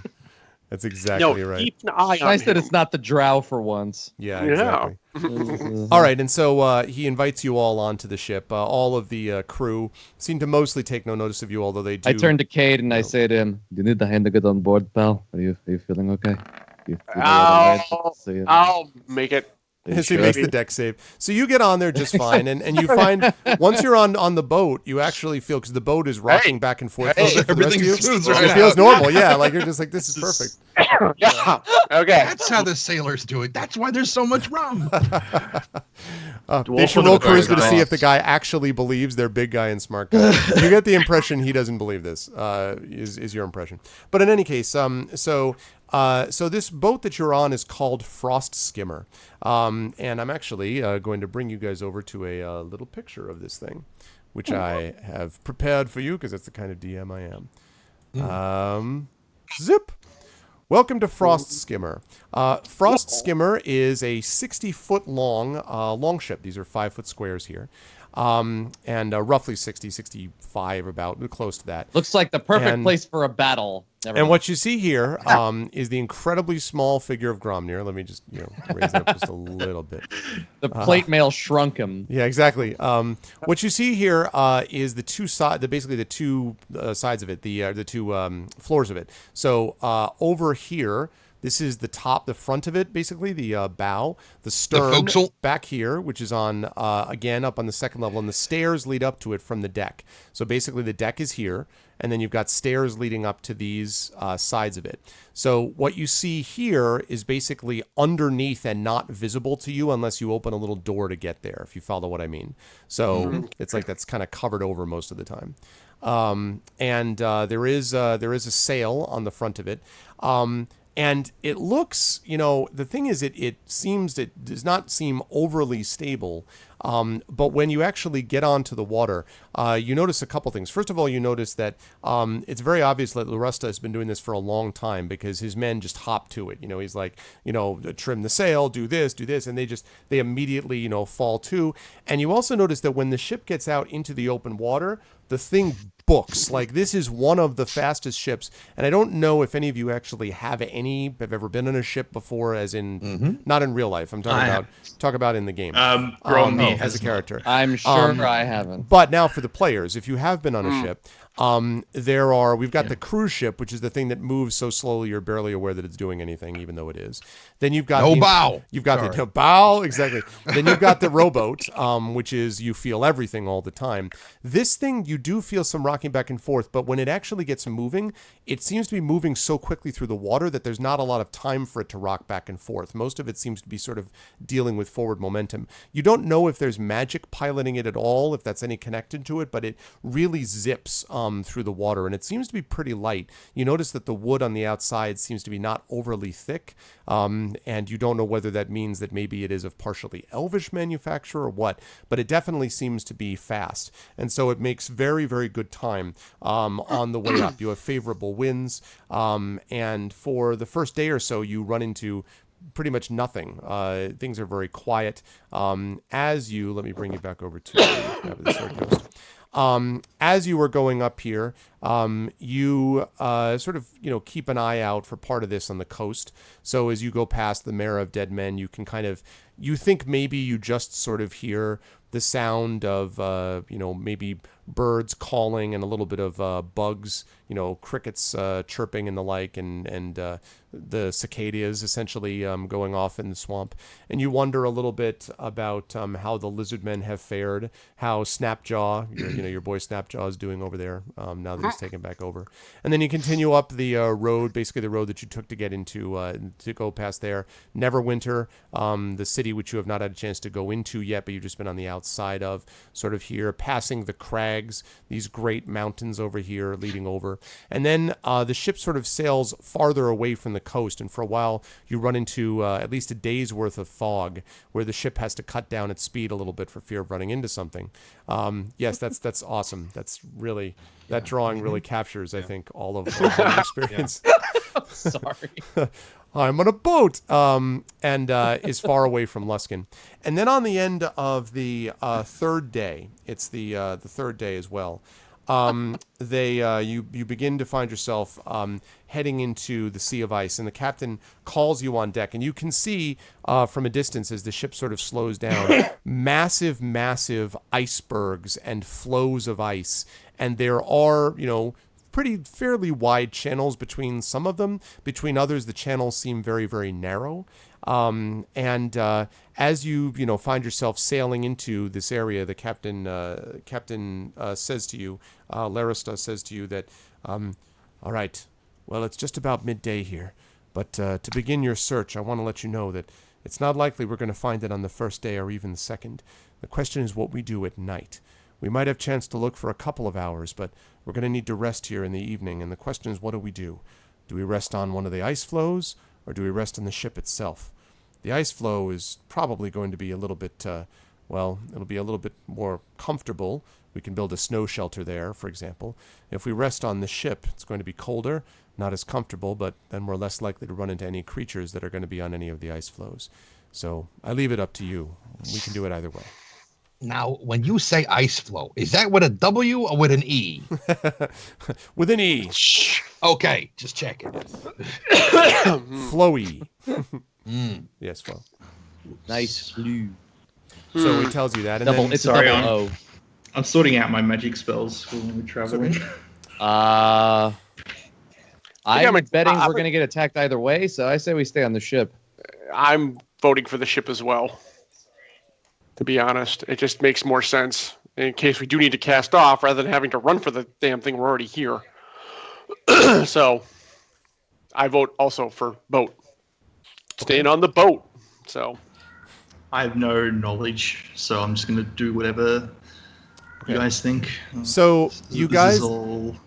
Okay, so you guys decide you're going to stay on the ship. So as you enter the sort of southern edge here, and you begin your search, as you begin to move through the ice, you notice a few things. First of all, of course, it's much colder up here. The water itself seems much more still. There are things moving below the surface of the water for sure. It's not like dead frozen. And occasionally you see some flying creature far overhead, far beyond what you can see. You don't know whether it's probably not a bird, given the distance that it's at. It could maybe be a dragon, but it's very, very high. So it might just be sort of some other... Space shuttle. Right, the space shuttle. It could be a griffin. It could be some other kind of flying creature that doesn't I don't know, go any damn closer to you. Peritons. A Periton? You are a good Yes. friend, Peritons. So you get that as well. And a couple of hours into the first day when you enter, so as you said, this is the afternoon now, so maybe about 4 o'clock or so, you see a group in a boat of what look like 12 fur-covered, and by fur-covered I mean like wearing furs, humans. There's 2 in the front of it, and your captain, whose name I continue to forget, Larista. Okay, so do we. Larista looks in the front, looks at it, and points to you and says, "There you go. Perhaps we could get some information from them." And he points and he says, "You see that the 2 in the front have spears out, and they seem to be near sort of a smaller body of ice. And one of them chucks a spear, and then you see that it strikes what looks like a seal, which was trying to escape on the other side. And then they, pull the rope in to gather the seal. And so Larista says, "What about it? Should I steer over and try to get some information?" Sure. Sounds good to me. Mm-hmm. So he orders his people to come over. And as you were heading over your way, as they're heading over in your direction, you see that they've got these, there looks like about 12 of them. And as they get close, they all sort of, you see a couple of them kind of grunt to each other. And then the lead, the person who had the seal that was pulled up, barks a command. And they all, the people on the sides of the boat, pull out one single paddle. So they've each got a paddle, basically a small one. And they all begin to paddle away from your boat. And Larista is like, "What in the hell is this about?" And they continue to paddle these kayak-looking things away to the northeast. And he kind of looks at you and shrugs, and he says, "Well, we could follow them or stay where we are. They're shy, but usually not hostile." Did they leave their seal behind too? Yeah. Oh, that's not good. Do we want to follow? I'm not sure I want to face a whole village, but at the same time, if they have information, we'd like to know what the heck it is. They're probably heading back there. So I guess we can just follow. Just trying to think if there's anything I can actually... Like I can't read them from this far away or anything like No. that because they're way further away than 30 feet. We're not going to get trapped in the ice up here, are we? And Larista says, "Not likely, as long as we're careful. But Okay. never can be certain. If need be, this boat is light enough that we could actually move it."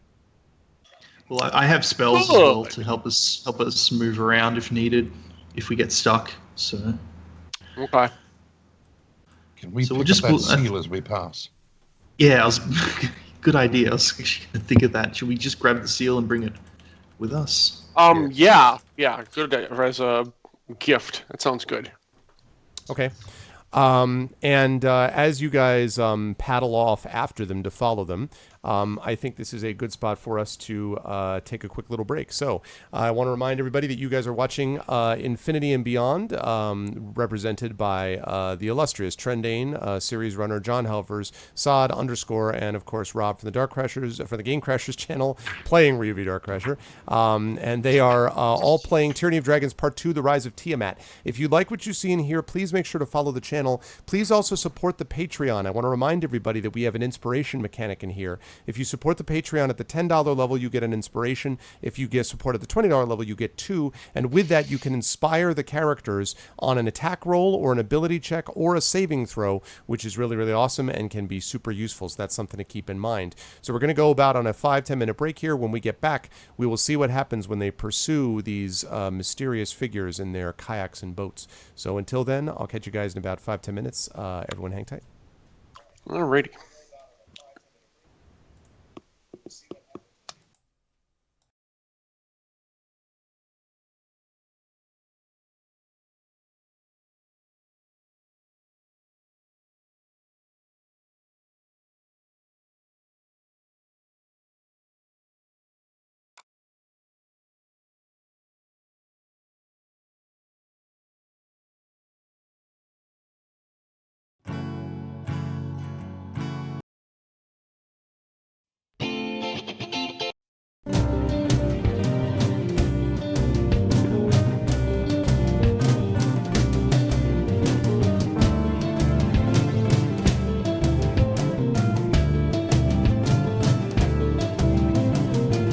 Drift out of my high head, take my body instead.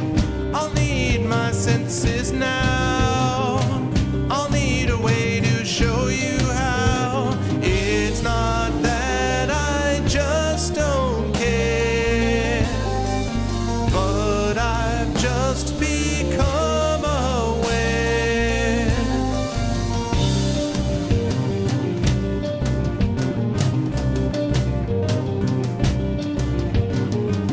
Is this your picture here? Why won't your image disappear? Have you grown angry yet? Well, you haven't gotten to that yet. Will you find my words in time? When you learn that you're not mine.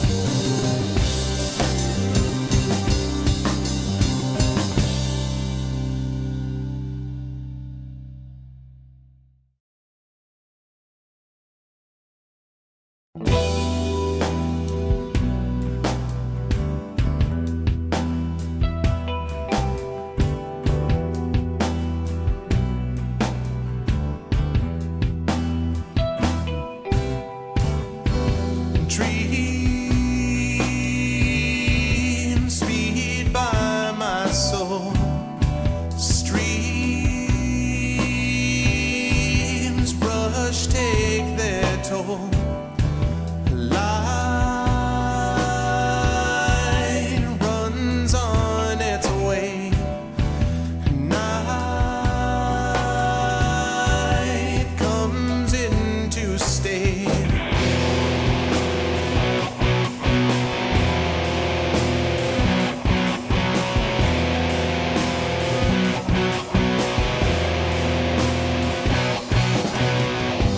Left me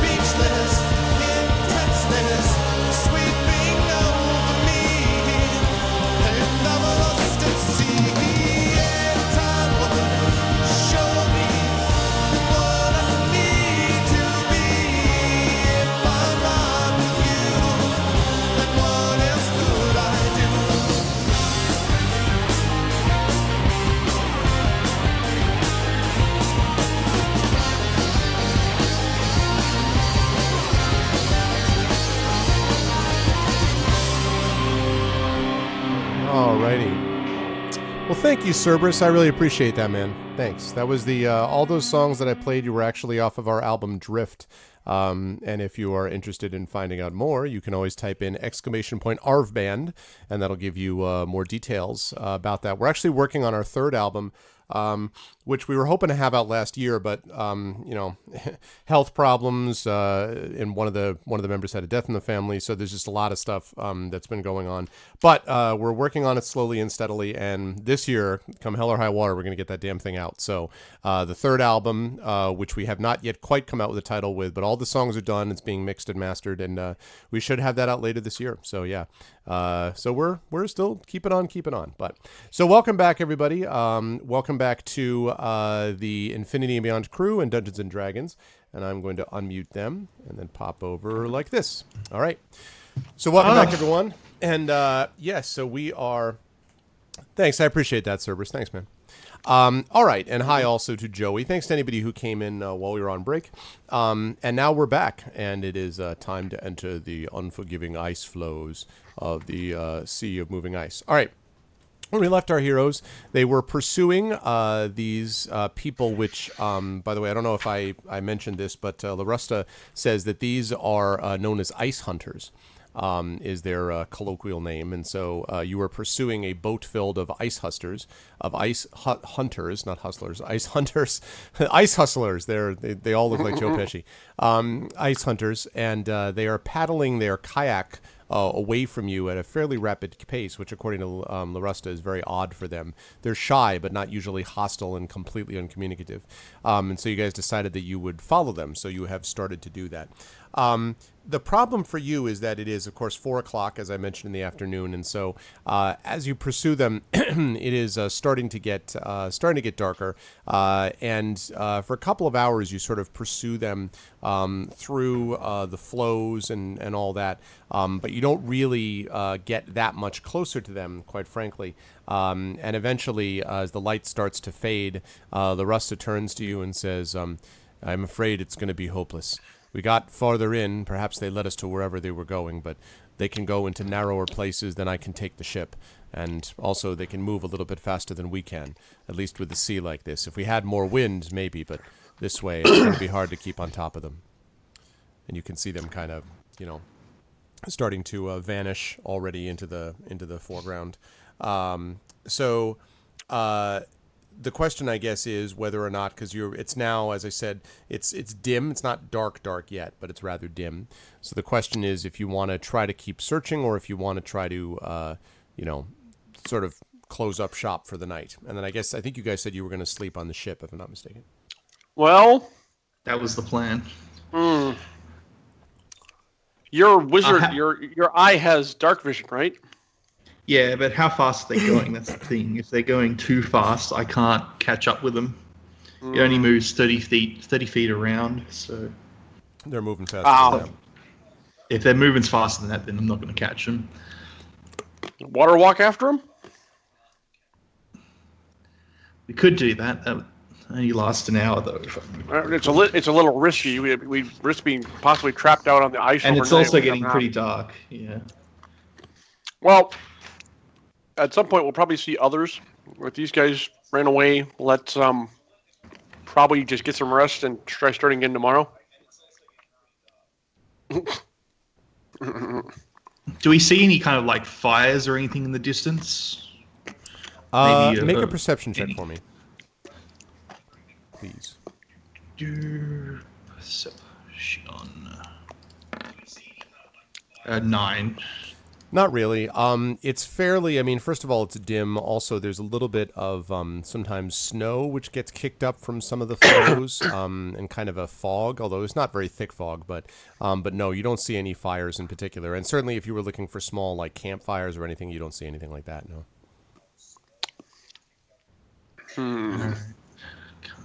Something I can really do. I've got all my spells sorted now. So, yeah, there's nothing. I've got nothing that can really search iceberg. You don't know one of those, do you? What is like I can send the eye in the general direction for an hour and just see if they're within an hour's distance of whatever they're. Well, that's true. So wherever they're going. it'd be slow, but it'd be something. Yeah, I mean, Yeah. the only issue is that these guys were a few hundred feet ahead of the boat, and as they get farther away, so I mean, if it's going 30 feet per round, so we're talking. So it can go Okay, a fair just while. keep going, and then what? Okay, that's fair Yeah, enough. just in the direction that they're going and see if I spot anything. Okay, So I'll do.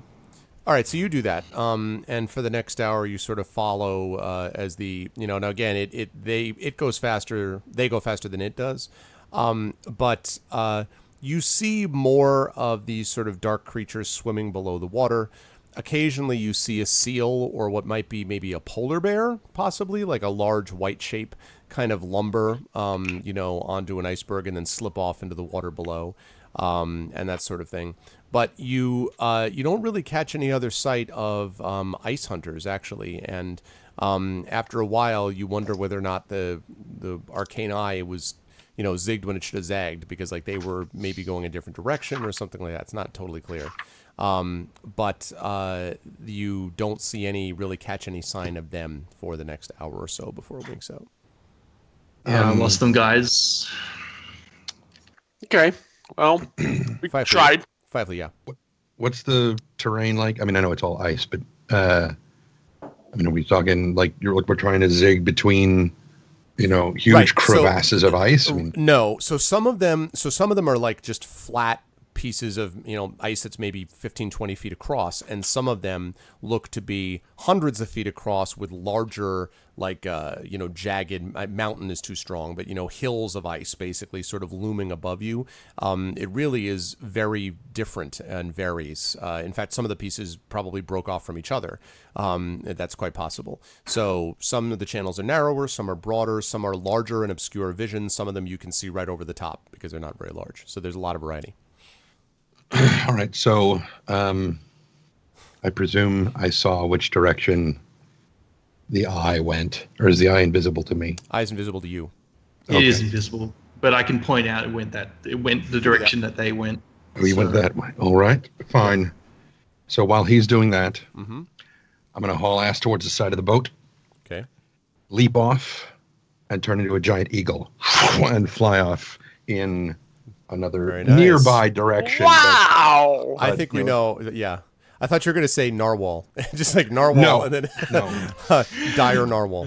I was looking for elephant seal myself. So but, so dire eagle. So and of course as you fly off you hear Steve Miller, fly like an eagle. Anyway, so you see this, and of course the crew is like, oh, and they all kind of murmur in admiration. And immediately telling you, he's a smart guy. Groundnir looks back and goes, and feathery guy. Feathery guy. So, as you're flying off. You are able to get some good height above it, and you're able to look down. Now, you have obviously some advantages. You have exceptional vision and so on. However, because the darkness, the way the darkness operates, you have some sight as an eagle, but eagles have particularly good sight during the day when, of course, they generally hunt. So in the evening, the sight is not spectacular. It's not dark vision, basically. But as you are sort of sailing above the ice, you think you see in the distance a rather larger than the other shape.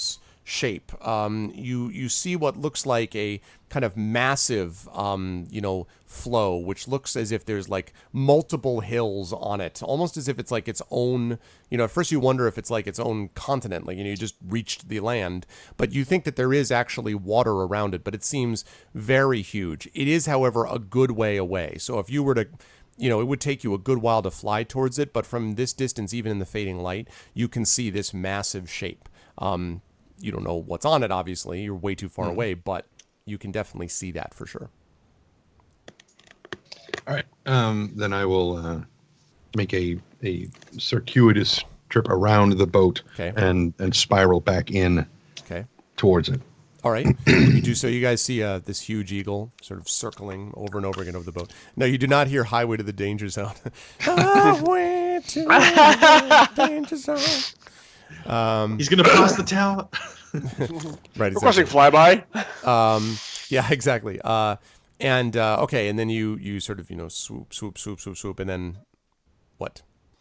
When you Come back to the boat. And Okay. I'm spiraling in, just kind of doing a quick patrol around the Right. boat to see if there's anything Am near. I supposed to put my arm out for him or something? I've never seen him do this before. I'm much bigger than you are. That'd be hilarious. Lands, and then the dwarf tips over. I've got lands on you. Yeah, exactly. Very large. Okay. Yeah, you don't see anything around the boat, although as I mentioned, you do continue to see there is movement and stirring in different places, but it doesn't seem to be directed towards the boat. Animals or creatures of some kind on icebergs, some creatures below the surface of the water, stuff like that. Okay. So yeah, coming back in, land, shift back. Okay. And turn to the captain and say, there is a very large glacier over there, that direction. Okay. Um, And he Have you peers seen- off that way. Clearly, he's like, really? He is. Trust me, it's over there. He says, all right, well, it seems more likely than anything else, I suppose. It's a pretty neat trick of yours. I have several. And he sort of nods, looking at you with newfound respect, and says, all right, well, we won't be able to find anything else in this darkness. And if I were you, I'd suggest that we settle down for the evening here. First thing in the morning, we'll set off in the direction of where you said you saw this thing. Assuming all of you are okay with that. Okay. So, As we sleep, can I cast a spell just to something to help out, possibly? In case we get attacked, because we're in unknown territory right now. say that. I'm sorry. Say that again. What do what? I want to cast. I got to show it to you. Guardian of Faith. It's lasts 8 hours. It's basically just like a field where if any enemy comes into it, they take damage. Okay. It's not a concentration spell. So. Okay. Sounds like a plan. I put it on the ship just in case anything. Okay. All right. Yeah. So, staying in the ship, you are cold and uncomfortable. The ship does move back a little bit when it's not actually moving. The ship is not super stable, as I mentioned, so it does kind of rock back and forth a little bit. Cade, none of this has been settling well with your digestive system, although now, a few days on, you're pretty much clear of it. But every so often, you feel like you have this echo of this memory, this rather unfortunate memory from 4 days before, or whatever it was in Waterdeep. But it does sort of rock back and forth. But otherwise, you don't have any particular encounters. You do hear what sounds like in the distance creaking and cracking, probably coming from ice itself that is cracking, perhaps in the sea. And as the next morning dawns and you wake again, the captain is already up and getting his men ready. They've already eaten before you, and they're getting ready to push on. And he turns to you, Fifely, and he says, "All right, direct me again. Where was this thing that you said you saw?"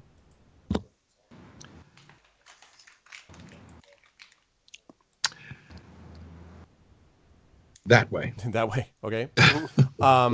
Okay. So he sets you off in that direction. And you travel it probably a good 4 or 5 hours kind of in between ice, around ice, through ice, afternoon, same thing. And then probably a little earlier than when you had the encounter with the ice hunters before, maybe about 3 o'clock or so, you catch sight of this silhouette of this massive shape. And as you get closer to it, you see that in fact it is this massive iceberg, which not only matches what you saw yesterday, Fifely, but it also matches the description of what Makath the Crimson had said about this huge iceberg that she was going to. A flattened expanse that's on one end, and then jagged peaks that are on the other side of it. And it looks like this is the spot that it is that you're actually heading to. So give me 1 second here as I make sure I know where I am. Let me position myself. Not there.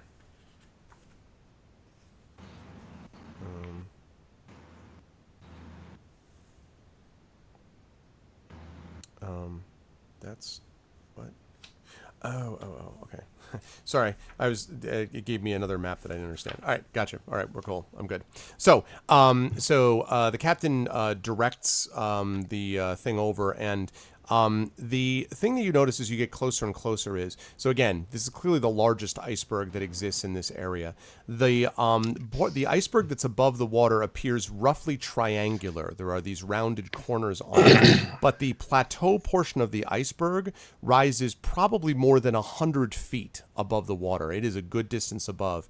And then there are these jagged ice peaks. So you're talking like 300 feet above ice sea level, right, is the tip of this mountain. There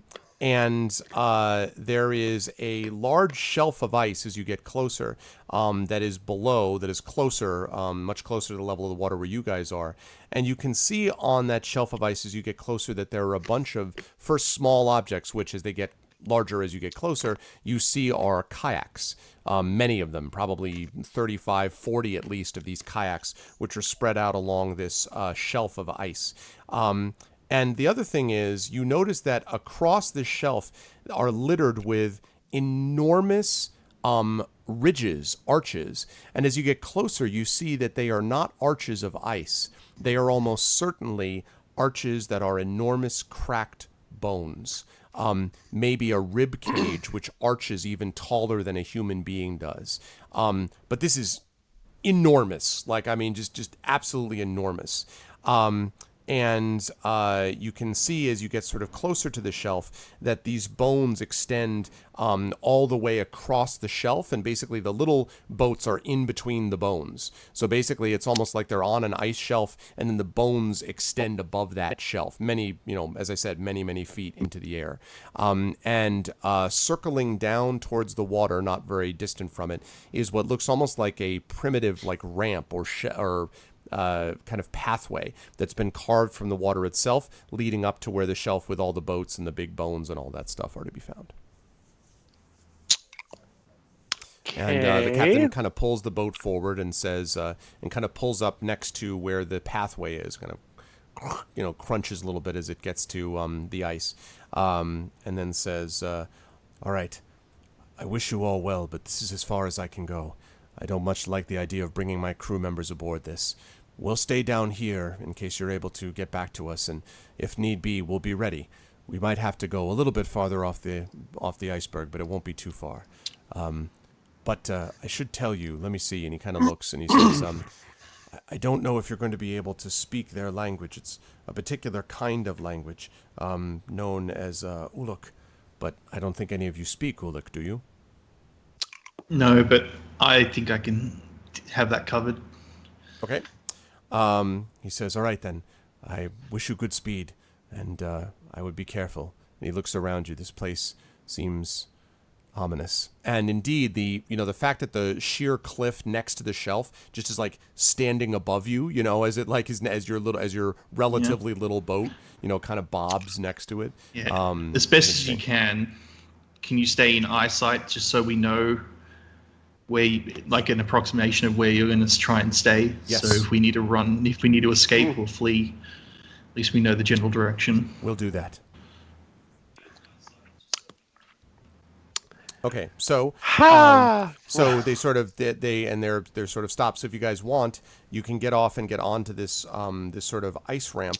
You see that basically the cliff that I mentioned, this sheer cliff, and then there's the shelf there, and from the shelf is this path. So the path seems to be the only way to go up to the shelf, which isn't that high above the boat. And then from the shelf, there is, you can see kind of a chasm of ice which splits the cliff face above the ice shelf. And it looks like the chasm is maybe at least 20 feet wide, and it seems to extend away from the water. So you don't see any other obvious exit point, but you would guess that that's sort of the way that they climb up to wherever it is that they're going. But there seems to be nothing else other than the pathway leading to the shelf and the boats, and then this chasm that just extends into the iceberg itself. Yeah. Should we take the seal guys with us? It's be a bit of a work carrying it. I'm sure Samuel can handle it. I have no opinion either way. I feel like if we need to talk to these people, I guess it might help to bring some food. Well, I can see your point. it also still has their spear in it, right? Or at least we have the spear that was. Yeah, I was going to say you pulled it free, but yes, you do have it. Yeah. So I mean, they would presumably they would recognize their own spear, and They thereby probably like it us back return. too. Yeah. Okay. You're right carrying it, big guy? Yep, sounds good. I should mention that as you get, are you walking up onto the shelf? I should ask that first. On from the path. The path is not very long. Yeah. Okay. I don't see why not. Once you're all on the shelf, I mention that only because I don't need order from you then, but I will need it now because as you look at the chasm, you can see that the chasm is 20 feet wide near the bottom, but not very far in. Once you're on the shelf, you can actually see that the chasm extends and then gets narrower, and there are steps which have been cut into the ice of the chasm that go upwards. So basically the chasm extends in, and then there are these steps along the side of it leading upwards to what you assume is the top, like the plateau basically that's at the top of the iceberg. So that's what you see. But it starts wide at the bottom, maybe 20 feet wide, but then rapidly gets narrower. So at some point you guys are going to have to go single file. All right. I'm happy to, since the big guy's carrying something, I could go in front if you want. Well, as much as I like your nice new armor, that's not going to really allow for stealthy progress. I was actually thinking about doing a little bit of scouting ahead just to see what we might be up against. Rather than, and again, no offense, clanking right into it, basically. Sure, So, I can all right, sit so back and wait. yeah, you guys, all of you, hang back here. I'll be back. Okay. I'm gonna slip off in there and go kind of look, I don't know, up to 50 feet ahead or until I find something out of the ordinary. Okay. Did you say up to, hey Thork, did you say up to 50 feet ahead? What do you mean? Like, Yeah, like I will ahead of advance. I will advance 50 feet from the group, okay. or until, or if it's shorter than that and I run into something, that's where I will Okay. stop to investigate what's going on. Yeah, you don't see anything. There's not even a need to roll up until you get to the ice steps. And the steps themselves look like they're rough-hewn, but they look like well-worn ice steps, which extend up into the chasm. You're not particularly, used to looking for traps on ice steps, quite frankly, but it's certainly possible that something could have been triggered here or trapped here, but there's definitely no obvious tripwires or anything like that, and it would be exceedingly difficult to conceal a pit or anything like that here. This is pretty, pretty straight ahead, you think? I'm willing to bet there's nothing here because it looks like it's well traveled. They don't have to avoid the trap every single time 8 million times a day. So when you say steps, is that with 2 P's and 2 E's or just one? Steppers. Yeah, no, just steps. Head up to the entrance. Okay, so entering the chasm then is, I believe. A few steps in. Okay, you enter it. The walls, tower over your head. But that's My bow is ready too, by the way. okay. They tower over your head. You can see that the inside of the chasm is not translucent. It's got these. It's fairly, it's just white ice, not clear ice. Right. That you see inside here, and definitely you see what looks like there's some snow, mostly ice, but a little bit of snow, and on the steps themselves, and you can definitely see that the snow is continually disturbed. In other words, as you suspected, it looks like there is, fair bit of travel here. You don't see any obvious massive tracks, but you see, humanoid ones, you would guess. Right, and no one is in the near vicinity, basically. No. All right, go back to the entrance and wave the rest of the group up. Okay. All right, head up. Okay. All right. How are you? So, as you guys begin to make your way, assuming you're doing so, up the steps, who's in front? Tell me again who's in front and stuff. Now, you don't have to do it immediately, but within probably about 5 to 10 minutes of walking, less than that, because it's only going to take you maybe about 10 minutes to get to the top. So within about 5 minutes or so, you're going to have to narrow pretty quickly into a single file order. So just generally give me a sense of who's going where in that order. I'm not in the front of that group. Assume I'll be towards the back as Okay, well. Ryuvi by Stay himself up front. Got it. No, just kidding. Okay. Well done, Arv. Well done. Okay. So, sorry, Grom, you said where are you? Where's Smil? Sorry. I'll probably be number 2 if Cade's number 1. Okay. Well, Cade you one. guys are all coming to approach me. I'm still at the top waiting for you. So you just order yourself without me. All, I'm not there. Wait, all the way to the top of what? I thought top of the stairs. I'm at the entrance to the cave. No, So no, I want them to come there's no join cave. me. There's a chasm that goes in, and then steps that lead up to the top of this plateau or whatever. There's no cave. It's We're just okay. I gotcha. Sorry. I really had underestimated the scale of this place. It's pretty big. You're a very tiny person. It makes sense. Yeah. You're a tiny first person, and this thing is at least, as I say, about 100 feet above this, 150 feet maybe. Okay. That's and who knows how many hundreds of feet long. It doesn't go straight up. It goes takes little ways. So. Okay, well, stairs that go straight up are called a pole. Well, I should say yes. That's true. Ramp. Well, I'll still be going Steps, first, anyways. but steep. Yes. But I want like at least 10 to 15 feet between me and the next party member. Okay. So you can do that. Just sort yourselves out in the back. And who's in the back? Very back? I was just going to say I'll bring up the rear. Okay. Yep. I'll be in front of you. All right. You'll be in front, and then Samil is behind Grom. Yep. Okay. So you guys make your way in. Hang on. Oh, yeah. It's me. Then is it Ryubi second? No, No, Grom it's is next. Romnir. Romnir second. Ryubi's And me. third. Okay, good. No. Okay. Samil's I'm third. third. Yeah, I'm then fourth. Ryuvi fourth, and Fifely. All right. Who's Okay. on first? Okay. You completely missed that entirely, John. Ryuvi, Bob, Joe, and then the octopus. So it's Ryuvi, and Sam. Okay, got it. Okay. Wow. So you make your ways up the stairs. And it was pretty uneventful. The steps are relatively wide. As I said, it's not a particularly steep staircase, but you do take your time because, slipping down 100 feet plus of stairs doesn't seem like fun. You No, make that's the not climb ideal. relatively easily, and then emerge onto the plateau. The first sight that you see when you emerge onto the plateau from the steps is a row of what looks like 10 corpses that are frozen into a wall of ice that is standing more or less in front of you.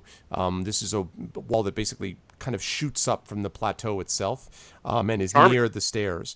And it looks like there are a few, look like maybe Luskan warriors or something like that. You're not 100% sure, but they look like they have armor and outfits that don't necessarily fit the profile of the hunters that you've seen around here anyway, the ice hunters. You do see 6 ice hunters, and you also see the body of a dwarf. This wall, as I say, is standing almost directly in front. I mean, it's slightly angled, but it's almost directly in front of the stairs. And it certainly looks like an odd geographical feature to have just popped up there. Like everything else is plateau and it's like blam, wall. And then the next thing you see that's higher is, in the distance at the other end of the iceberg where you think you might see the hills beginning to rise again. But there's just like a wall here of ice. And you can go past it, but it's like literally right in front of you as you exit.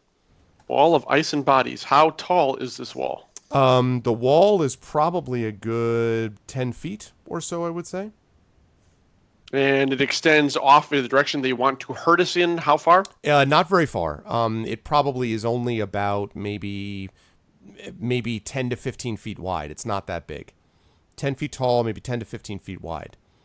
And the other side of it just has this sloping snow and ice that builds up to it from the plateau.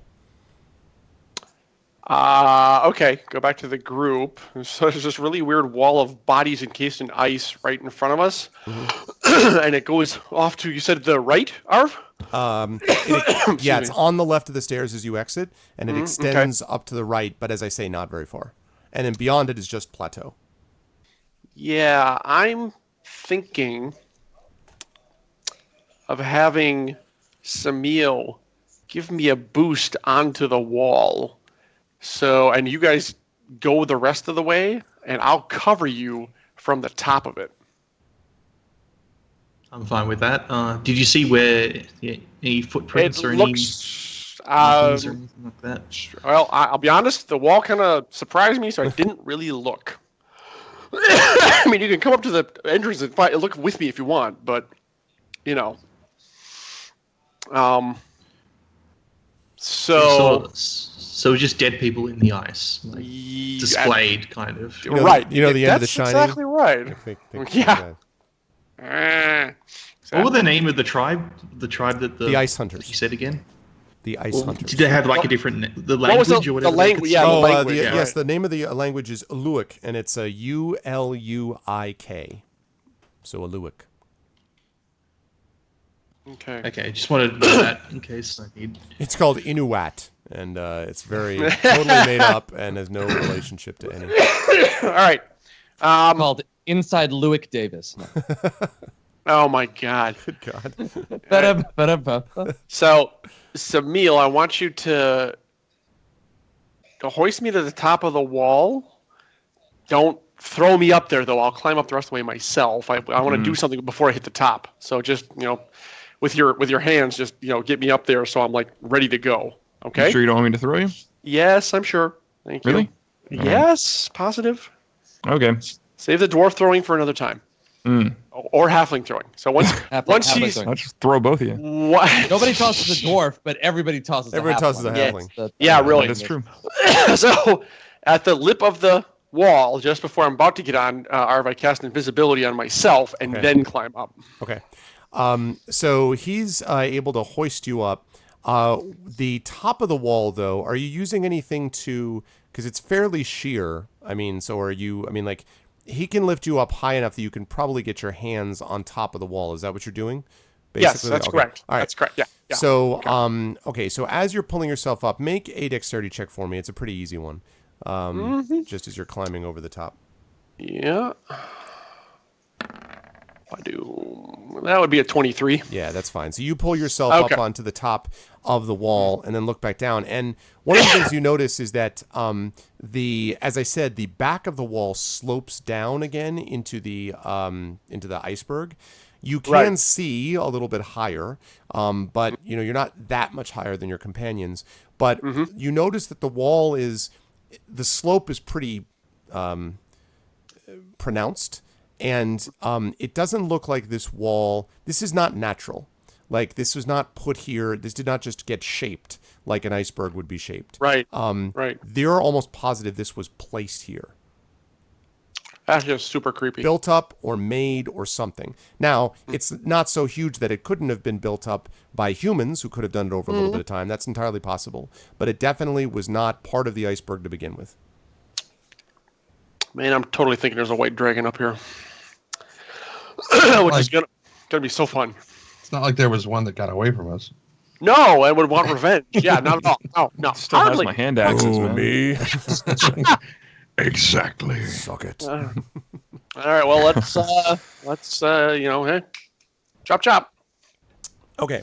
So, At which point, Samil, you said chop chop. right here. Okay. Well, we can't see him, so we're like assuming. That's why I made the noise and snapped my fingers. You can hear that. Yes, indeed. Okay, so assuming that you guys passed the wall with perhaps a little bit of a, involuntary shiver, and continue sort of into the center, you continue towards what looks like, roughly speaking, the center of the iceberg, the plateau, basically. And as you continue along, I need all of you to make perception checks for me. This is about 5 minutes after you leave behind the wall. Man, my perception rolls are just the worst right now. By the way, as you guys are rolling, Cade, are you following them at a certain point? Because they're going to go farther than you can see. Yeah, I'm actually kind of like flanking them. Okay, I mean, this wall. Well, because the wall sinks pretty quickly though. Again, because it's only like 10 to 15 feet. Okay, I was just making sure there's nothing waiting on the other side to brain us. No, definitely not. Okay, once they start heading in there, I'll take a position on their left, about 30, 35 feet out, and just I'll be on their flank. Sounds and good. Just So you're also on the flat ground, but still invisible. So you know that, right? Samil is still so focused on the wall. I'm like the so wall, bored, man. The wall. He's Too busy carrying the seal. I'm just here for. And I smell like seal now, and we're walking, and we're walking, and we're So walking. the only one who hears anything is Fifely. Fifely, in the distance, you hear what sounds like very faint barking. Like, Sound I'm familiar with. yes. Arv, I didn't hear it. No. Only Fifely. You hear only the blowing of the wind and your own conscience. I thought a 14 would get me there. All right, fine. No. His barking is faint. As I said, Fifely barely hears it. Yeah. Okay. And as you go along and you get a little bit farther, then Ryuvi and then the others of you begin to hear the same kind of barking and growling as you guys are getting closer. And eventually you get close enough to, after about another 5 minutes or so, you find yourself getting towards the center of this icy area. And you see what looks like this sort of gentle rise of the ice and snow, essentially. And both you guys and Cade, more or less at the same time, come and see that at the bottom, so there's this, it rises up a little bit, right?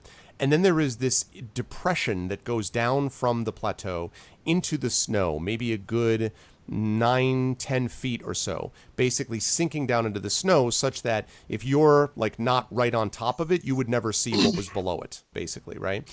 And in the center of this little crater, if you will, you see about 20 structures which look like kind of tents, sort of large, multi-sided tents, which have what looks like maybe skin stretched, seal skin possibly, that's stretched over the top of the tents.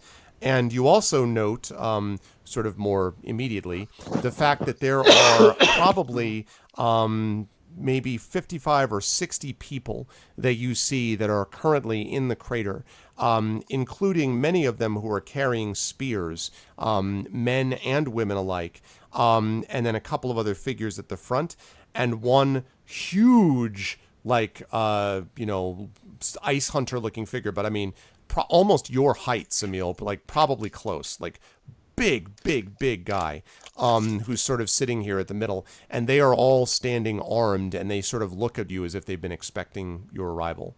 They don't move to attack, but they are definitely like, their eyes are fixed on you at the top of the lip of this crater. Well, I guess I'll just put my arm up and kind of like wave to them and see if they respond. They do not. And amazingly, you just figured out their signal to attack us. I was going to say, you have mortally offended. No, attack! No, you don't do that. You wave at them, they make zero response. They just, I'm All assuming right, you don't know what that means. Either that or... Probably not. Should we just bring the seal and And the spear. take I it would down? You guys want to stay back or join us, or? Oh, I I'm think going we with. should all go together, yeah. Who is most likely to be able to figure out their language, though? Gromnir with his tongue spell. I could take. Well, my spell doesn't exactly. It lets them understand us, but if they don't know any languages of ours, and we won't understand them, it's the only thing with the spell.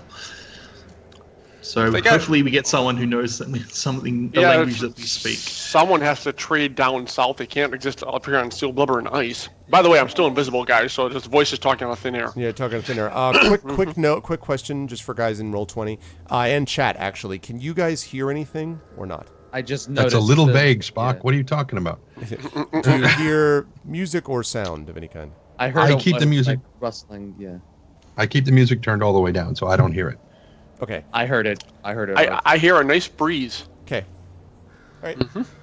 Just checking. I can hear the breeze after I turn up. Do you hear the roaring of an ice troll? No, I'm just kidding. No, having turned up the volume, I do not hear the roaring of an ice troll, but I do hear the breeze. You do now.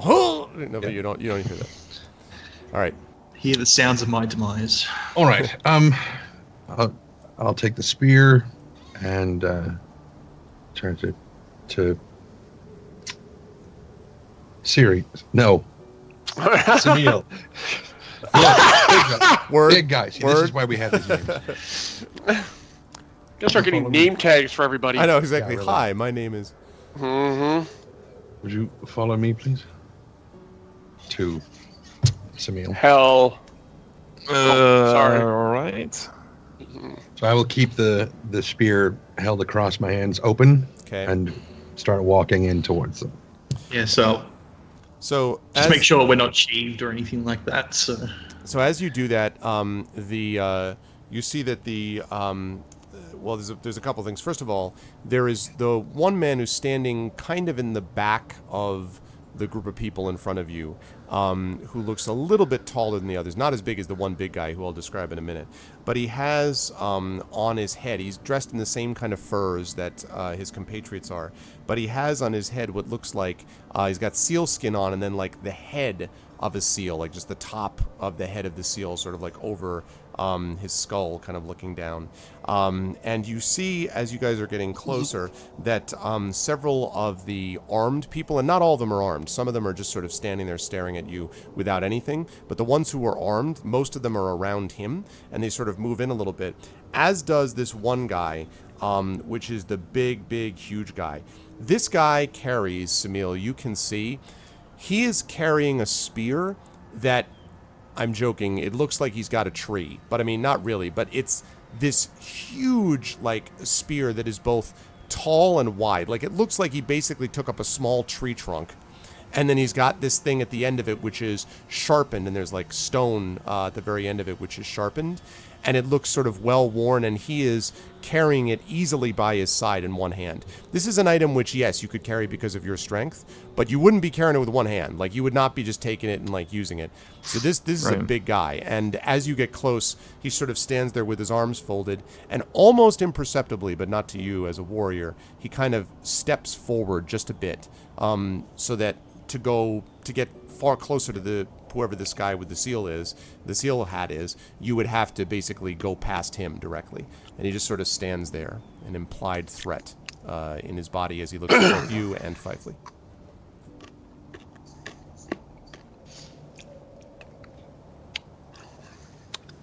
So they're just sort of waiting. So they're waiting. No, they're waiting. So I mean, you know, what are you like? They've moved in front of him, so eventually you're going to bump into them, I guess, is my point. Well, no, I'm going to stop. You know, a what's up, Satoba? Distance, you know, probably 15, 20 feet from them, and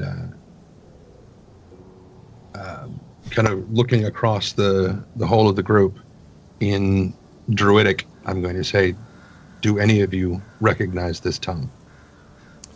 And they all sort of blink at you, except there's one who is standing next to the seal head guy, who looks a little bit different perhaps than the rest.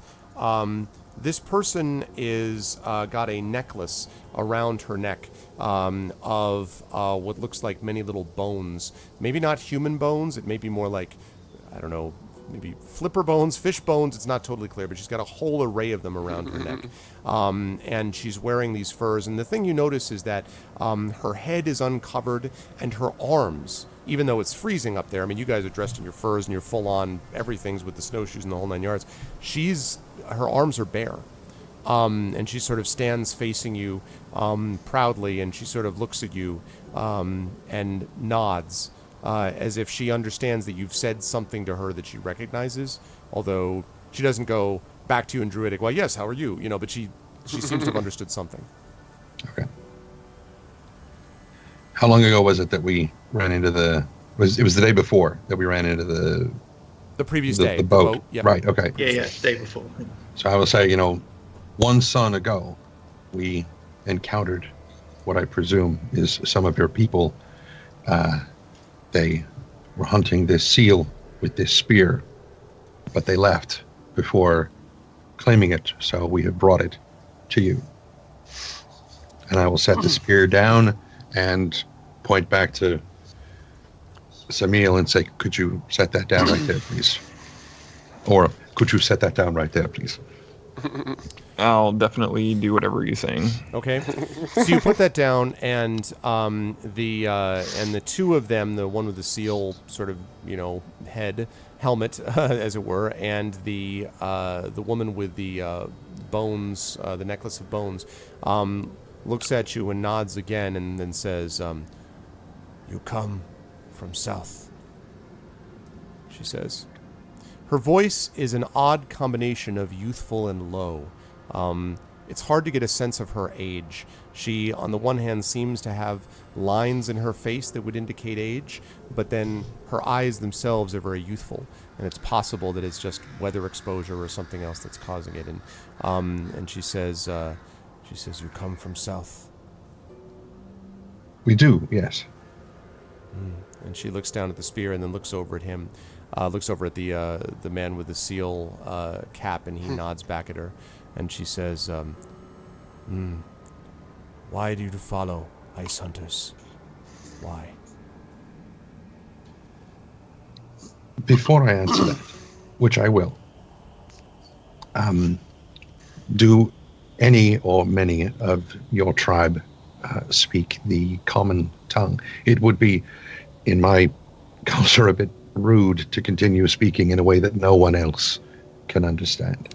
And so she says, she switches into, and she says kind of roughly so that now all of you can understand, she switches into kind of a very rough, heavily accented common, and says, "This language we speak only language of people and this." And the one next to her wearing the seal cap, nods. And the guy, the huge guy with his arms folded, just continues to stare at you impassively. I need to point out to every one of you that there is an enormous amount of tension here. Like, they are just, you could cut it with a knife. Like, they are glaring at you. And it's not clear what this is about. You'd have to do more figuring that out if you wanted to. But it's not like, I'm going to attack you now, but there's very much a go away and don't come back vibe. It's very intense. And you don't know what to make of that, but it's the truth. Then continuing on in common. We had no intention to disturb you. We are seeking... What are we seeking? We seek... Wait a second. Are we seeking dragons, or are we seeking... No. The Draghorn. The Draghorn. Draghorn. Mm-hmm. We have heard that it's been blown. We are here to find out why. And she says, and so she hears that and says, "Not know, Drakhorn, Drakhorn,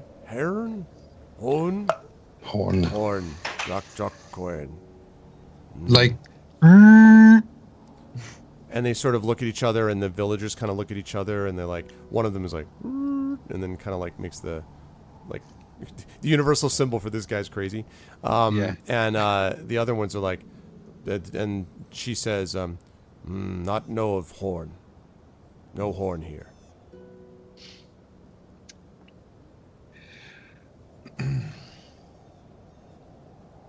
How long ago was the horn sounded?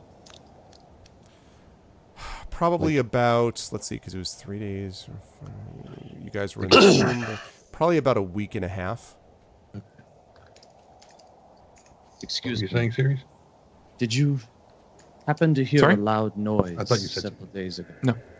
And so she kind of looks at you, and then she like peers at you several times because you kind of stand out a little bit against the expanse of Sure, white snow. that's and she's okay. like, It's usual. she looks at you and she's like, "Heard nothing but wind, water, waves." And the man next to her with the seal cap nods. I got nothing.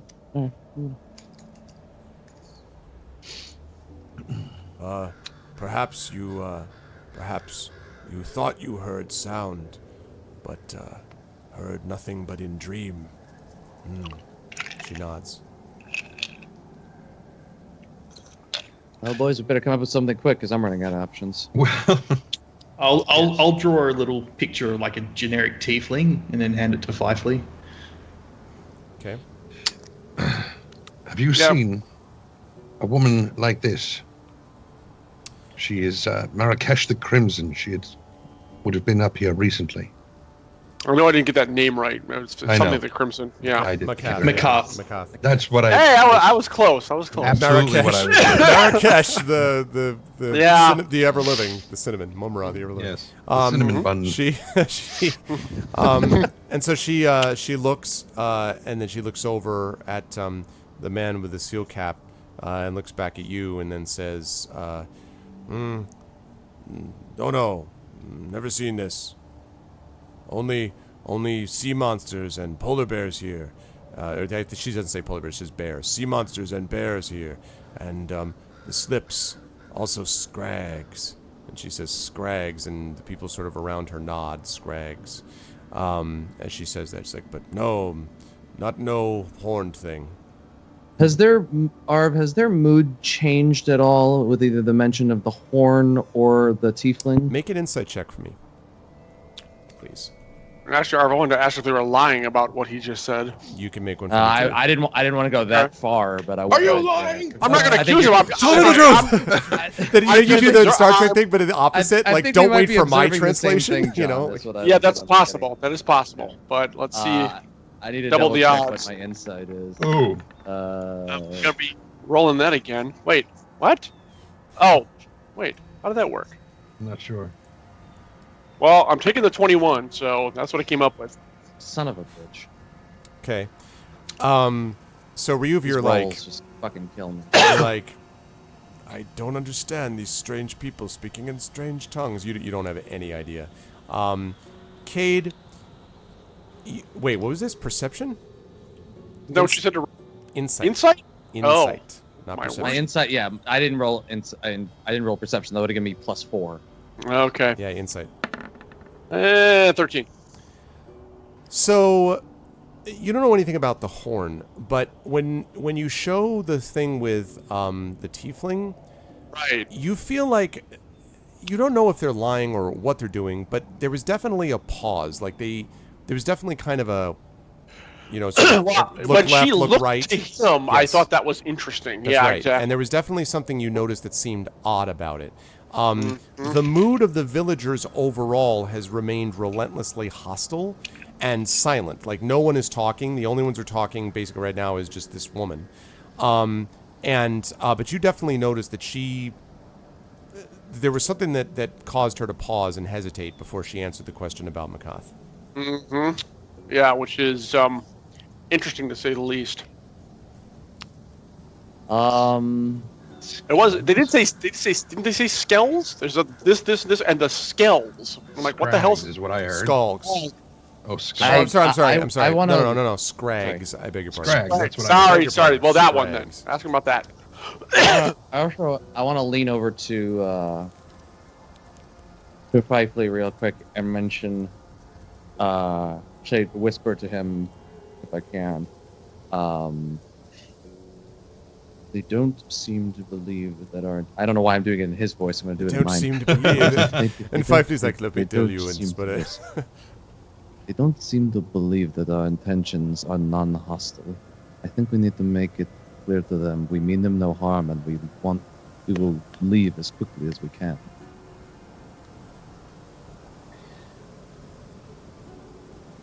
As my ebon-skinned friend here just pointed out, though I do not believe that it's necessary to be quite so secretive about it, there is a bit of tension here. If we have intruded upon your territory, we do apologize. It was not our intention to offend. We seek no harm upon you or your lands. We are simply here looking for this woman in an attempt to save this entire world. So, if there is anything we have done which has offended you, we wholeheartedly apologize and would ask what we can do to prove that we are worthy of friendship. Nicely done. And so before the woman can speak, the so far silent man next to her with the seal, cap, speaks up and says, steps forward and says, "We do not welcome outsiders. Our land is here. Your land is there. Go back to land that is yours. I am Barking Seal. I have spoken." And he steps back. And when he says that, so she kind of looks at him and then looks back at you. And the big guy, arms folded, again, this is barely perceptible, but he sort of takes an almost imperceptible step towards you. Doesn't, threaten or anything, but he's just kind of like, boss, here's the deal. That's all. No one else does anything. No one draws a spear. No one does anything. But he says, get the hell out, is what he claims. Very well. May your nets be full. And I turn and start to walk away. Okay. What are the rest of you guys doing? I step forward and I say, I will gladly leave. All we seek is information to make sure that both your lands and our lands remain safe. We may be different people, but we do seek the same goal for all of us in all of our lands to be safe. And finding this person will help that remain true. And so she, the woman again, says, if you could defeat the sea monsters here, or the scrags, if you bring my people warmth and food, if you could make this land more, and she sort of searches her mind for what the right word is, and then says something like "huatoitoi," which is something like, which you don't know what that is, but might roughly translate maybe to like favorable or nice or better or kinder or something. Then she obviously says, hoity-toity. She wants to live the rich life. Yeah, exactly. That's exactly it. She says she was all about that life. She said, I didn't choose this life. Life chose me. No, but she says, if you could give me any of those, she says, if you could give us that, then our worlds connect. Otherwise, Chief has spoken, and worlds do not connect. There are monsters here. That is the danger our people face. And you must be careful as you leave, so you do not die too to them. With all due respect, there are greater monsters that we will face than the ones outside your door. I just hope that perhaps we can prove in some way that we mean to save both of our worlds.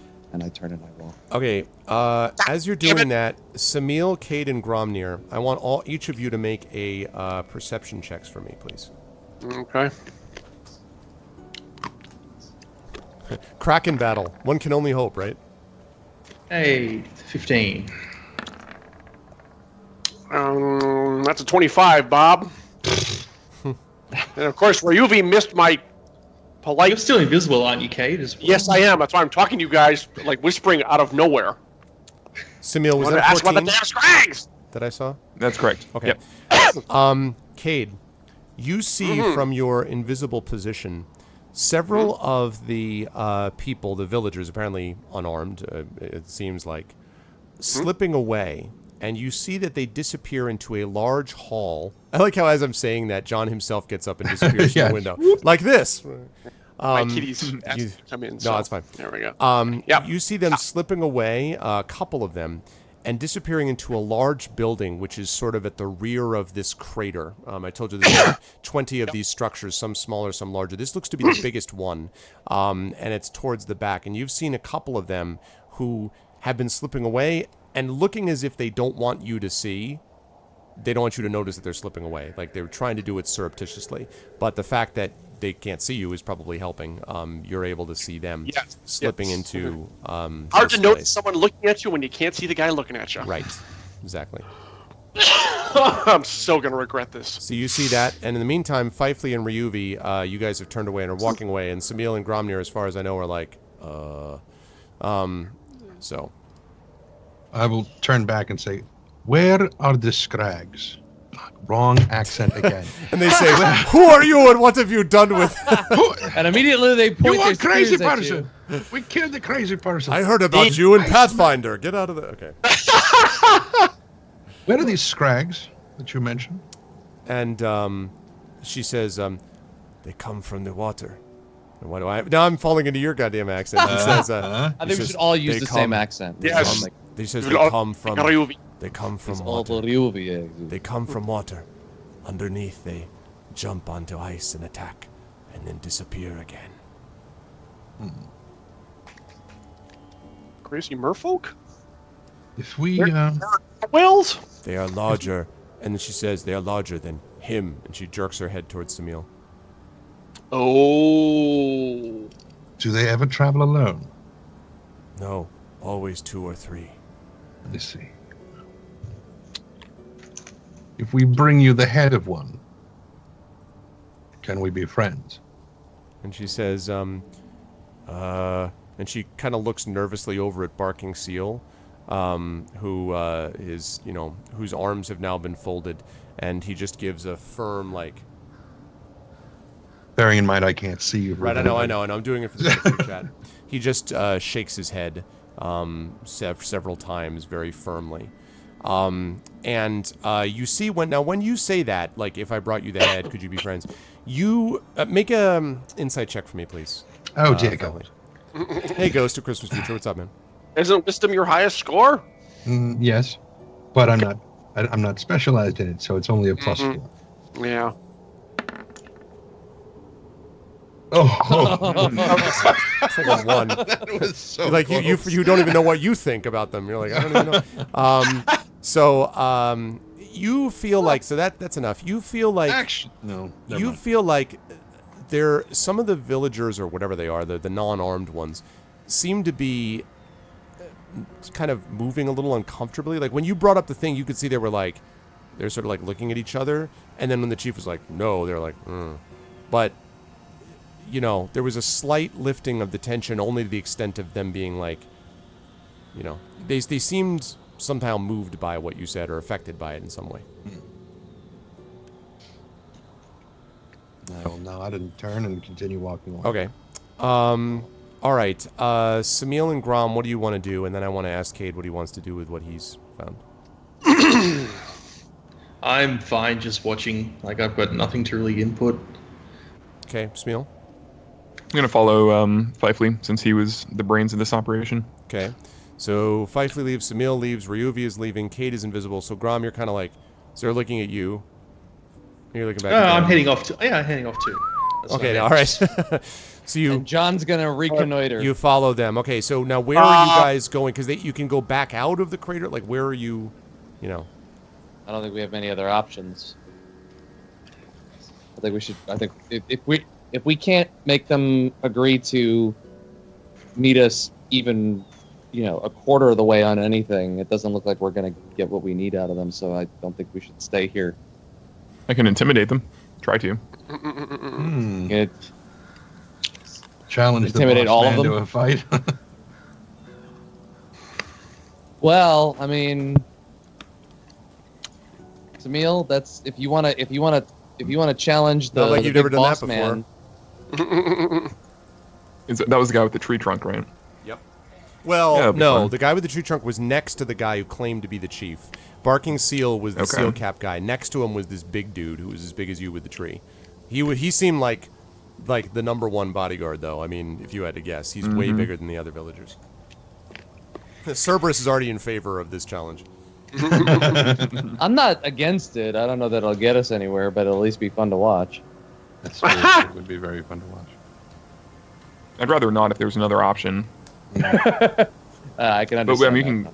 we can go that route if you want to. But I'm just not sure. Like, they won't even give us a challenge to partake in order to prove our intentions are good, and they're clearly hiding something because the picture of the tiefling did not make them happy.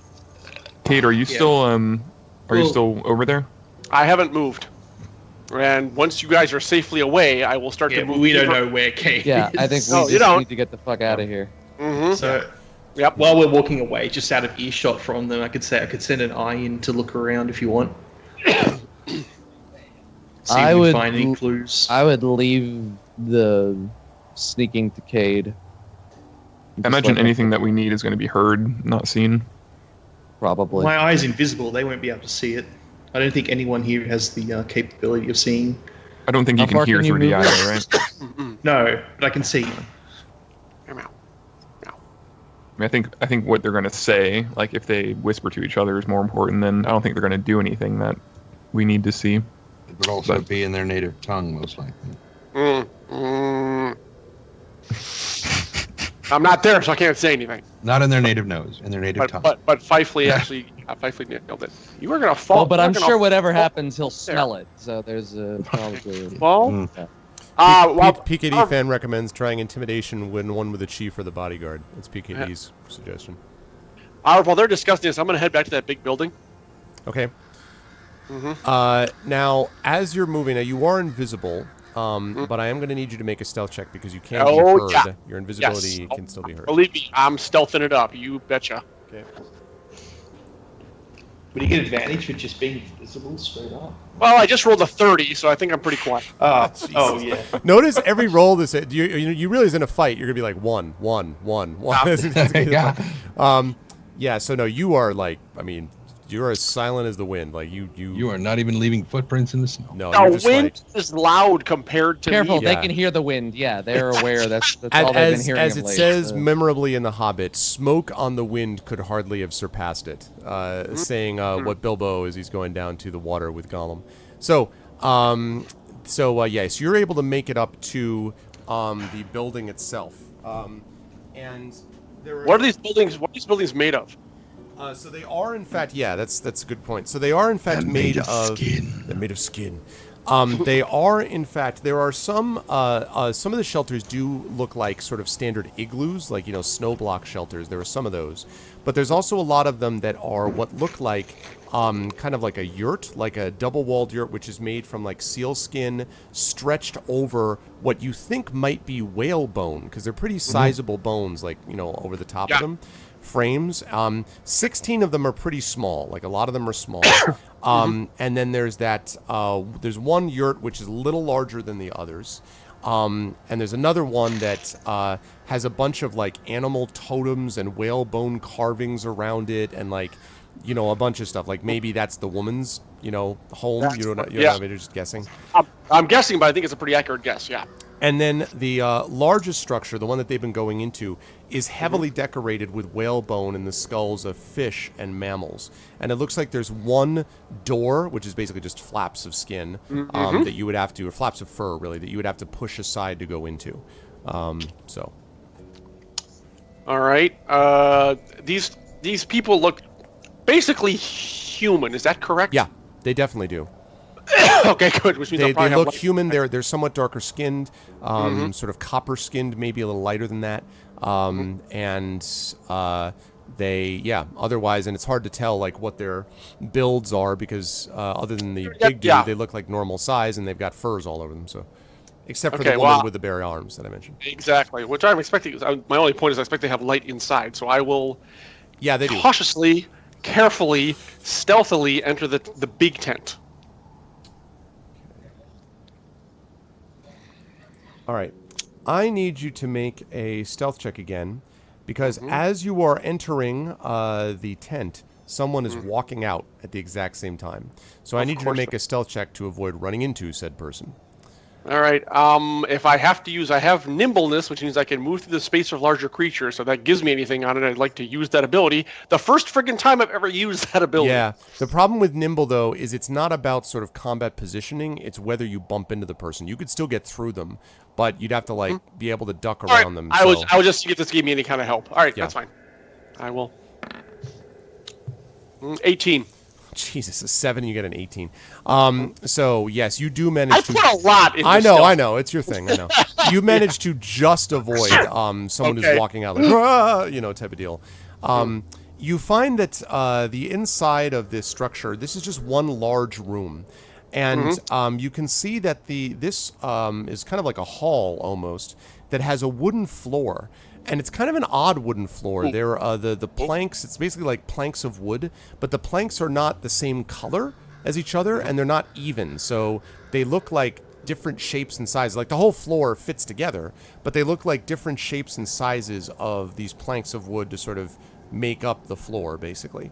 And you see, other than that, you see a couple of large tables that sort of longish tables, and you see there are a couple of lamps that are on those and a couple of stoves which seem to be burning some kind of, there's a flame that you can see inside. Now there's no way that there's any like peat or wood or anything on here, so they have to be using some kind of, you know, some kind of oil, maybe whale oil, something like that, to be able to burn this. Seal oil, something like that. Yeah. But it has to be something to make that happen.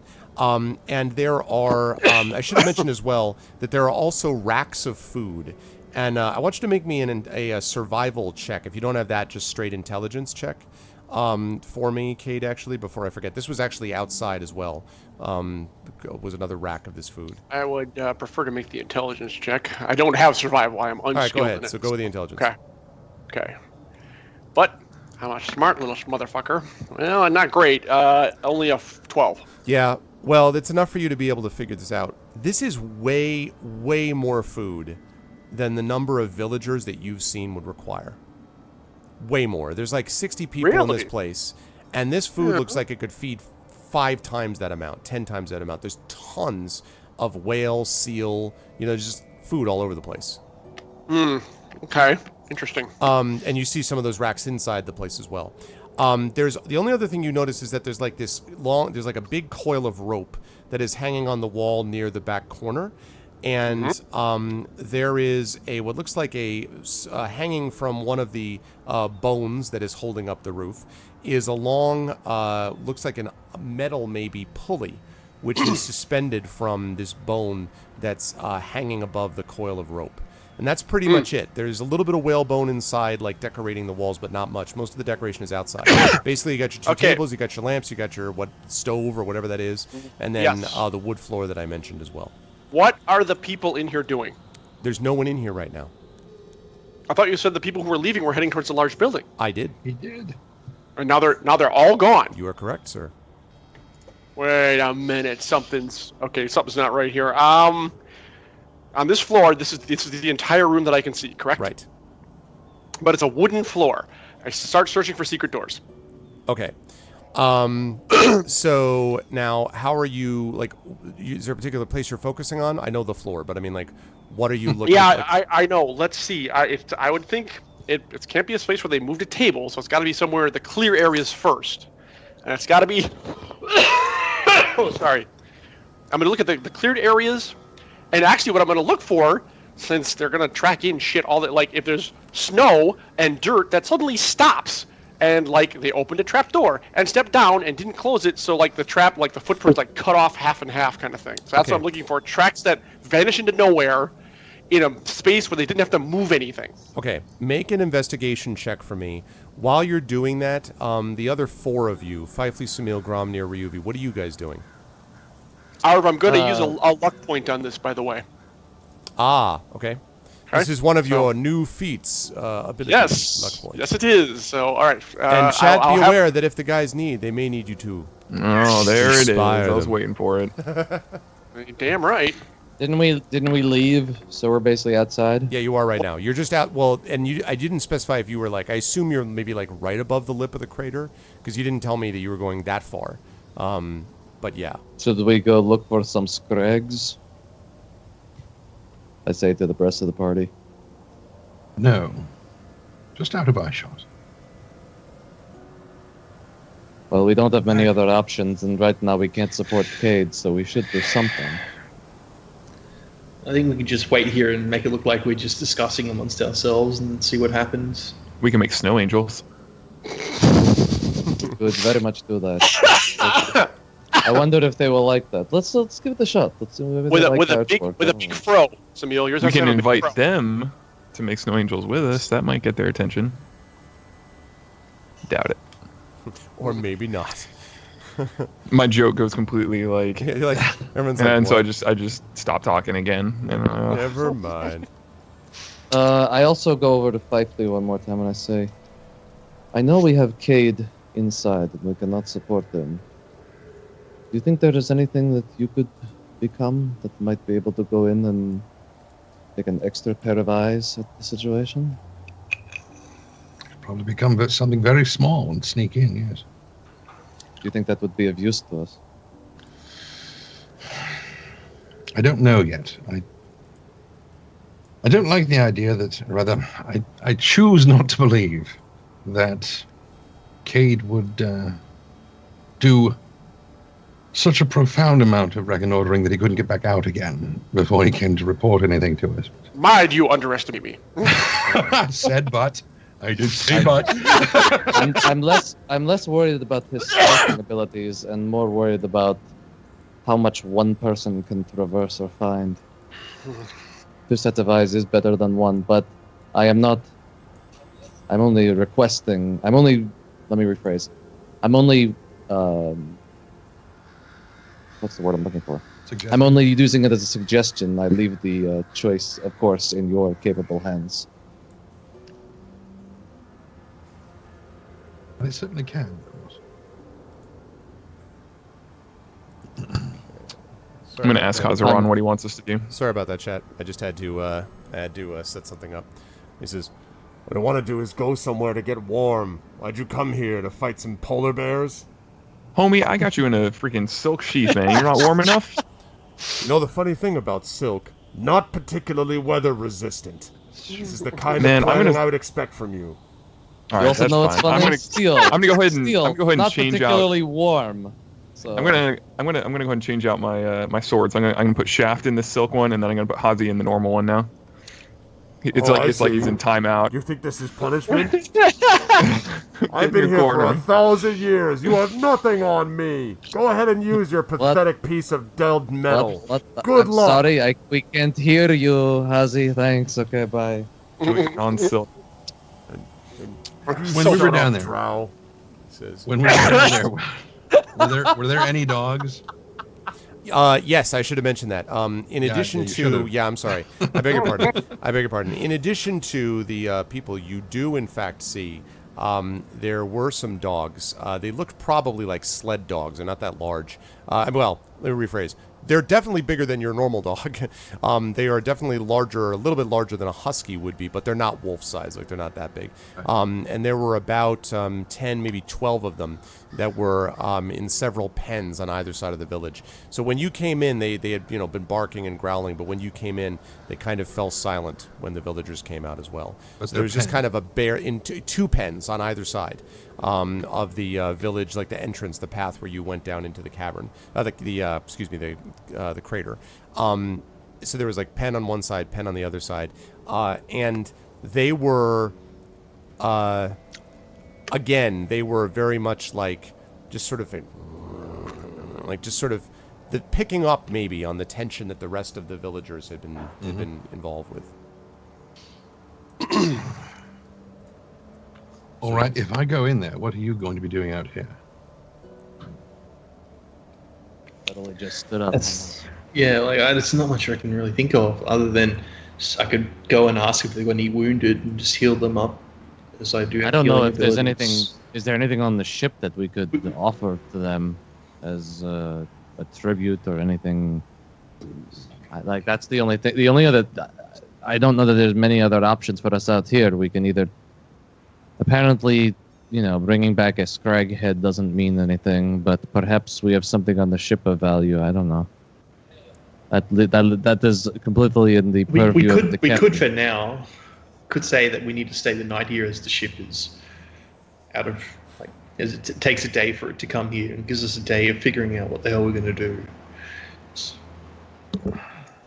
Is this So- just ice? It's ice and snow. There's no rock, no soil, no nothing. No, definitely not. Ice and snow. Okay. This looks like an iceberg. Okay. Right ahead. Sorry. It's going to be incredibly cold. It is cold. It's a good thing you got that cold weather gear, because this is definitely, but it's definitely cold even through that weather. The ice hunters did not seem as bothered by it, and clearly the woman was not bothered by it apparently at all, because she didn't seem to give indication that she was. But it definitely is cold. There's not a huge difference between day and night in terms of the cold either. Not a lot of bright sun, so. Exactly. Thorg. Stay We could request the if we can stay the night in their camp and then leave in the morning. Do you want to? Yeah, I don't think they're going to want that at all. I think that is incredibly unlikely. I mean, Doesn't hurt- doesn't hurt I would once. I hate to be, the Mr. Negativity on this one, but they literally gave us no options. Like, I feel at this point we have to decide if Trending feels confident enough in whatever form he can transform into to go in and get some more info, or at least give Cade some backup. That's a secondary option. And then we either have to find something that we think that they are going to want that will, give us the information that they have, because I firmly believe they're keeping something from us. I mean, we all heard that horn. The fact that they didn't seems insane to me. That is either a flat out lie, or they just don't know that it's called a horn. The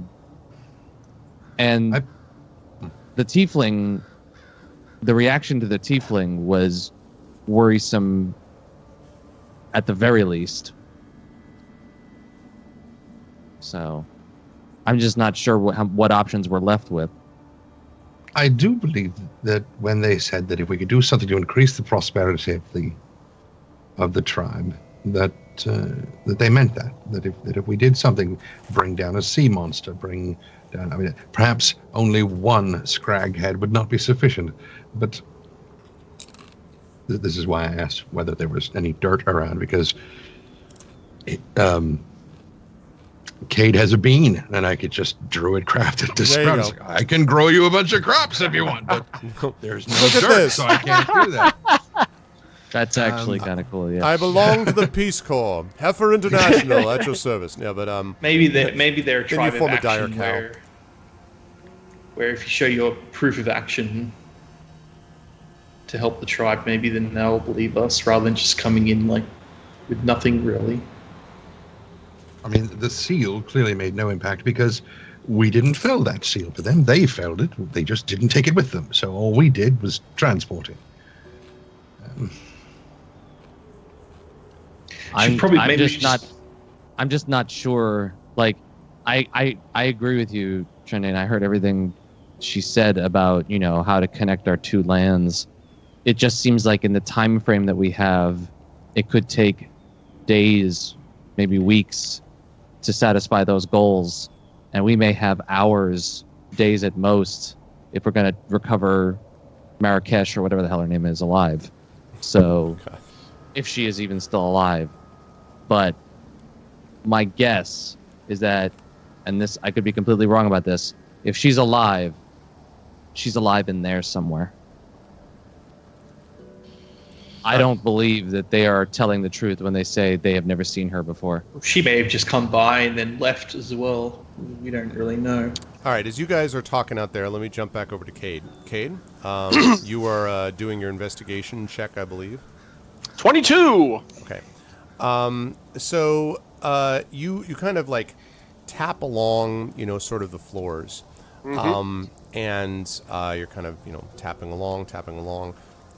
Everything seems to be in the areas that you cited more or less normal, except for one place, and that is over by the coil of rope. You go there in particular because the rest of the stuff is either cleared, and the tracks that you were asking about do sort of lead in various places. Like some of them go to the tables, some of them go elsewhere. But there are tracks which go back to this coil of rope and sort of stop at the coil of rope. Now, that may be because they're picking up the coil of rope. But you sort of, check over in that direction, and you can sort of find there that there might be something, there. And so, let me see.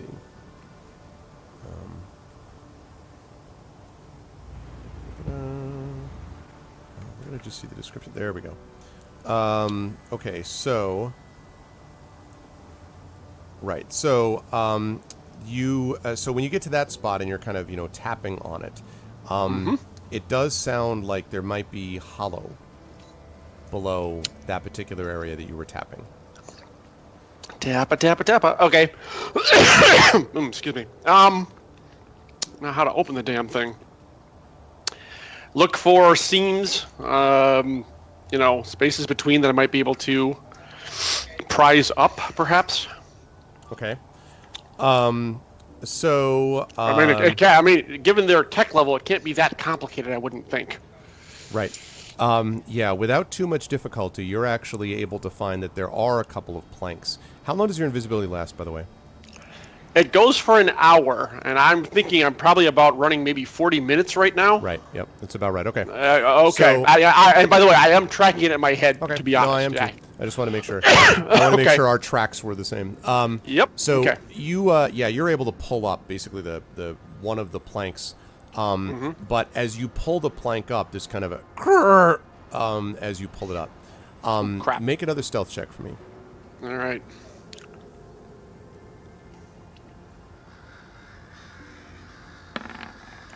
$29. Okay.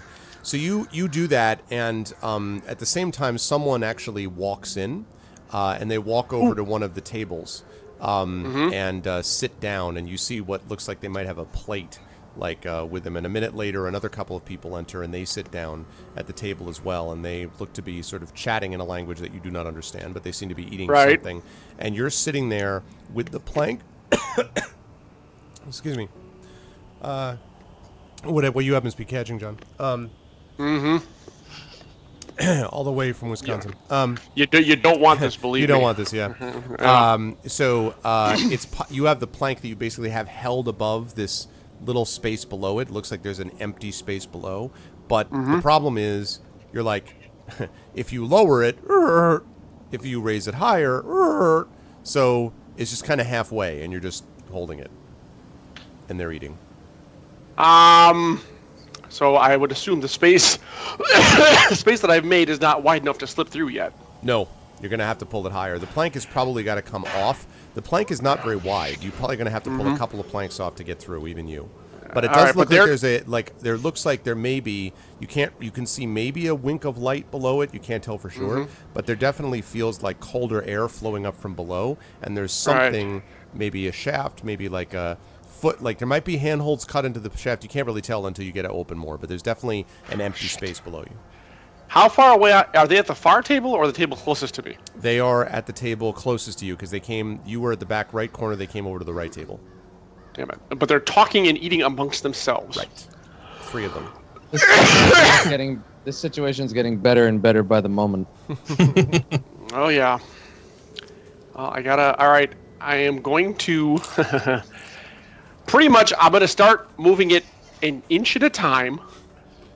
When trying to time it when like at least 1 or 2 of them are talking over each other. Hopefully, if it's that kind of conversation. So the noise of their conversation, yeah, pretty much. But the noise of their conversation will hopefully cover me moving it. Okay. Let's see. Make 3 stealth checks for me. Good lord. Okay. Slowly he crawled, inch by inch. Yep. Slowly I turned. 16. Okay. Oh. Wow. I know. Just that roll, gentlemen. Nothing to get excited about. There was a little bit less that time. Oh man, that's still always terrifying. Always terrifying. And 20. No, unnatural 20. Unnatural 20. With that first one of them kind of like looks over in the corner, and then the other one's like, and they go back to talking. Okay. And my heart starts beating too. Yeah, I was gonna say, which they hear, like the heart is beating. You hear a hummingbird. Invisible halfling attacking. Okay. All right. Okay. All right. So, what does that give me? The knowledge that there's something below the planks in the back right of this big hall.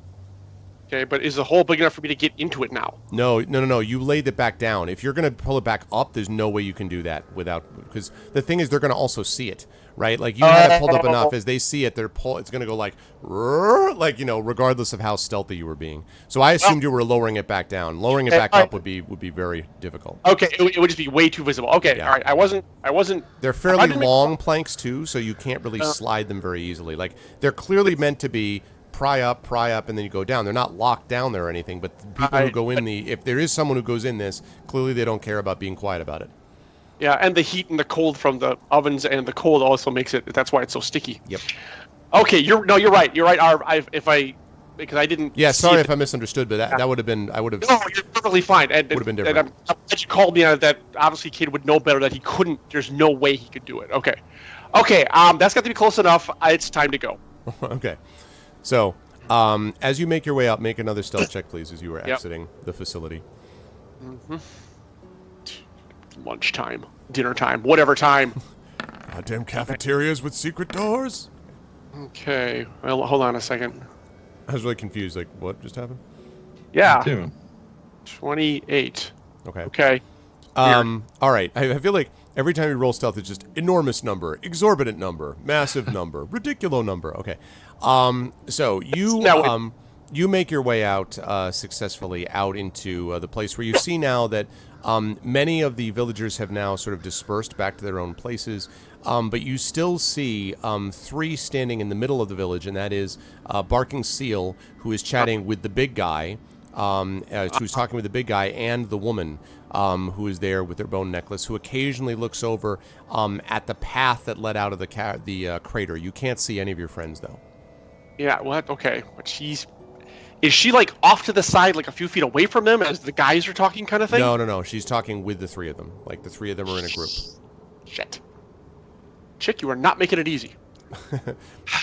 Indeed, I'm not. Yeah, you two are. It's not me. It's them.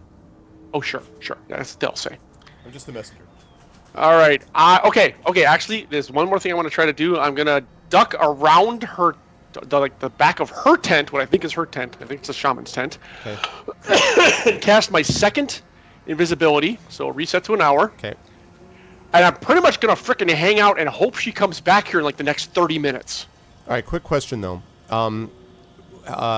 Invisibility is going to have a somatic component, yeah? A vocal component? Probably, but it's not like I have to shout it out. No, I know. Let me check. I don't even remember. Let me see. I thought it was just a touch. It says VFM, an eyelash encased in gum or rabbit. There is some sort of verbal, like, make me unseen. I don't know. But Okay, that's fine. That's fine. It's not. It's okay. It's not an enormous thing. Right. Although I do like that idea of it being metal. Make me invisible. Okay. At the top of your lungs. Yeah. All right. So you recast it. All right. You are waiting behind the tent. All right. In the meantime, let's go back to the other four intrepid adventurers who are outside, wondering where the hell Kate is at this point. Like, Yeah, sorry, guys. But if you have not seen Kate. That's- You must only assume the worst. You must go rescue your companion. No, I'm just kidding. You have to decide though what you do want to do because you're standing outside there. It's starting to get a little bit darker. It's still afternoon, but it's probably about now 3:30, and temperatures dropped a touch. All right, then I guess I will have to go and look for him. I don't know how long would his invisibility normally last. It's got to be getting close. Would I know the answer to that? Yeah, you probably would have a guess that it's probably I would about say- an hour-ish. No, it would probably be an hour, depending on how many times you can cast it. He's been gone. Exactly. He's been gone almost that long as it is. All right, what are you Means going to be he doing? probably has one more up his sleeve if he hasn't come back yet. Well, let's hope, presuming he hasn't been caught. What are you all going to be doing while I'm gone? We don't have many options. We should probably keep an eye on where the ship is located. And make those snow angels. Or cover yourselves. I could send my eye me with ask you you a and just question. follow Let me you ask you- behind. Your question. No, I want to make sure you heard what Sod said. Yeah, I heard him. Oh, okay. In case something goes wrong, what do you want us to do, Pfeiffer? If anything goes wrong, I suspect that a fight will be... will follow very soon after we get caught, if we get caught. So, come running, I think, is the technical term for it. And where is the meeting after you're done in there? After we're done, let's meet back at the ice wall. So noted. With the corpses. Yes, that don't... That Shuri place, yeah. Yes. Lovely. Let's meet there voluntarily. Well, if you'd like to pick another place, then please offer one up. What Where did the boat say it would be waiting for us? in the water? Near the, they said near the iceberg, sort of either by the shelf where they started or around within earshot / eyesight is what Gromner Yeah, we asked. should probably head back to wherever the boat let us off. All right. Oh, we might as well go there. Yeah. So do you want me to send my eye with you to just if any information needs to be sent back, at least I can see what the hell's going on. Will I be able to see your eye? No. So you're just gonna have to assume that it's following you for the next hour. I see. What? Is there any way that anyone else could see it? No, sadly, only I can see it. Not even her, or some other wizard who's stronger than you are. Unless they have the ability to see invisible objects, they shouldn't be able to see the eye. And if Cade's still around, they would have probably spotted Cade a mile away. That's true. Do you think they have anybody who could detect it? Well, as I said, they haven't detected Cade, so there would then be That something, you some know uproar of. in. Yeah, that Yeah, that we know of. Let me ask you, how far can you send it from here, from this position? As far as till the spell runs out. Well, I don't think there's any reason not to use it. It's one more way to make sure that all of you guys get back out alive. Is it a trade-off? Is using that eye going to mean that there is a more useful spell that you won't be able to cast later on? No, I have another slot of that level to use in case of any. All right, then I have no problem with it. I'll need to send it ahead though, because it's quite slow. So. I'm not going to be moving very quickly myself. So. Okay, well that makes it easy. So what will you transform into? A very small white mouse. Seems the least likely to be seen against the snow. Will they have trouble going through the snow? Probably not. Light enough, I won't sink. Because I always cast a spell on you to help you traverse snow. Shouldn't be a problem.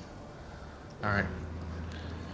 Gromnir, would you prefer for us to wait here, or would you prefer for us to wait by the Well, ice? if we ran from where we are right now, they can't see us. Yeah, or we're still in eye shot of the.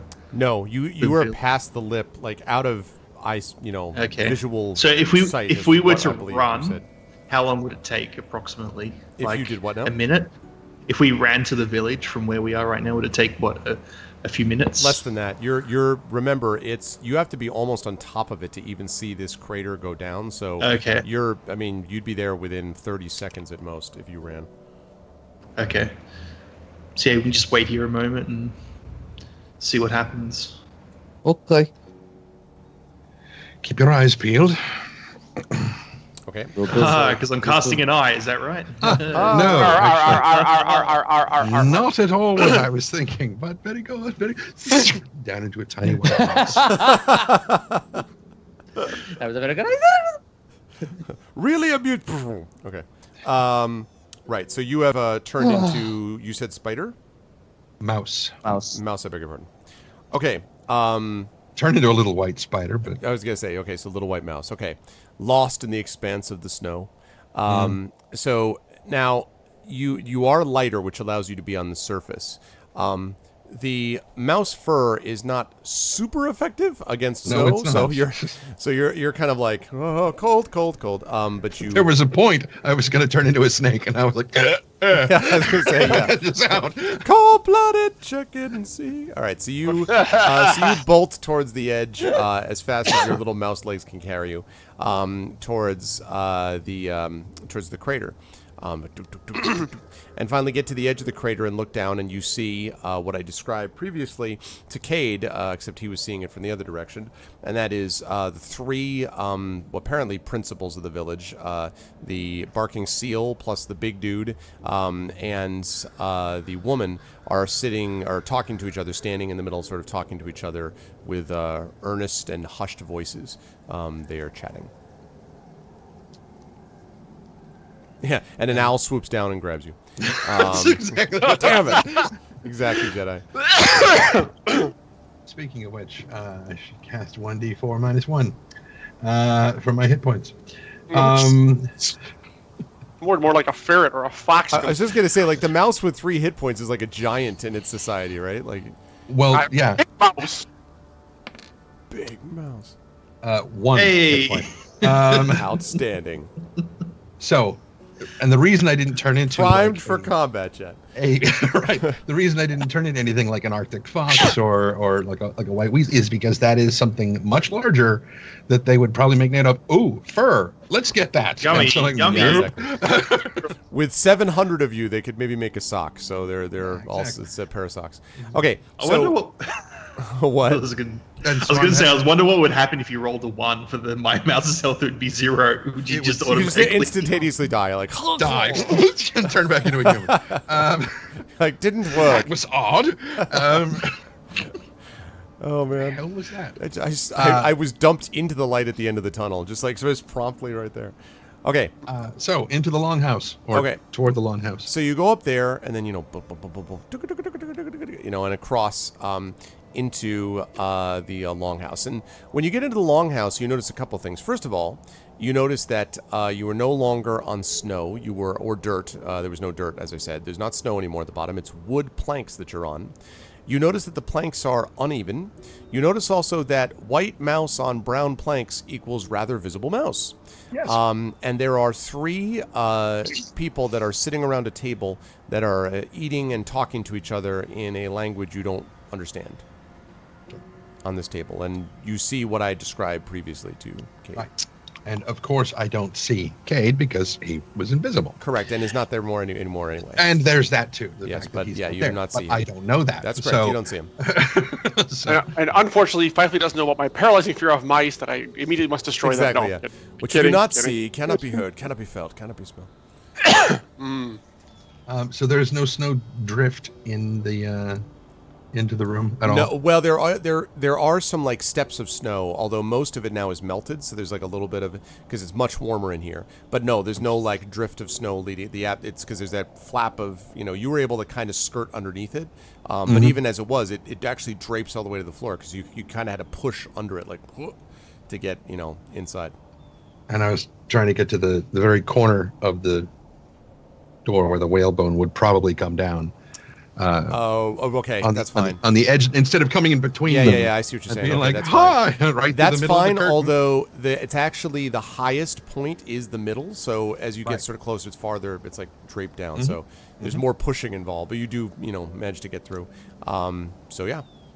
And so very slowly work my way along the wall and suddenly realize I have no way to find him in here if he's still invisible. But the planking,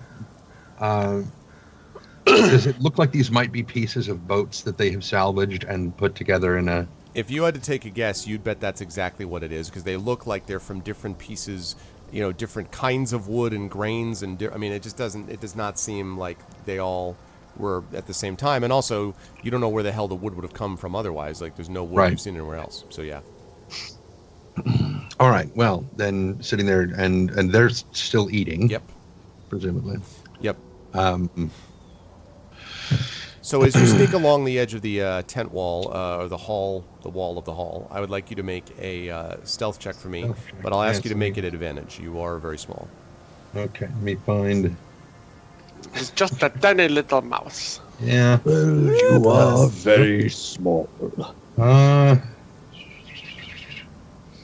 Curious. That's odd. I'm a bit Perhaps surprised we that there will isn't take a more, isn't an advantage on that kind of thing. You said stealth, right? I did say advantage. You did say what? Who said you thought the mouse had some sort of I advantage, like a absolutely plus to said its advantage. stealth roll? Oh, I didn't hear that. Yeah, I I'm sorry. did. All I was right. like, Oh. that's good because I said that. Yeah, you do have advantage. So on the stealth how am roll. I going to do this?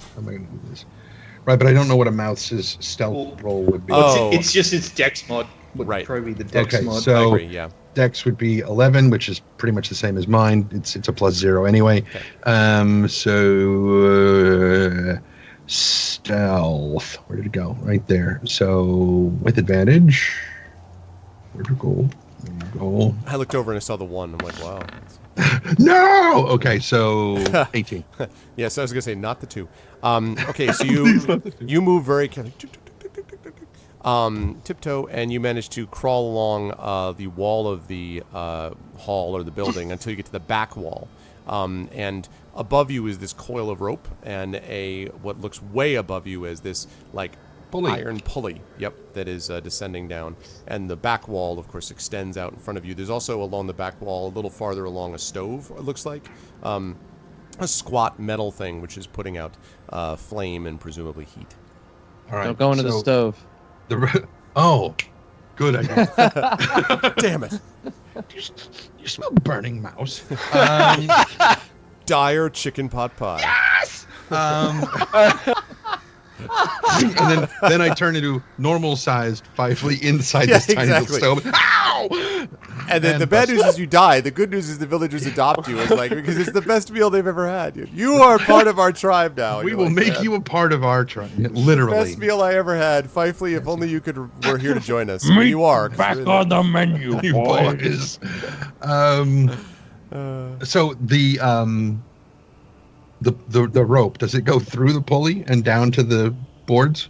No. Or is it just a pulley hanging It's just there a pulley with nothing? hanging there, and then there's a coil of rope which is coiled on the wall. Uh-huh. Okay. If you were big enough, you could take the rope and throw it over the pulley. Feed it through the thing, yeah. Yep. Yeah, you could. Are there look any like 1-inch gaps that I can go through with the eye? I'm just looking around. Wait, the eye doesn't Falling. have any substance, does it? It does. Oh. But it It can can- fit it can go through it can holes fit through as large as 1 an inch. Yeah. Oh, 1 okay. inch. Or just, I should say, as small as.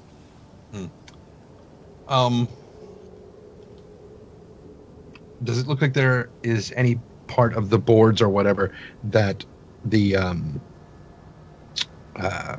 when the rope is fed through the pulley, that it would then attach to on the boards, so that you could then?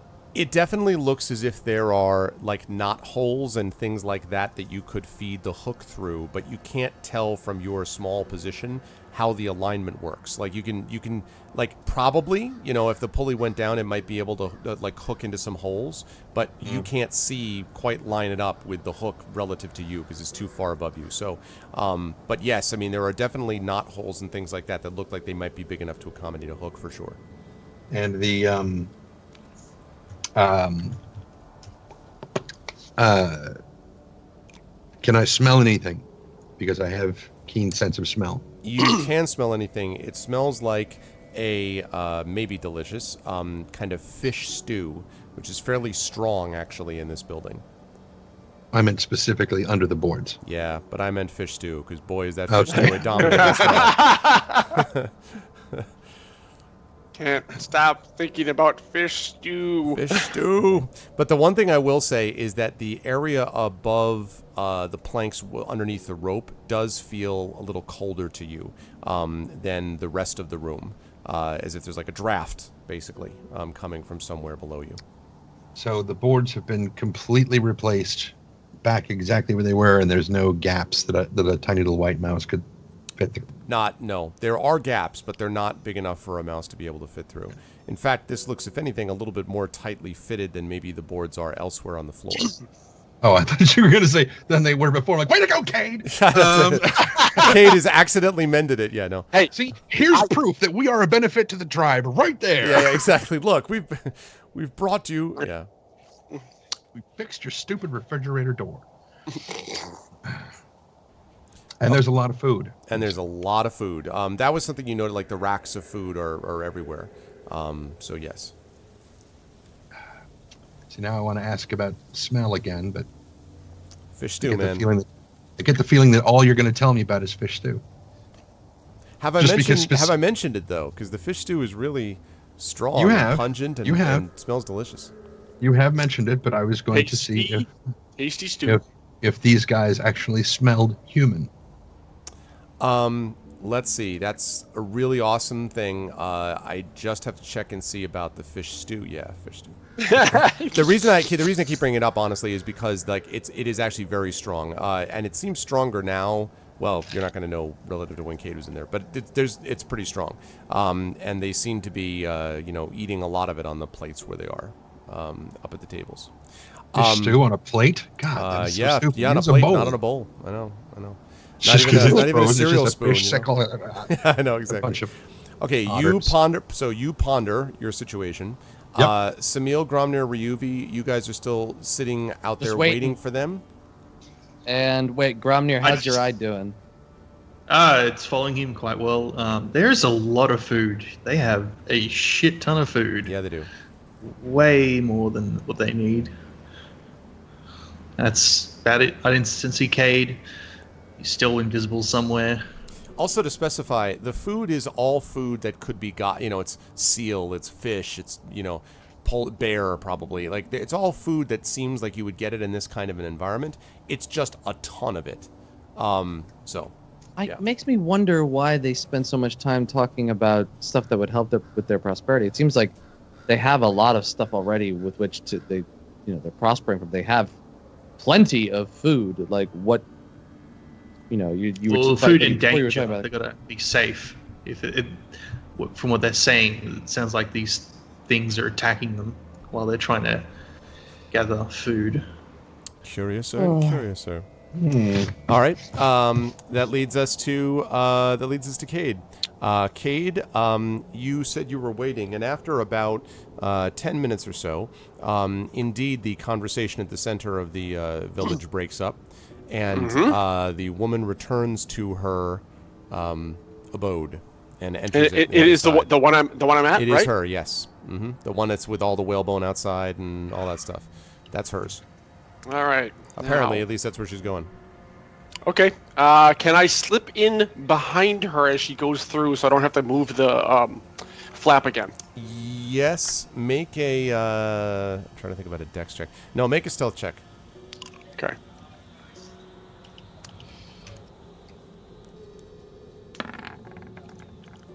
Did it? Oh yeah.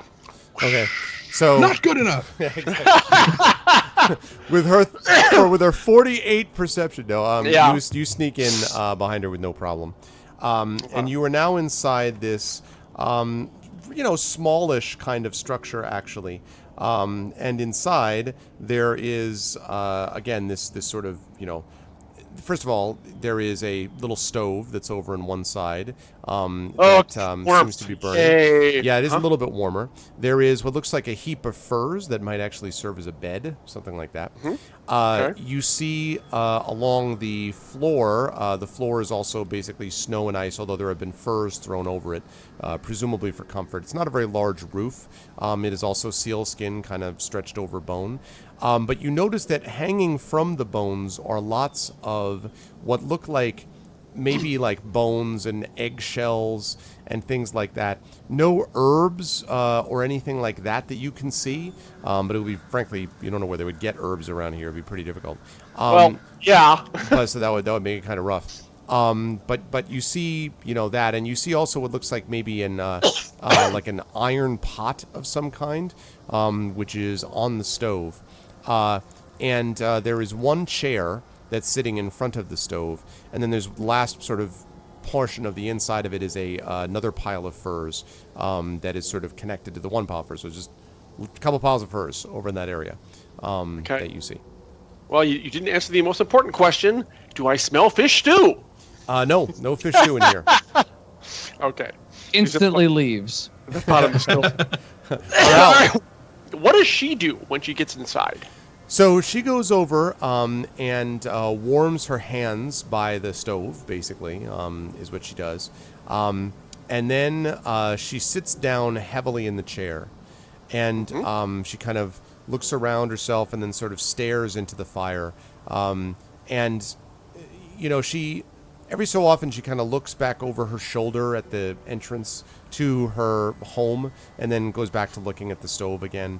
And occasionally, as I said, warming her hands by the fire. But she definitely seems thoughtful, is the way you would describe it. Like she's thinking about the conversation that was just had. All right. Well, it's now or never. I just hope she doesn't, completely effing freak out. We'll see. Oh, I'm not. By the way, the problem is I'm not appearing to her. I'm not canceling the spell because I'm not that crazy. Not that great. Yeah, so it's going to be a voice talking to her out of thin air. Let's see. She's fire. She's near the stove on her chair. I guess I'll stand a couple feet away from her. You're still getting a little of the warmth from the stove because, damn, it's still warm in the stove. A touch, yeah. Yeah. Icy cold. And I'll clear my throat. Build it, and they will come. Okay. Yeah. Go the distance. All right. All right. Does that garner her attention? Well, she kind of looks around, like, sort of. She's, and then kind of. She seemed like she's pretty focused on the fire, on the stove. Is it?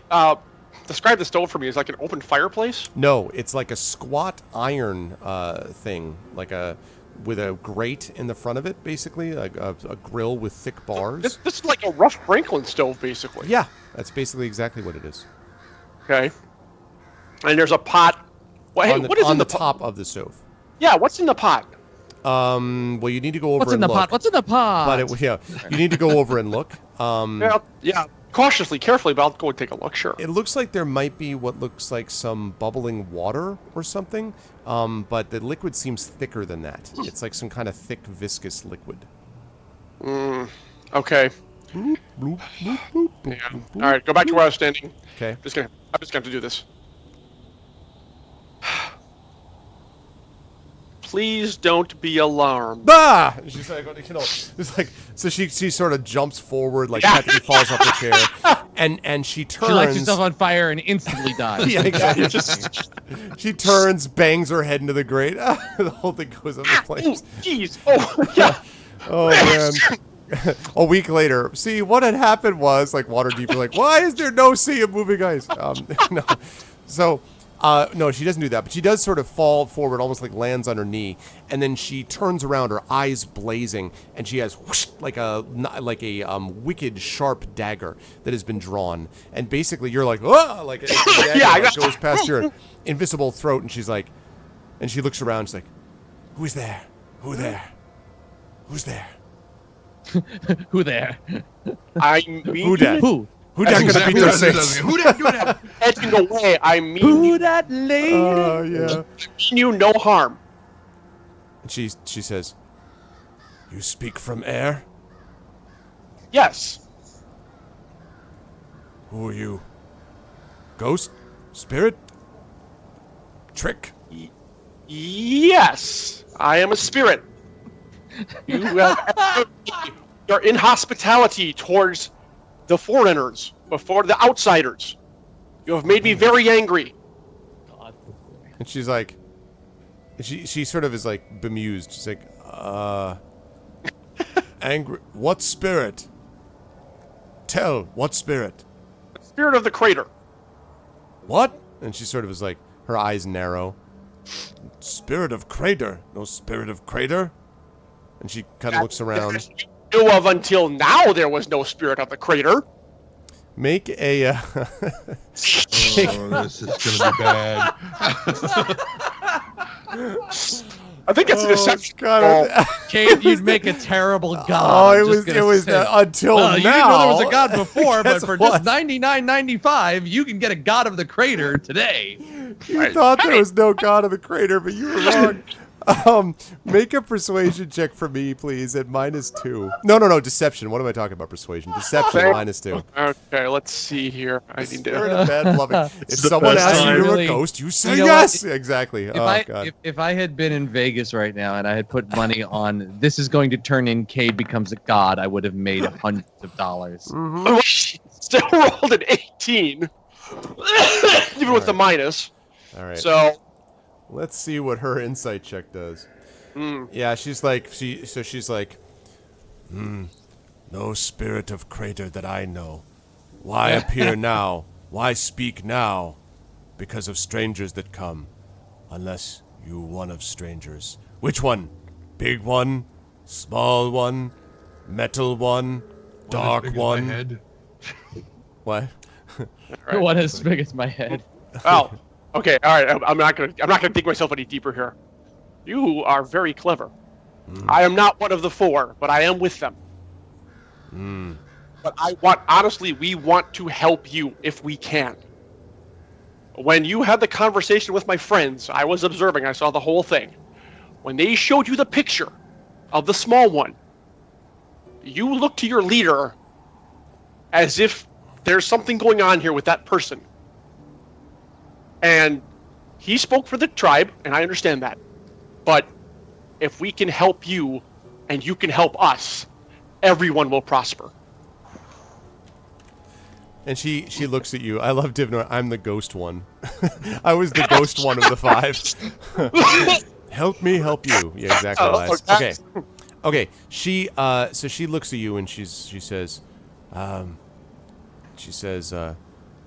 why you want find this person you say here, Horn Lady? There are friends of hers, her tribe, so to speak, are very worried about her.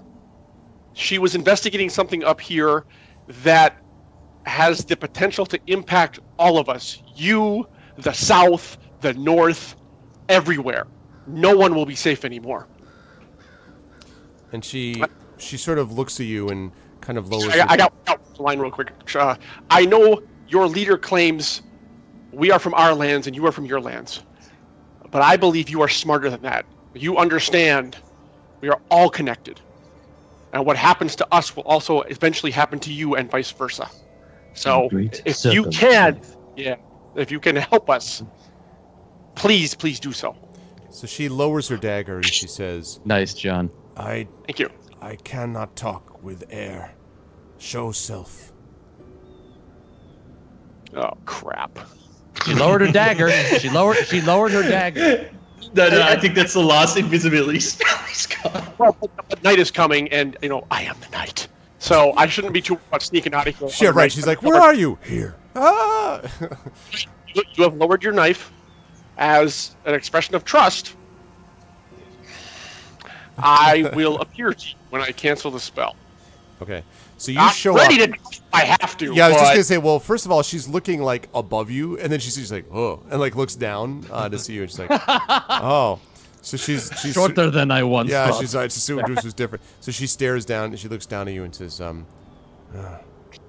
use magic to disappear. Yes. And she kind of thinks, and she kind of looks at you, and she says, you talk about connection. You talk about helping people. Do you know what we face? I do not know the Scrags. I have not seen them before. However, in my exploration of your camp, it appears to me, even for a winter as cold and as barren as a place up here, that you have a lot of food. As if you might be supplying someone else with food, that they are coming here and taking it from you? Is that true? And she kind of looks down and says, you're a little short for a stormtrooper. Is that what we can do? She looks down and she blinks several times. And then she says, you see much. I wonder if you risk much. Well, I'm risking a lot just standing here talking to you like this. Make a persuasion check for me. Okay, persuasion? Yes. Unless you're trying to deceive her. No, I'm actually being completely honest. I'm going to scream. That's what I figured. I'm screwed. Yeah, so I wish my persuasion was a little higher. Let's see what happens. You're like, what about stealth? Yeah. I'm gonna roll again. I'm gonna blow a luck point on that. Okay. Do you, as you're rolling a luck point, inspiration, want to inspire yourself?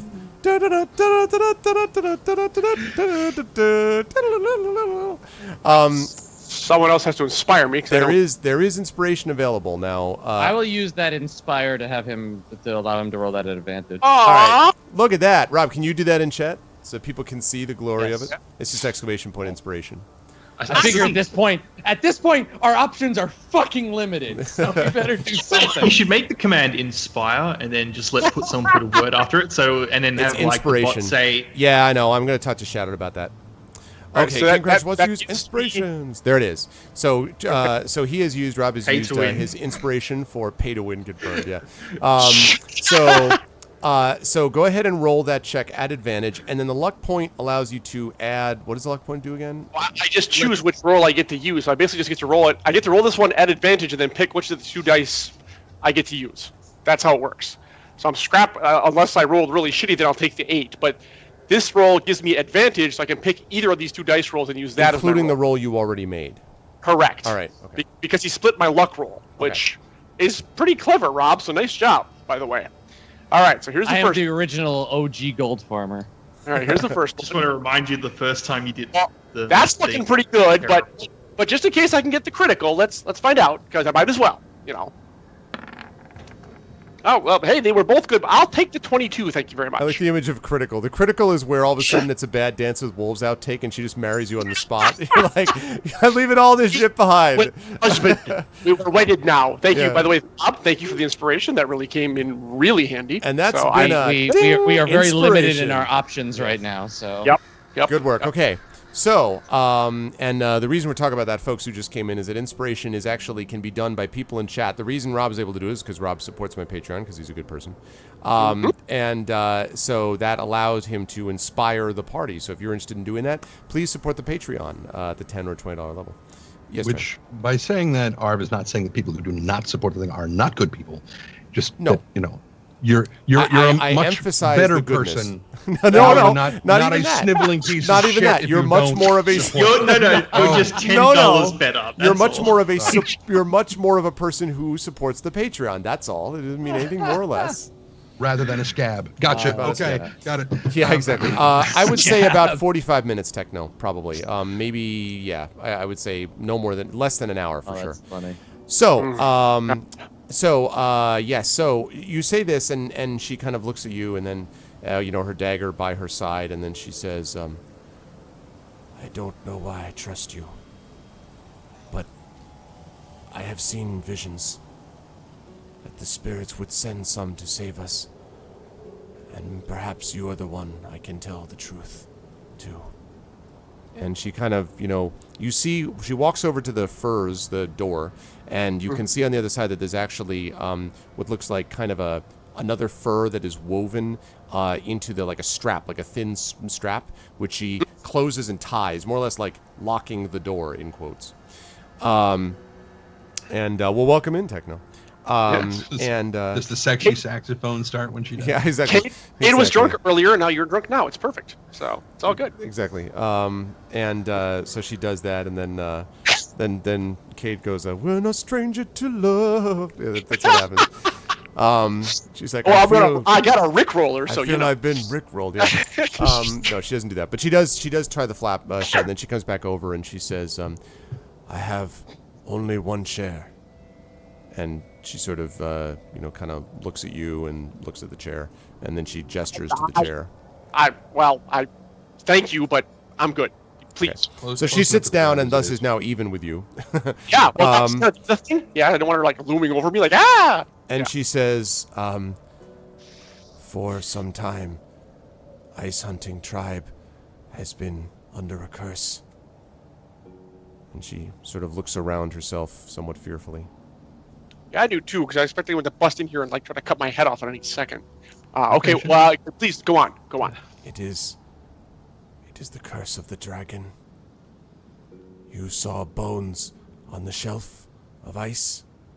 They were hard to miss, yes. That was the dragon's work. He is huge dragon. Name is Arathator. Very old, very ancient. Some time before in the days of our ancestors, of my mother and father, Aranthor found us, and he took us and enslaved them. He say, if you gather food, if you are my spies, my eyes, my ears, then we will be safe. But if you try to run, I will kill all of you. He is very great. He cannot be defeated. He cannot be destroyed. He told us that we must keep him safe and keep his places safe. But I had vision. The spirits said some would come to free us from him. And I believe they may be you.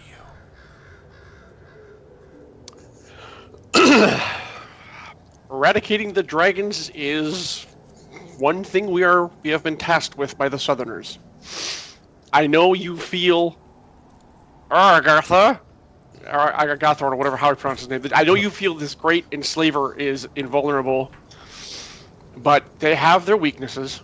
His name They is are not- Rothator, in case you're curious. Gothator? Is that what you said? A Rothator. A Rothator. That was close. But they have their weaknesses. It is never easy. And so this arrangement has continued through your ancestors' time and your mother's and father's time and your time. Is that correct? Yes, for at least 3 generations. Where does this? Do you know where this creature's home is? And she looks around herself and then, with a trembling forefinger, points to the pile of furs in the corner. Go over there and move the furs aside? As you do so, you see that there is at the bottom of it, there is this sort of light-colored wood, basically. Mm-hmm. And there is, as you sort of look below it, you see that the wood is on top of what looks like maybe some kind of a pole, like it pulls up from the pole. If you were to lift it up, you can see it. And so she hasn't done anything. And then as you're looking at that, she says, "Down there leads a small secret way. It is one of 2 ways to where the dragon lives. This is his home, below us. We live above our own doom." Wow, that's gotta be so not peaceful at all. Does the dragon know about this passageway? The dragon says, "Thank you for the follow, first of all, Technomage. Welcome to the Arvanauts. I thought you were following me already, Techno, but welcome back, or welcome in." You know how Twitch will gradually just unfollow. I know, I know. Welcome back into it again. Everyone make sure you got your follows set. So, sorry, say that again, Kate, I'm sorry. I said, does the dragon know of this passageway to his home? Yes. There are. Okay. He knows of this and the one that is in the village hall. Ah! So, that is the other one. All right, I know where that one is. I found it when I was poking around. Is the tiefling still... She says, we used that one to bring him food. Supplies that he asked for. Right. Is the tiefling, the little one, is she still alive? I know of this horned lady. The dragon, I don't understand it, but the dragon keeps her for some reason. Thank you for the follow, Grim Sleepers. Welcome to the Arvanauts. The dragon keeps her. She smart, knows magic I do not know. Arathor wishes her to serve him, but I not know for what. Okay, so she's still around. Well, that's good news. All right. Oh boy, this is gonna be fun. I need your help. And of course, I have no second level spells. That's delightful. I will need your help within the next day. And she says, I can... okay, go ahead. Sorry, I didn't know you were done. That's okay. If she wants to interject something, but otherwise I'll keep going. She's sort of looking at you with her... she, by the way, you can tell that she's extremely tense, but it's not with hostility. There's a mixture here of anticipation, excitement, and overwhelming fear. You can tell that she's doing something which is like way, way beyond what this is not what her mom would have told her to do, right? Right. Okay. I can leave your encampment with no one seeing me, even without speaking from the air. However, in order for my team to come back here and remove this danger to your people, we need to get back to your place and back down that passageway without the rest of them seeing us, for they will definitely try to stop us. I understand your fear. I get it. But you are smarter than all the other people out here, for you are willing to take the chance to be free. And for that, I respect you tremendously. And she says, it will be difficult. The dogs at Penn can smell outsiders. They heard you barking. We were waiting for you well before you came. There will be other things. Those who wait and watch, the guards, and of course, Orca Hart, she says. And he is the largest and the greatest warrior. No one can defeat him, except perhaps Orathor. And she says, but perhaps there is a way. And she stands up, and she sort of, not exactly paces, but she kind of walks around a little bit, and she's sort of like talking to herself. It's possible, but it would be... And then she turns back to you, and she says, the big one, the huge one in your group. Mm-hmm. Is he a strong fighter? He is the best damn fighter I have ever seen. And I've seen my share. There is a If there's anyone who can defeat Big and Ugly out there, it's him. There is one way. Good. Mm-hmm. If he challenges Orcahart to a fight, or Barking Seal would not fight for himself. Orcahart would fight for him. Mm-hmm. If he defeats Orcahart, then village would be required to keep you over the night. During the night, you would not be watched, and the dogs would not know. They would grow used to your scent. Mm-hmm. You could enter my hut here and descend this way. Let me ask you, what happens if we were to challenge Barking Seal and Orcahart got defeated as his champion? Then you would be given the hospitality of the village. But, and she sort of raises her finger, she says, but this would not last. Had I not talked, I would have done what Aranthar demands. I would have given you fish. Fish you would have loved. But for the sickness it makes in you, you would have become sick, fallen to the dream sleep, and woken in the caves, where you would find the hopping creatures of ice. Hopping creatures of ice. Yep. Okay. Ice kangaroos, obviously. The sacred ice kangaroos. No, not ice kangaroos. It is slods on ice. They are amazing. Anyways, okay. Well, I thank you for not doing that either. All right, so we can just go right for the champion and then stay over here. Actually, that works perfectly. I'm sure, no offense to your people, but my friend will have no problem dispatching him. Is it to the death or just the first wound? It is to the end of one or the other. Perhaps not fatal, but mistakes can be made. And if your fighter loses, and she kind of shakes her head like as if to say, you know, that's that. It will not go well for us, basically. Right. Well, he hasn't lost yet, and we have faced the winged terrors before and survived. And so she nods and she says, I believe you. The spirits have sent you. So I don't think one big bully is really going to stop him.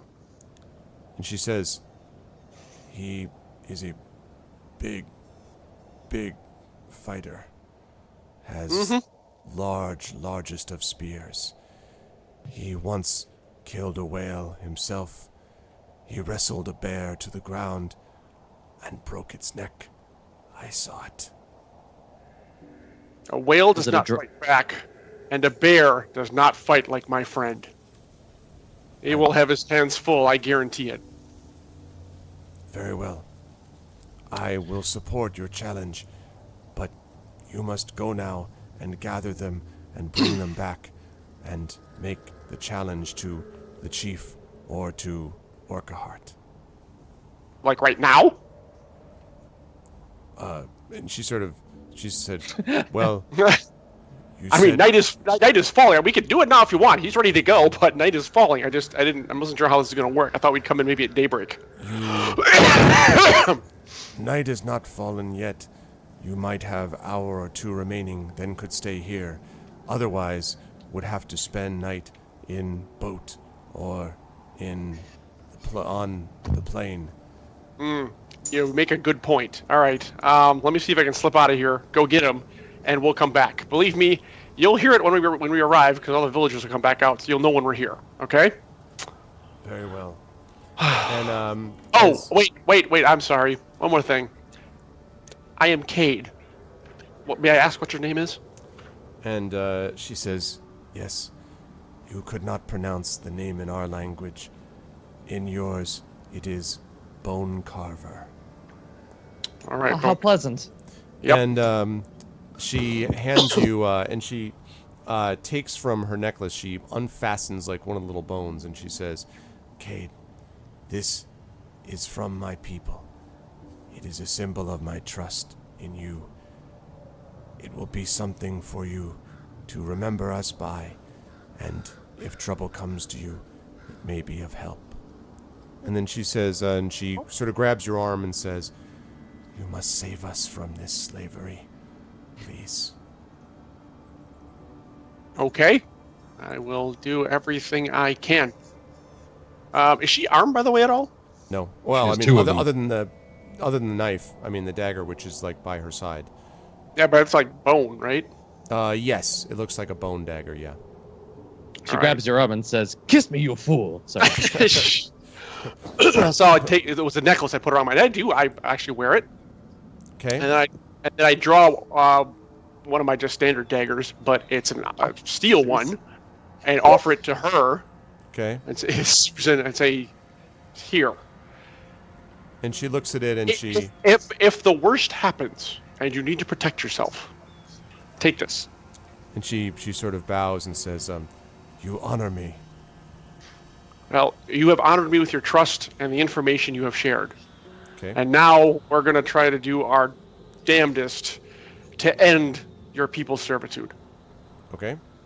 So she nods, and then so I just noticed, by the way, why is it that Cade always, like, I talk to ghost ladies, I talk to, shaman ladies, I talk to, just like, anywhere I'm in here is like, I will pick them off. But I can't find any halfling ladies. What's up with that? But forever Maybe alone. you like forever alone. Hashtag Cade, halfling forever alone. Okay, so you make your way back out, and I'm going to ask you to make a stealth check. Invisible, yeah, no kidding. I ask you to make a stealth check. This is going to be Okay. at normal sort of level as you're sort of trying to make your way out of the village. Then Fifely, I'm going to do with you, and then we're going to get back with the whole party and see what you guys are going to do. All right, 24. I think I'm probably okay. So you managed to sneak around between, it's 24 for breakfast, son. But a perception, like, what am I looking at?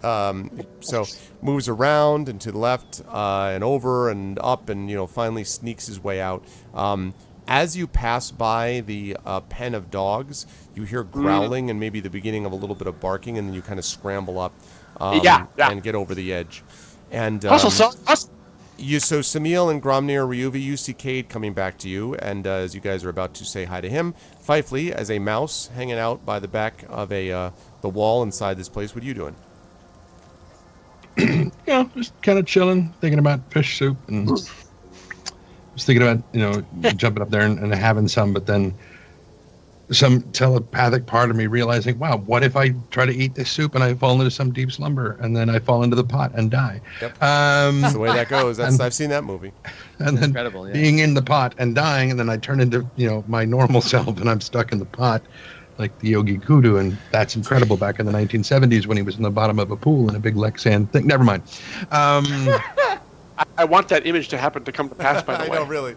Good pot, yeah.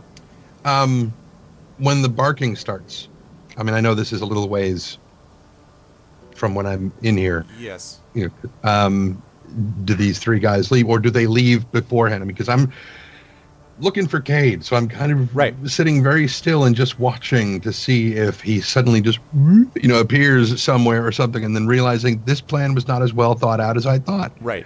This is why Yeah, they do actually stand up and leave after a while.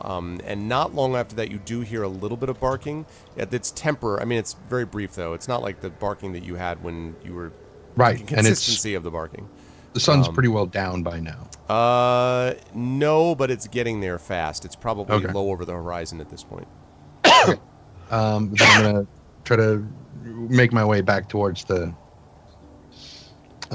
group. Okay, so you managed to get out of there without any difficulty because there's nobody in There's nobody place. there.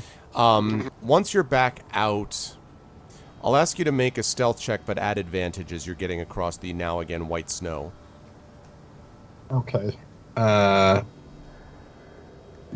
Stealth at advantage. Yeah, it's the same thing as it was before. Trent, just roll it. 18. 18 It's the is same enough. thing I got last time. 18 is enough. So you manage to, keep to the white spaces basically, and then go up the path that brings you back over. And as you approach, you see the three, Samil, Gromnir, and Ryuvi, looking at the figure of Cade, who is hurrying just a little bit in front of you to speak to them. So, and there you go. So now you guys are reunited, and it feels so good. What do you want to do? It does feel so good. I was supposed to ask, hey, where's Fifely? He's like, I'm right behind you. No, you're much faster than I am as a mouse. Oh. Well, that was my first question. The other two, like, where's Fifely? We'll wait for it. He's coming slowly, from what I can see. Very, very slowly. Yeah, I'm sorry, Grom. You were also following him with the arcane eye, I remember. But That's you true, saw more or that's less the true, same yeah. stuff Okay. that he had. So Okay, so he got out. Thank God. Yep. All right. Yeah, where the hell did you go? Because we Fifely went in looking for you. And I've been busy, boy. All right. Well, Samil, get your game face on. We're going back in. Oh, all feel right. like- what? I was right in the middle of a long rest, but I guess. Feel like taking down Big and Ugly? Because that's what we're doing. You remember the last time I went one-on-one versus a big guy? Yeah, that was like 7 levels ago. You're fine. You'll be fine now. Come on. Wait, I just love that you- wait. Slow down for just a moment, okay? You are speaking at 1,000,000 miles a minute, little man, and we have no idea what you're talking about. Bring us up to speed. And then I assume he brings us up to speed. I was about to say, can I do a magic of narration? Can I fill them in on what's going on? you can do that. Okay. All right. All right. Basically, he takes out big guy. We get to stay in the camp for the night. Don't eat the fish. The shaman will let us into a passage. Try the veal instead. Yeah, Yeah. there you go. Shaman will lead us down to a passageway where they're apparently hopping ice things and a big ass dragon, Argarthor. He lives beneath them. So, And Camille's- the okay, go ahead, tiefling's finish. still alive. The tiefling's still alive, and he wants to have her serve the dragon. The dragon wants her to serve him. That's why he hasn't killed her yet. we're fighting a big guy, so we can go down a ladder in lady person's tent, so then we can fight a bigger enemy and potentially get back the person we were looking for in the first place. Sounds like a regular day for us. Sure, let's do it. Pretty much. Yeah. But first, still no Samil's got to take nothing out. nothing on the horn itself. No information there. You know what? Finding out the dragon lived beneath them kind of took precedence, so we can look. You'll probably have a chance to chat with her. We can ask her about the horn as we're going. Well, I guess. Well, we know that a dragon would probably have to be the one that has to blow the horn, because based on the raw size of it, it would take a dragon's breath at least to do it. Maybe the horn is in this glacier. It's possible, Sorry. but we should check with her because she was much more forthcoming with me about what was going on. And she said, visions told her that the spirits would bring people to save their people, and I guess what? That's us. Samil, let's coordinate this beforehand. Would you prefer me to imbue you with haste before your match begins?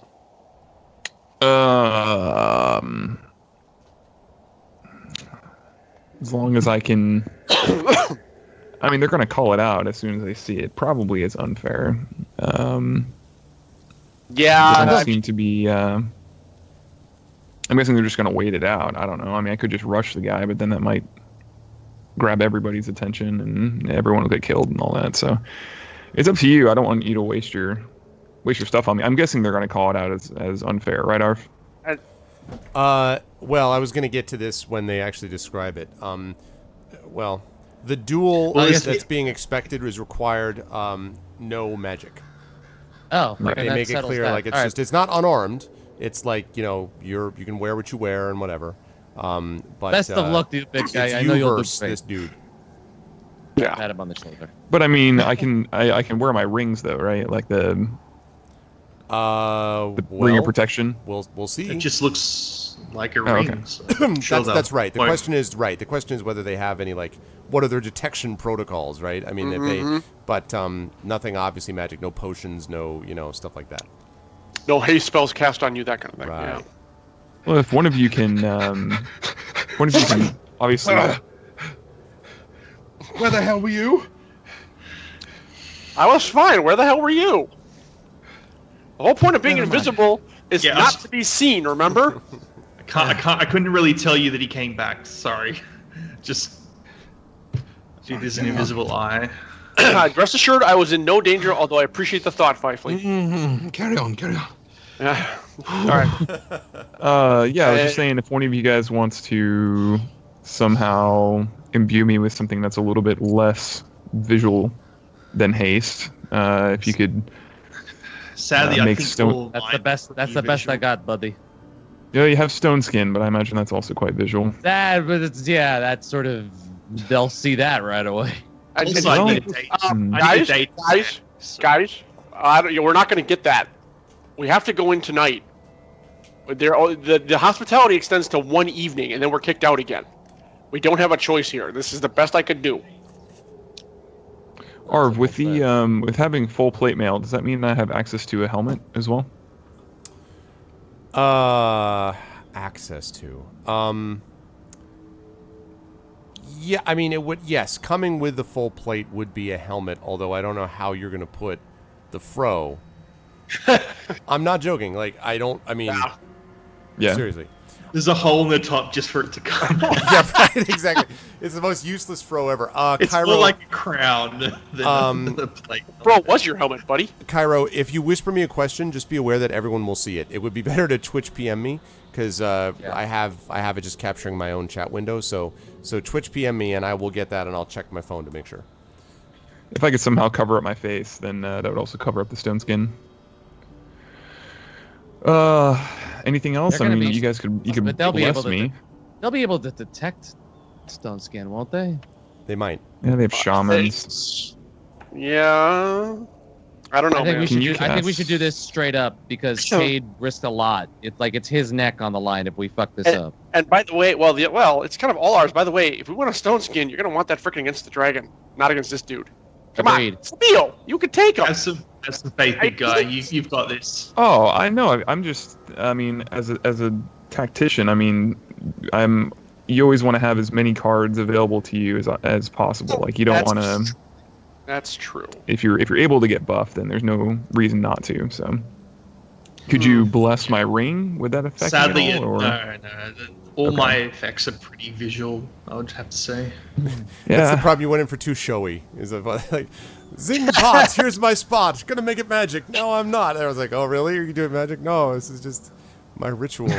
to pump them All up. right. Let's go ahead and do this then. All right. Get Okay. pumped. So, All right, Amped. back in. okay.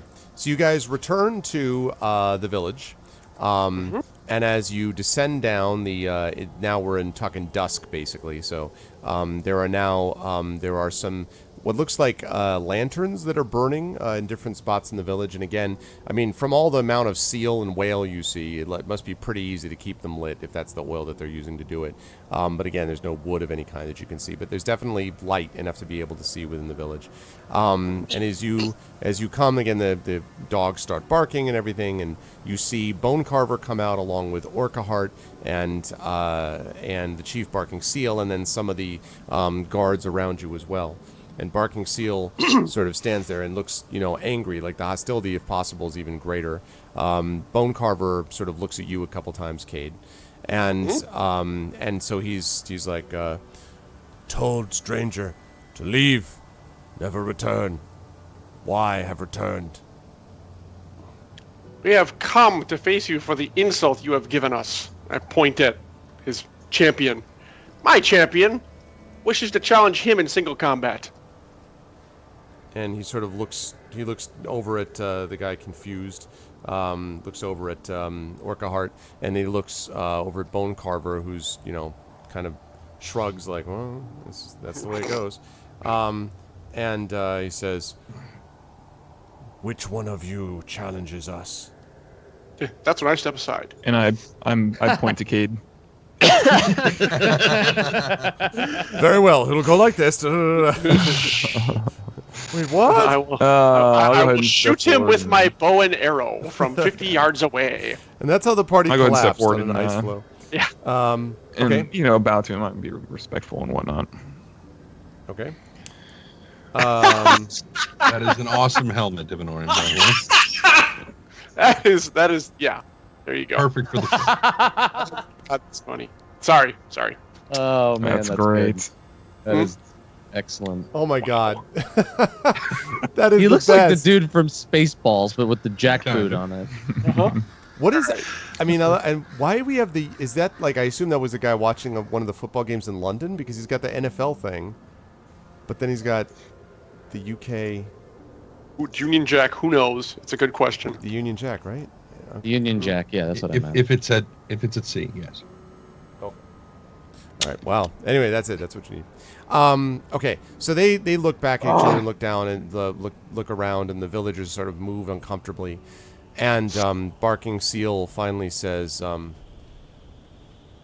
if you win challenge, what do you want? What you want?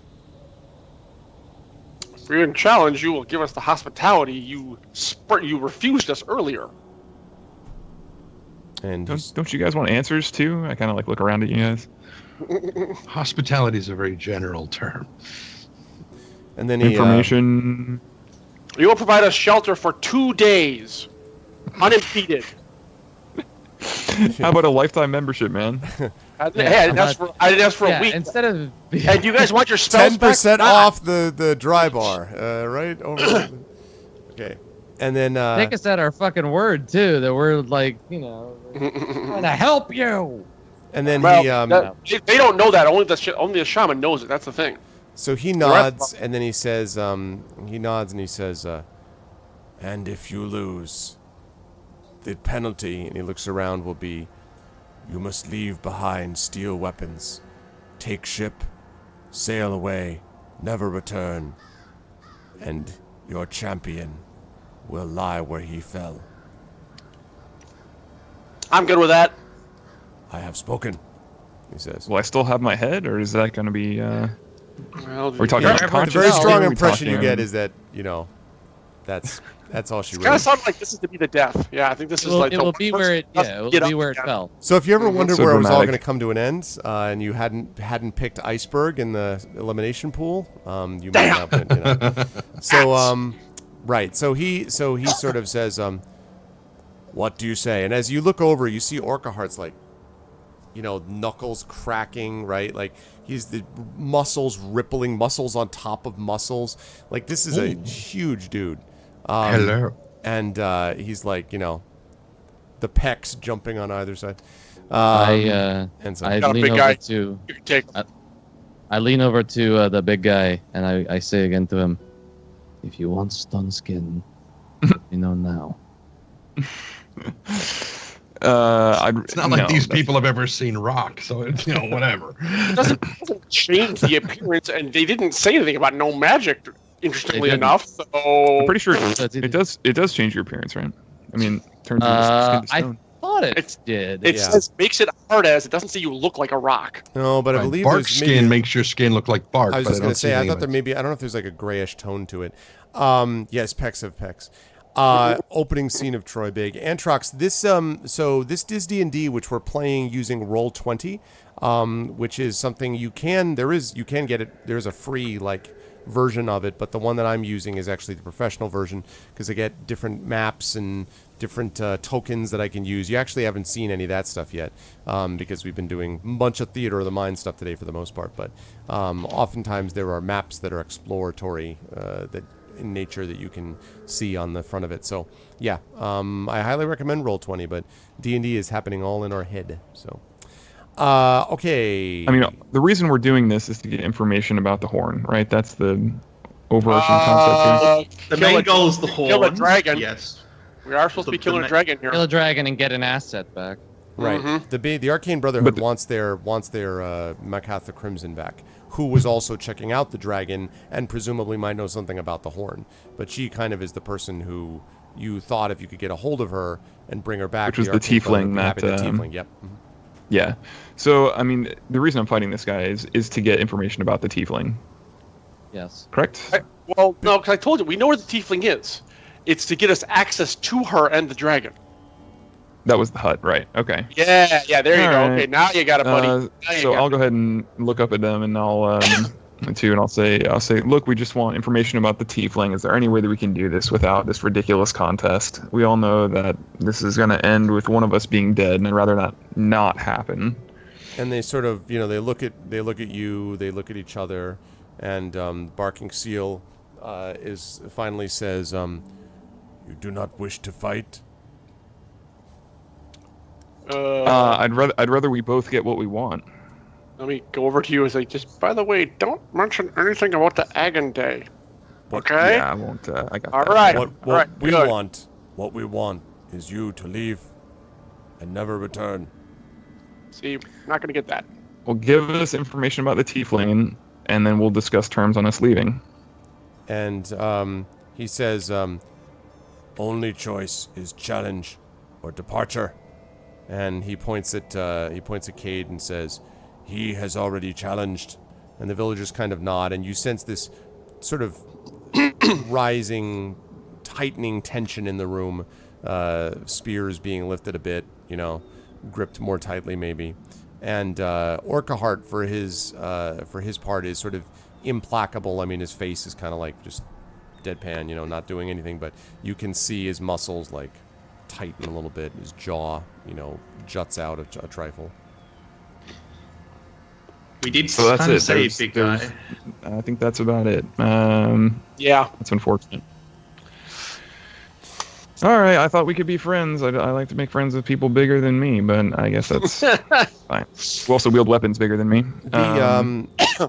Right, and so he says,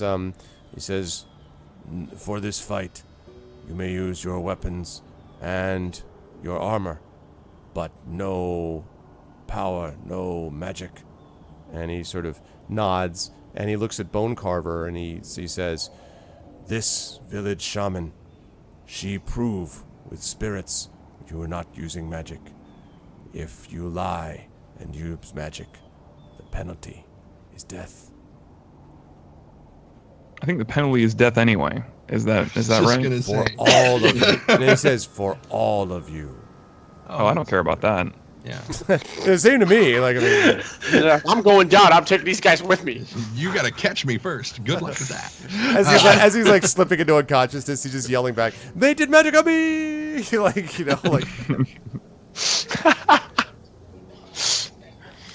All right, so assuming that you guys are ready for that, they clear out a space, basically, in the middle of the village, probably about 100 feet circular, I would guess, maybe 90 feet or so.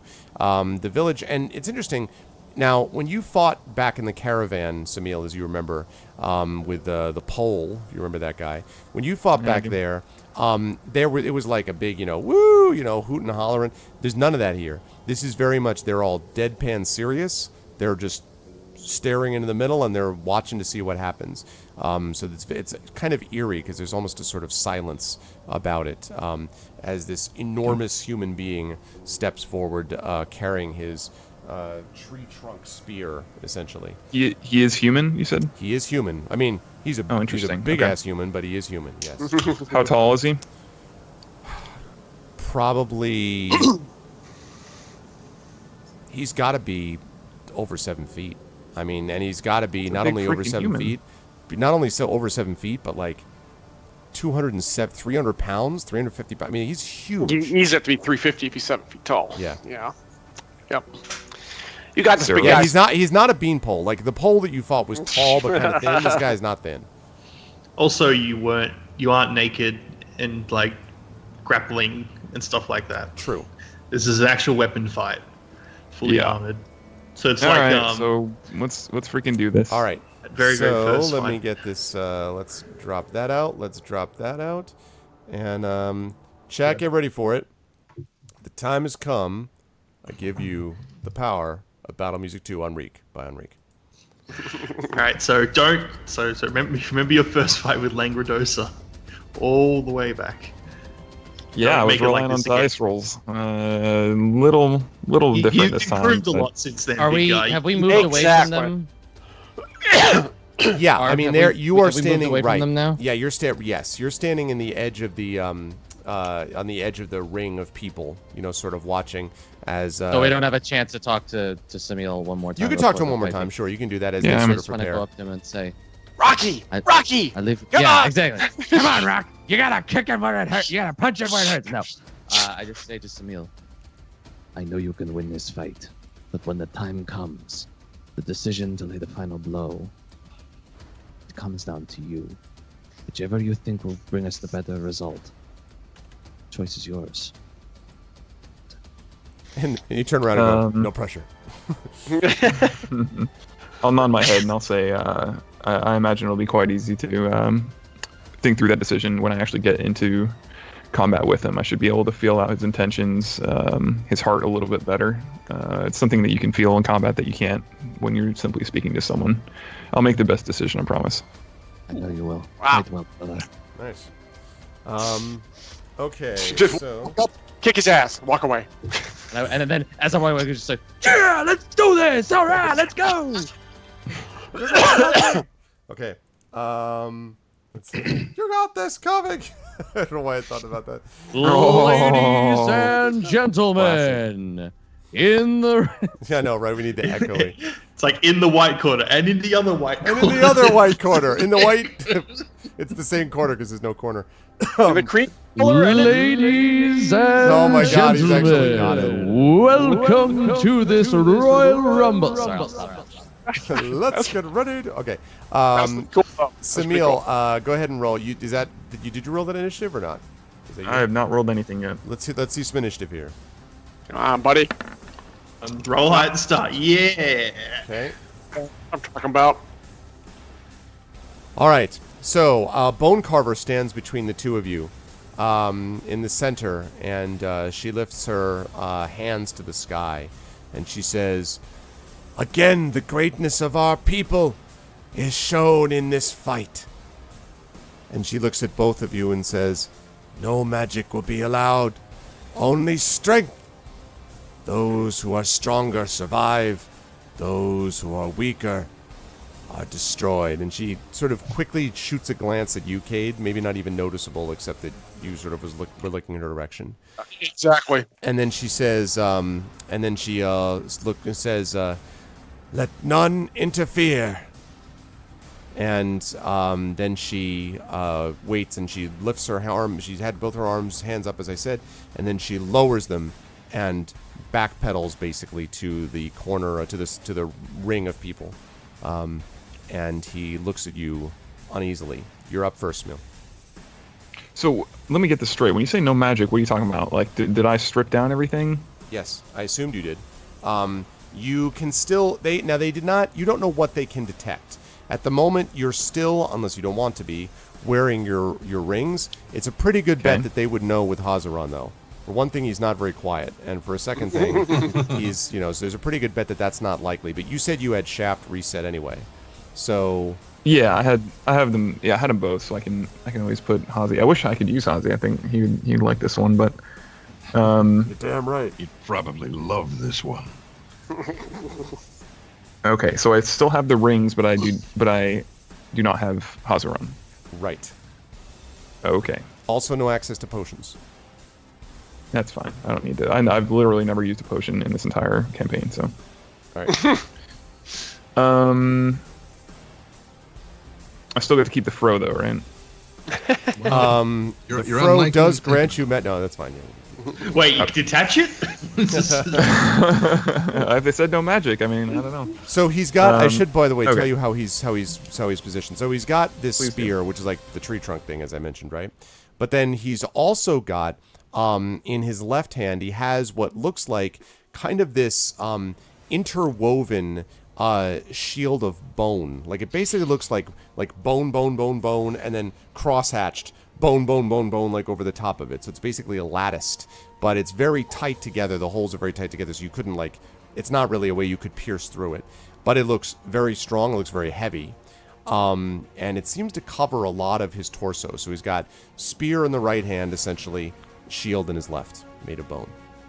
So when you say spear with the tree trunk, I'm seeing a blunt object. Is there? No, one it's side... pointed. I did mention that it has the point of it is like stone and is carved, or might be bone, something like that, stone or bone, and it's pointed, carved into a sort of rough point at the end. So the shaft looks like a tree trunk, like a small one, thin one, but the shaft of it is definitely pointed and sharp. Okay. So I'll yell across to him. I'll say, just so I know, both your parents, were they both human? And he sort of looks at you and he goes, Well, I guess you don't speak the language. yeah. So clearly didn't, either he got what you said and didn't like it, or he has no idea what you just said.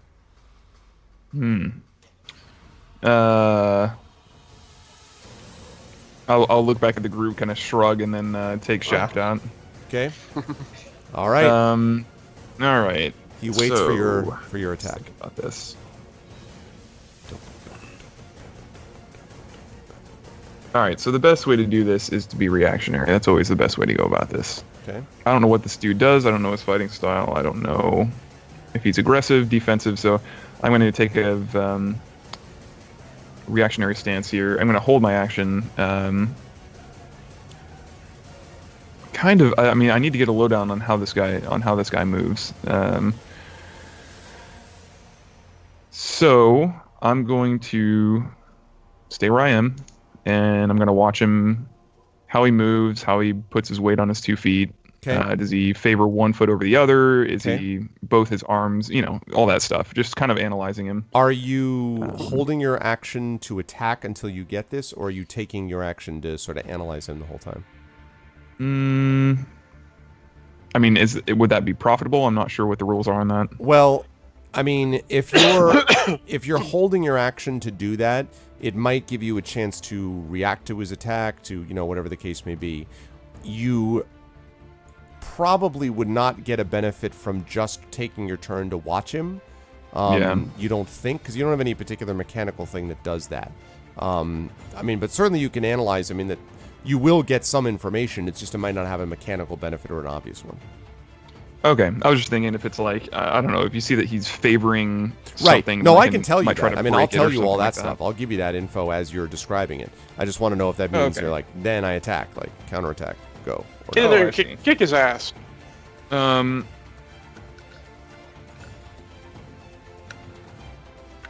going to. I'm actually gonna try to parry his stuff. Can I do that? Yes, if you wish. Sure. Let me ask you one more thing. Are sure. the how thick is the shaft of the spear? It's probably. Let me think. Probably like 3 inches in diameter. Okay. I'm gonna try to. This is gonna be interesting. If I'm able to, I want to analyze a way that I can use shaft to cut the spear. To cut the shaft. Yeah, that's kind of the reason of parrying. You can definitely look at it and see. It's unlikely you're going to be able to cut it in half. I mean, this thing is so thick that it's going to be hard to break it, especially in the middle of a combat. 3 inches is thick. Think about. I mean, if you think like, where's my? I don't have my thing here. Like if you took a typical, let's see, a pen is probably about maybe 2.5 inches, right? If you could imagine being a little bit larger than that, and you're talking about that as the diameter, so that's the thickness you'd have to cut through with sword, not an axe we're talking about. Could you do it over time? Sure. I mean, if it was like a tree and it was staying in one place. But could you like nick it and cut it? Yes. Could you break through it? Not likely. You'd have to hit it in the same place repeatedly. You're not going to do it with a single cut. And you would need to be aiming for the same place to cut, a la as if you were... It would be like trying to cut down a tree when the tree was moving. I think I actually want to try this in real life, but For three inches, I mean, you can try, but 3 inches is thick, man. It's thicker than I think you're thinking it is. It's smaller than a pen, that's for sure. No. A pen 3 would be... inches in diameter is like freaking like that, dude. It's that thick. That's 3 inches.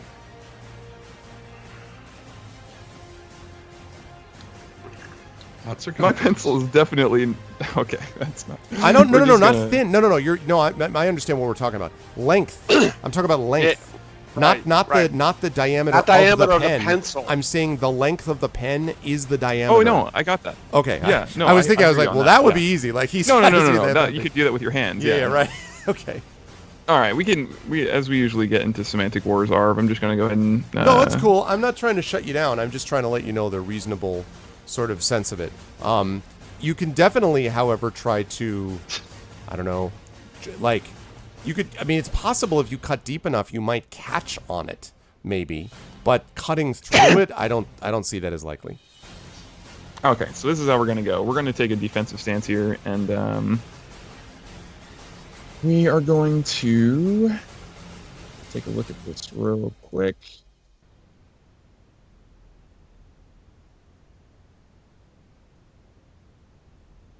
Okay, can I do this, Arv? Can I take the dodge action? So you focus entirely on avoiding attacks until the start of your next turn. Any attacks made at disadvantage. Yes. Dexterity advantage. Am I able to like do that while analyzing his? Yeah, I would say fighting so. style. Yes, I would say. Okay. So. All right. Especially because it's just one-on-one. So okay, so he comes in, and he comes in with his shield sort of high.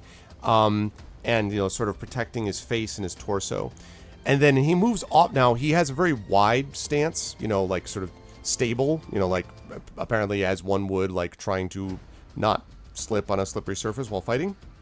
But as he comes in, he moves much faster. He's much quicker than you might have thought. He's much more agile, and as he jumps in. Suddenly, he sort of feints with the spear and then brings his shield down to try to bash you with it. So let's see whether he shield bash. Let's see, 18 to hit. Nope. Okay, so he misses with that. Thank you for the follow, Fat Anorexy.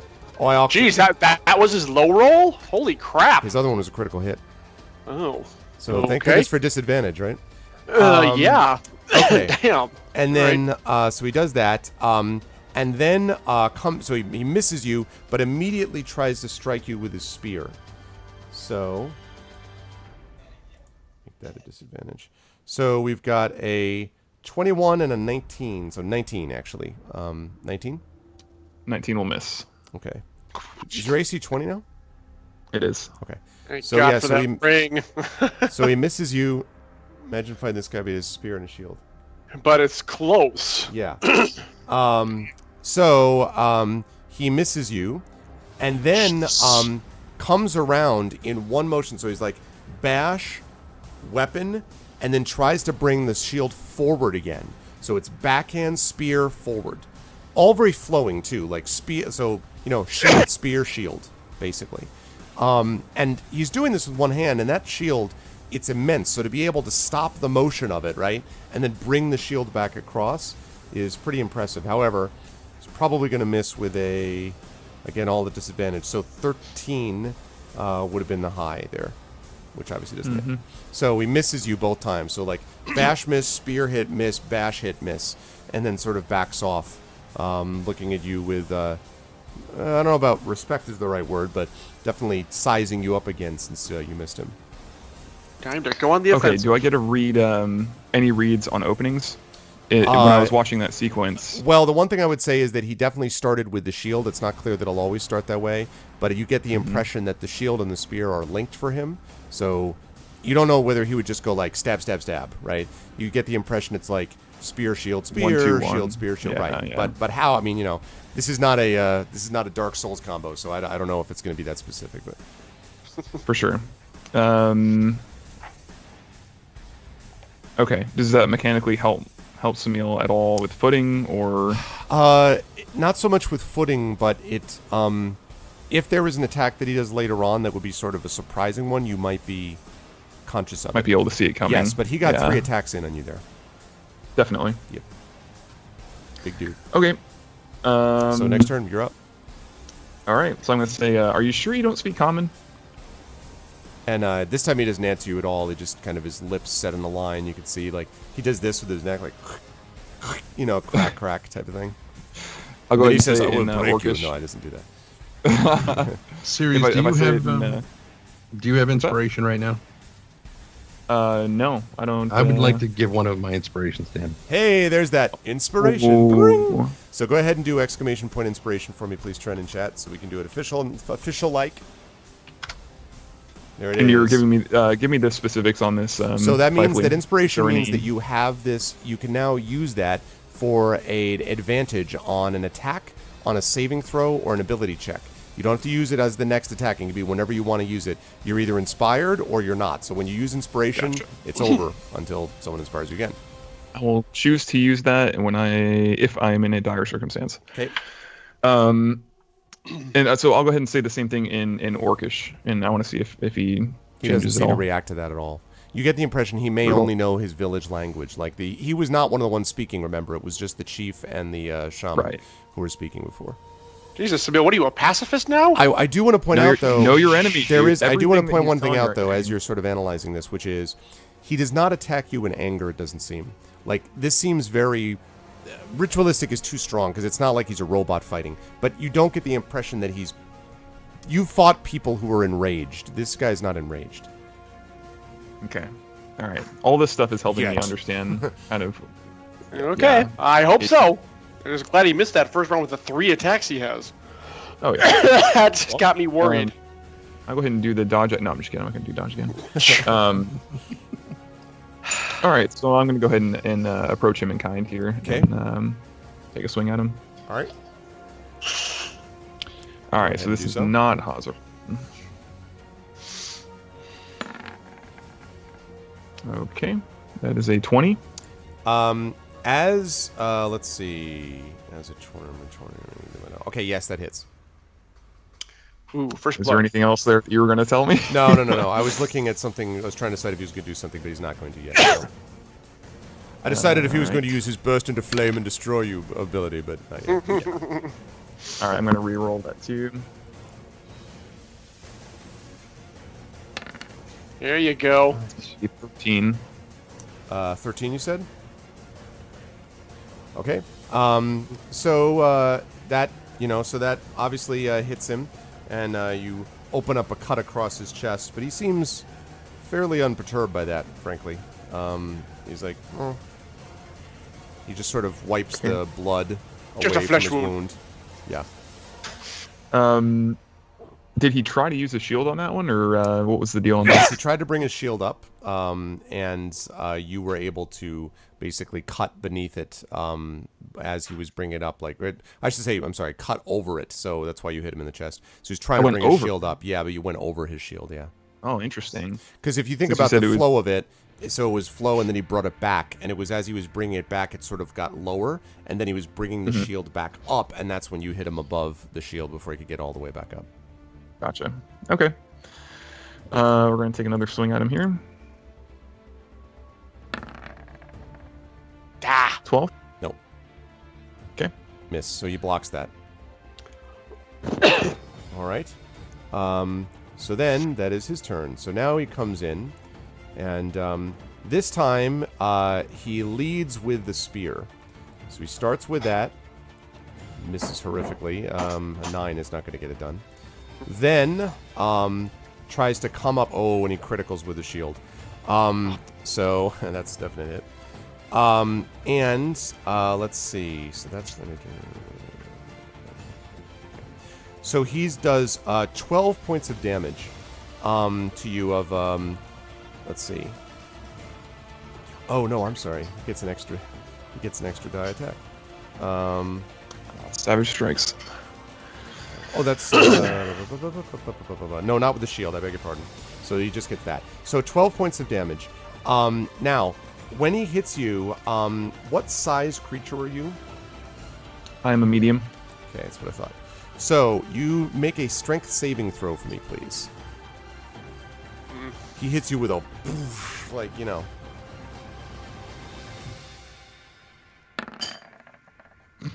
Wow. 29. So you're like, take a step back. Like, not a big deal. As you sort of put your foot down to balance yourself, he then comes back in with the spear. And misses again with a 13. Okay. All right, you're up. Okay. And so that was, so the first one was spear, shield. This time it was the reverse. Right. Okay. All right. I'm actually writing this stuff down. I love how I am broken down as like Dark Souls AI. Like what? What is Arv's AI? Like what is? Yeah. What is Everyone has a pattern. Orca Heart as channeled by Arv? Okay. We are going to. All right. We're gonna go for another swing here. Okay. 18. So as you are bringing down, and you thought for sure that you were going to hit him with the sword, at the last possible second, he brings his shield up and twists, and shaft is almost wrenched from your hand. He catches it in the lattice work, almost, like the point of the shield, but he doesn't get it out of your hand, but just, huh. So you felt like you would have hit him, but he parried it when you did that with the shield. Okay. You still have your sword, but you had to kind of like... Oh, yeah.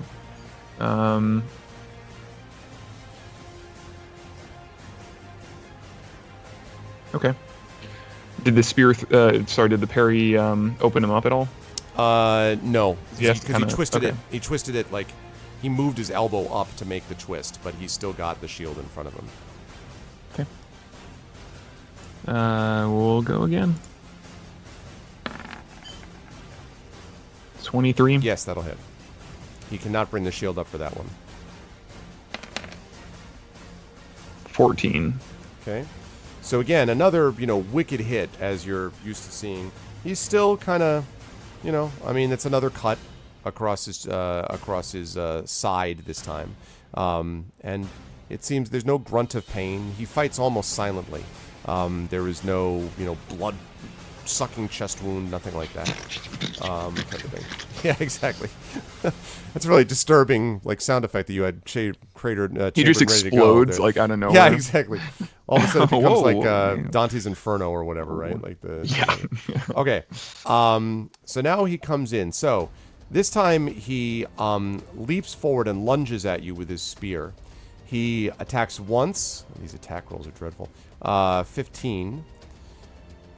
That one ought to hit, though. 21? Mm-hmm. Okay. Now this one, let's see.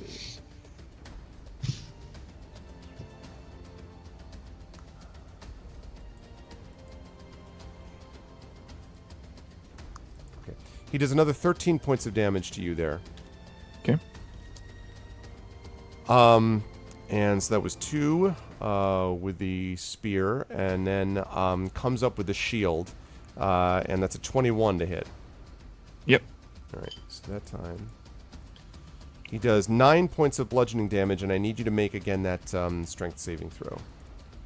Also, I have you down to 53. Is that correct? That's correct. Yeah. Okay. Again, you're like 29. Like foot back again. Okay. So he looks at you warily. And that was spear, shield, correct? Yes. All right, so each one of these has been different. Is there any pattern that I can get a read on? Only that he's using both weapons each time. Always. Like, he's never just doing spear, shield. He's always using both of them. And also, and I should say, and there's always a flow to it. even the time that he stabbed with the spear, he was like down, up, shield. You know, so there's never just like stab, pull back the spear, stab again. Like it's always like within the same ballpark, whether it's shield. It's like a rhythm. Yes. Yeah, it makes sense. It actually feels to you the way that he might be fighting a large animal. Might be very similar to that. And he'd be doing it against not a weapon, but against claws or whatever. So. Okay.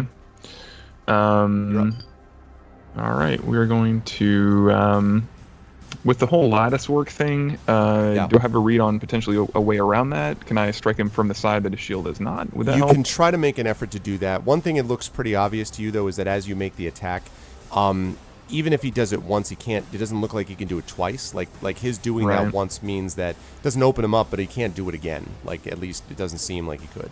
So makes sense. You could definitely try to avoid the shield, but it's not a small shield. I mean, it's kind of a decent size.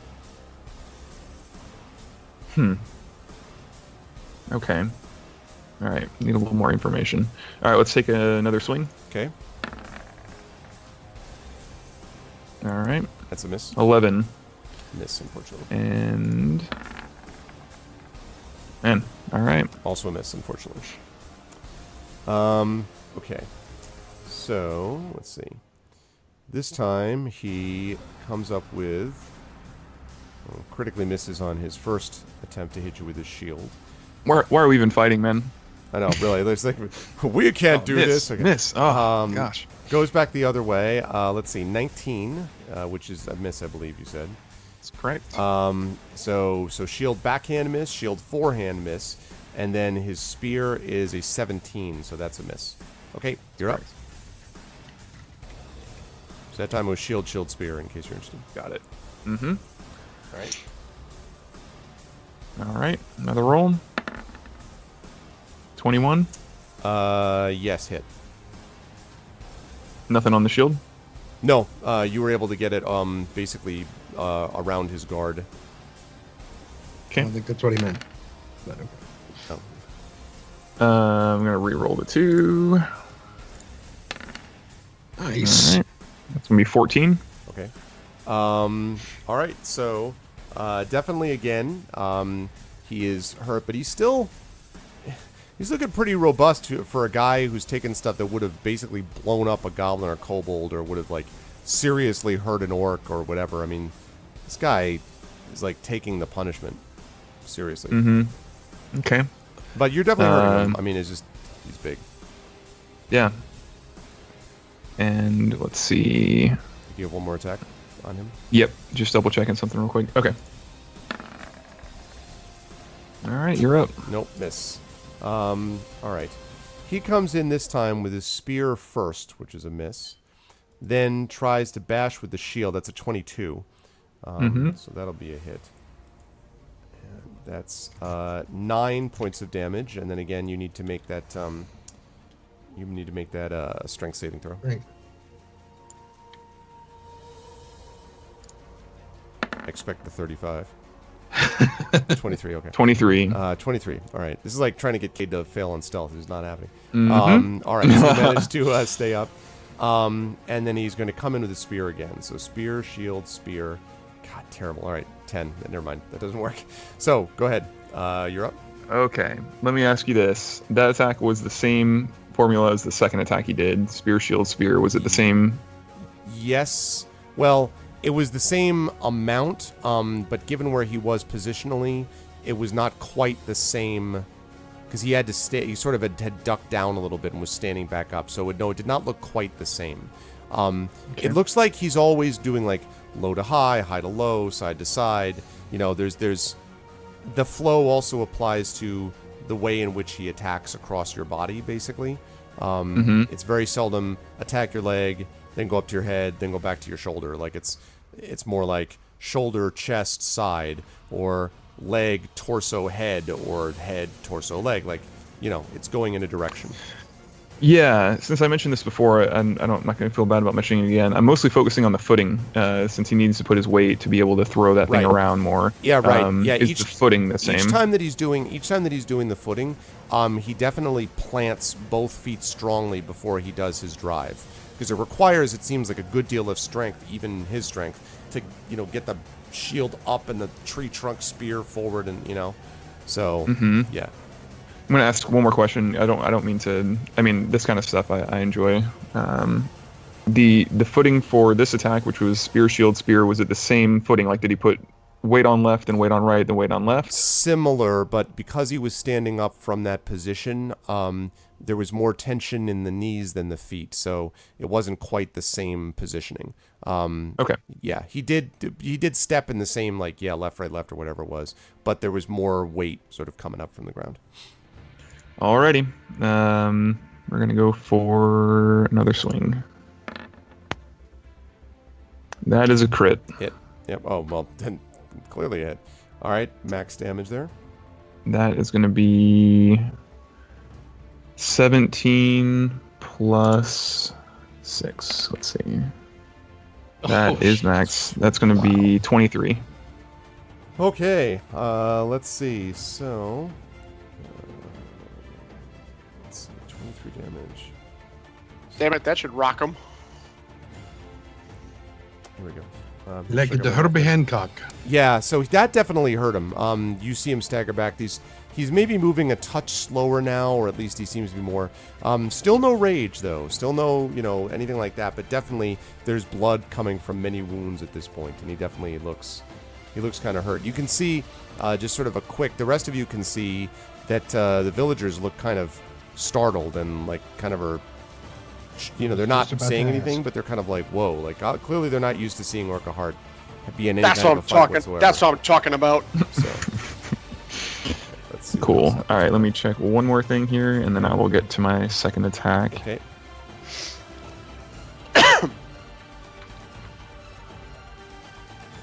Action.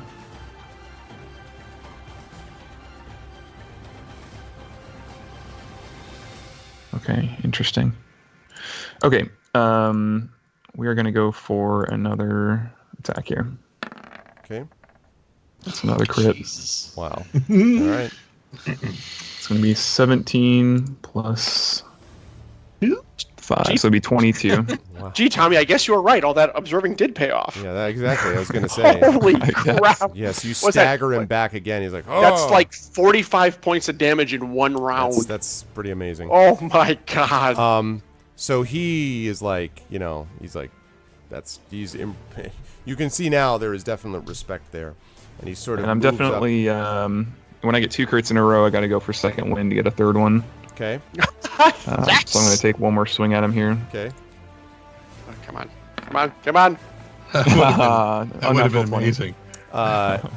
So again, the shield turn that I mentioned before happens. And he's able to, keep you from striking him with it. Is it, did I do that at the same angle as I did the other one that he parried? Yeah, because he was staggering back, so he kind of was a little bit farther down. You were driving down on him that other time. I would say the same thing here, because he was staggering back, yeah. Okay. Do I get a read on possibly, well, I don't think I have enough information for that. Okay, so I'm going to do, that was action surge. I am also going to do my second wind, which is the hit point heal. Okay, I was going to say, action surge plus, yeah, that's fine. Yep. So that is 1d10 plus 8. Pretty much, Jedi.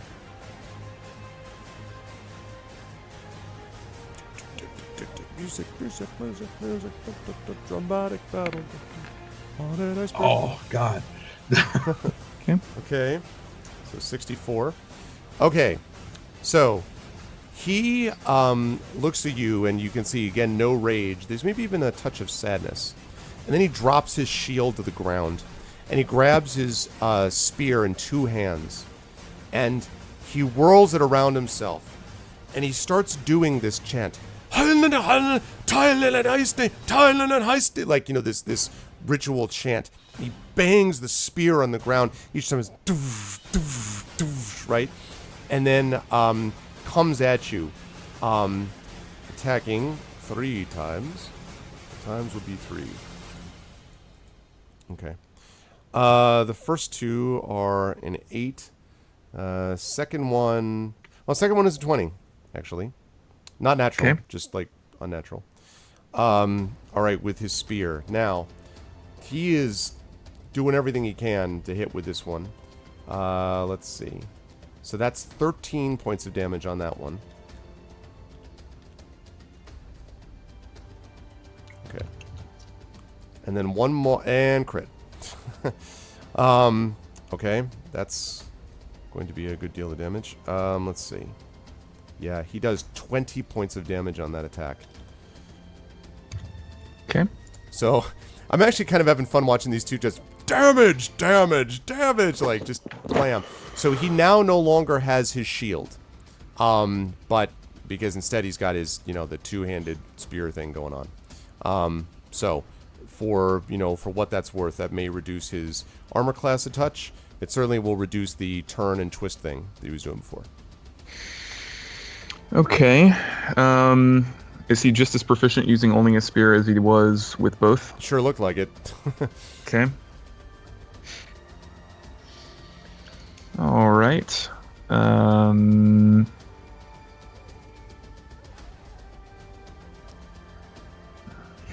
Interesting. Okay. I was going to try something if you still had the shield. That's unfortunate. You gave it up. Dropped it. Okay. So we'll just go ahead and roll.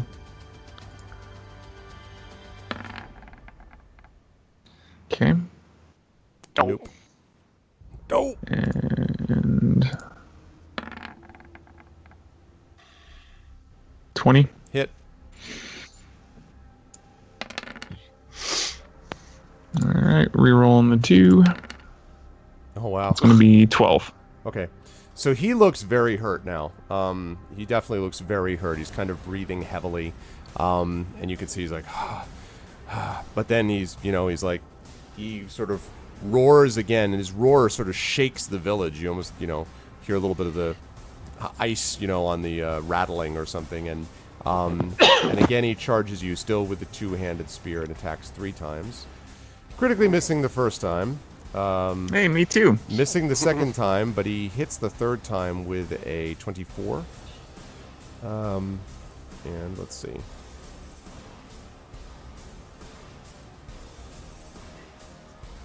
Okay. For, let's see, 12 points of damage.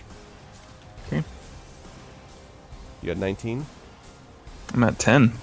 Oh, okay. Mm-hmm. All right. 10. Well, he's at 5. He's low. He's low. He's hurt. Yeah. Thank you for the follow, FW8020924. Welcome to the Argonauts. Knock his Finish block out. him. Finish him. Finish him. All right. So seeing as this might be the last one, do I get any bonus to anything for studying him as much as I have? No, except that no, except that the positioning is such that if he had any extra, trying to throw this at you, for example, or something like that, it's likely you would be able to dodge out of the way, knowing what his usual pattern is. And Also, you his do have usual your health. inspiration.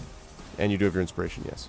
Yes, that's true. He does If not- I don't use it, do I get to give it back to you? You get to keep you get to keep it for some later point in the adventure. Let me. Am I allowed to ask, do you want me to use it on this one? Well, take your first attack and see if you hit him first, and then use it on your second one if you miss. That's what I true, would you could do that, advise. Yeah, exactly. That's a good idea. You said you weren't going to use it unless the situation got dire.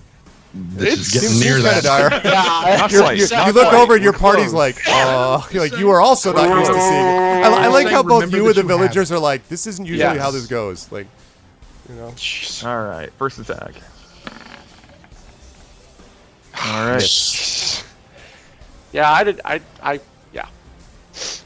All right, I'll go ahead and use it. All right, you use the inspiration, so again, you're doing this at advantage. Oh yeah. All right. Here you go, chat. This is Inspiration. This is Trendane's assistance from the sidelines. Here we go. There we Oh go. yeah. 25's 25. That's. I'm gonna re-roll the 2. Just so you know. Just to make sure. There you go. 13. Okay. So you strike him and he kind of stumbles backwards. He's sort of clutching it. There's just blood pouring everywhere.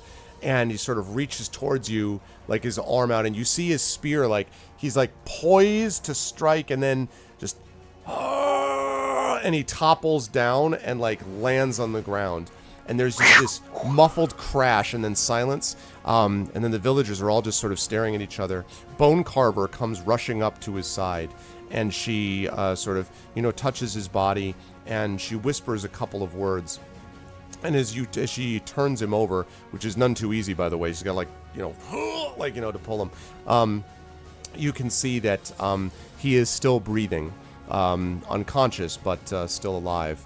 And sort of impassively, Barking Seal looks at you with his arms folded, and he steps forward, and Bone Carver looks at him, and she kind of shakes her head as if to say, like, he's unconscious, like he's not moving, he's unconscious. No, he's not dead, Handicode. Not yet. Not yet.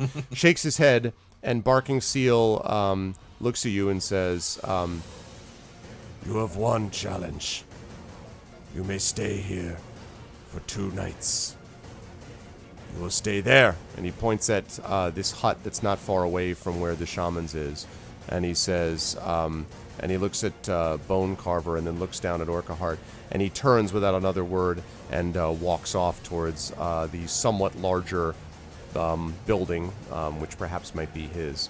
And the villagers sort of all stare at you wide-eyed and then gradually disperse and sort of gradually move away. There's some of the younger, like the teenager ones, sort of kind of back off a few steps and are kind of like, they don't talk to each other, but you can tell they're kind of like staying close to each other, like, don't let them look at me, and back away.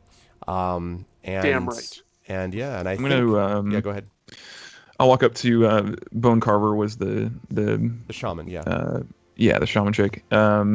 So I'll walk over and I'll ask her, do you need me to carry him to anywhere for you all to monitor him?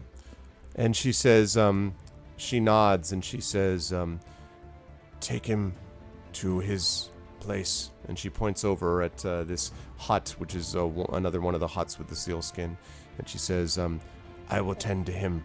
And then she looks over at you, Cade, and then she says to you, to Cade, she says to you, be ready. And she stands and then walks off towards the hut that she pointed you to bring him. Kind of wanted to get my second level spells back, but that's not going to happen. I can I'm head going. over. I'll head over to the big guy. Okay. Yeah, I'll probably need assistance carrying this guy after that fight. Can I go over and pick up his sword and spear and just kind of feel what they felt like? You mean shield and spear? Yeah. What did I say? It's just sword and spear. Sword yeah. Sorry, shield and spear. Yeah. So the shield, I mean, the shield is heavy. Like, could you use it in combat?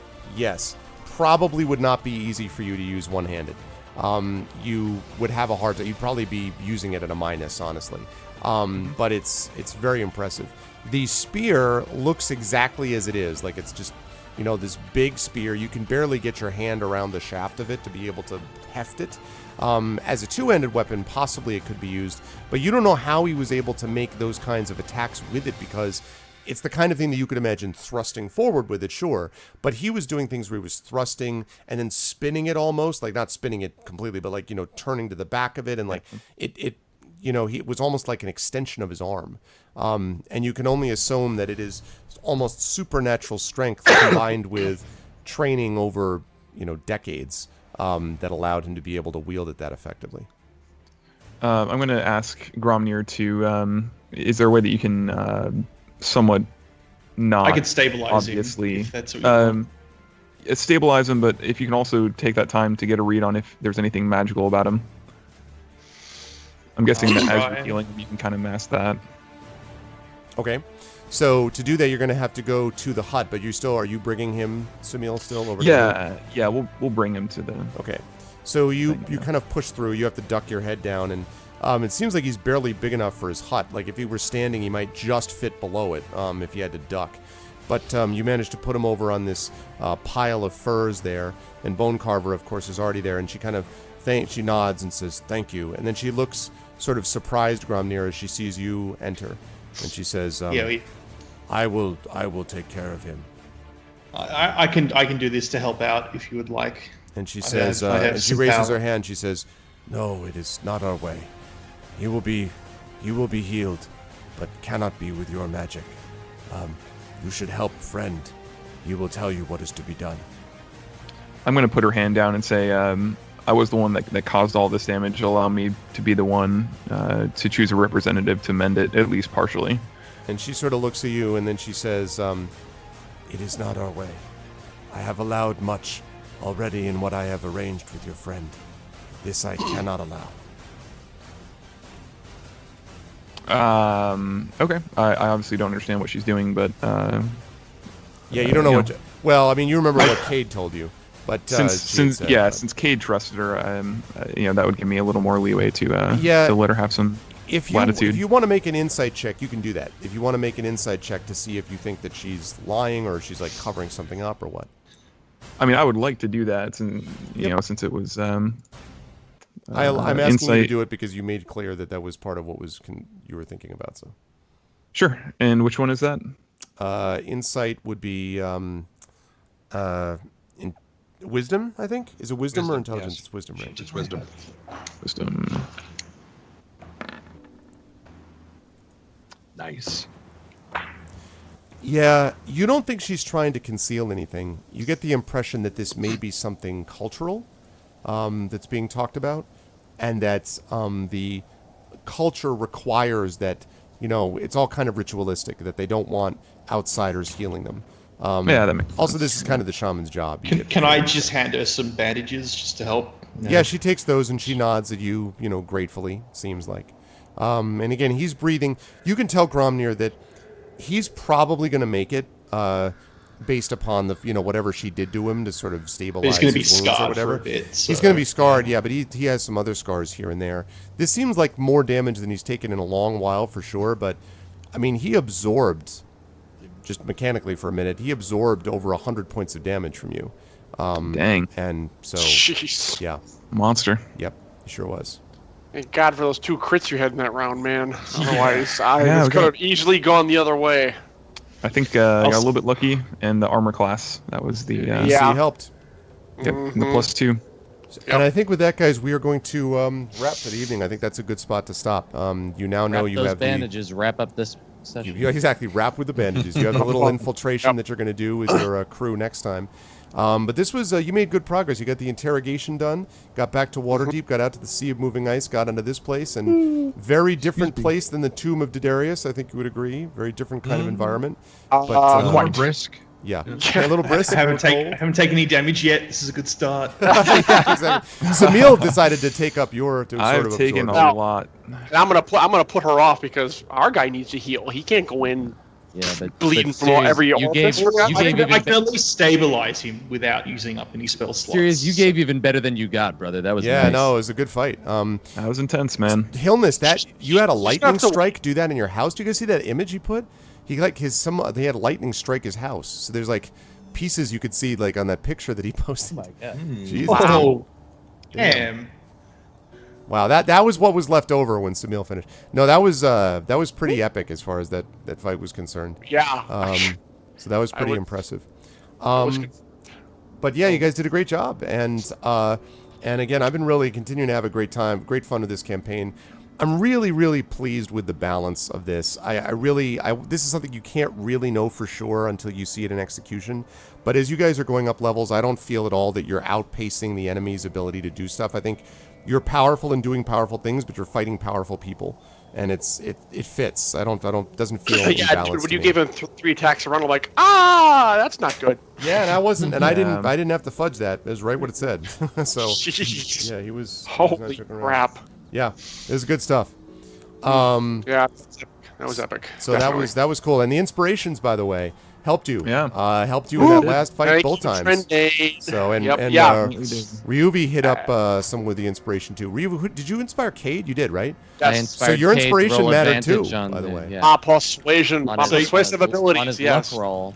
And they're about to roll over, right? It's per month. So our inspiration is currently 66% effective, as we've had 3 that failed. Yep. So yeah, so we've got that's right. They are going to roll. So we'll get some of these people with more. I'm going to have to decide too if I want to make it where I have to be careful not to let it roll over too far. Because I feel like I don't want Kilgore, for example, to have 6 inspirations. I feel like it's way Well, overdone. I think it should just have probably a be pack. 1 month. Yeah, it should Just be 1 month. Like 1 probably there's no extra. Right. Right. Yeah. You just reset basically. Which right? makes it a more option for them to use it or lose it. Yeah. instead. That's a good call.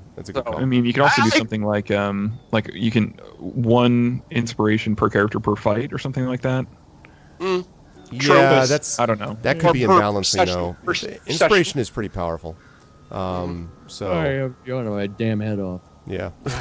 All right. Maybe Well, it's with that said, yes. Let me because it is definitely late. per session, and that's it. And Well, that might be more balancing. Something like That's that. possible. We could Perfect do that timing.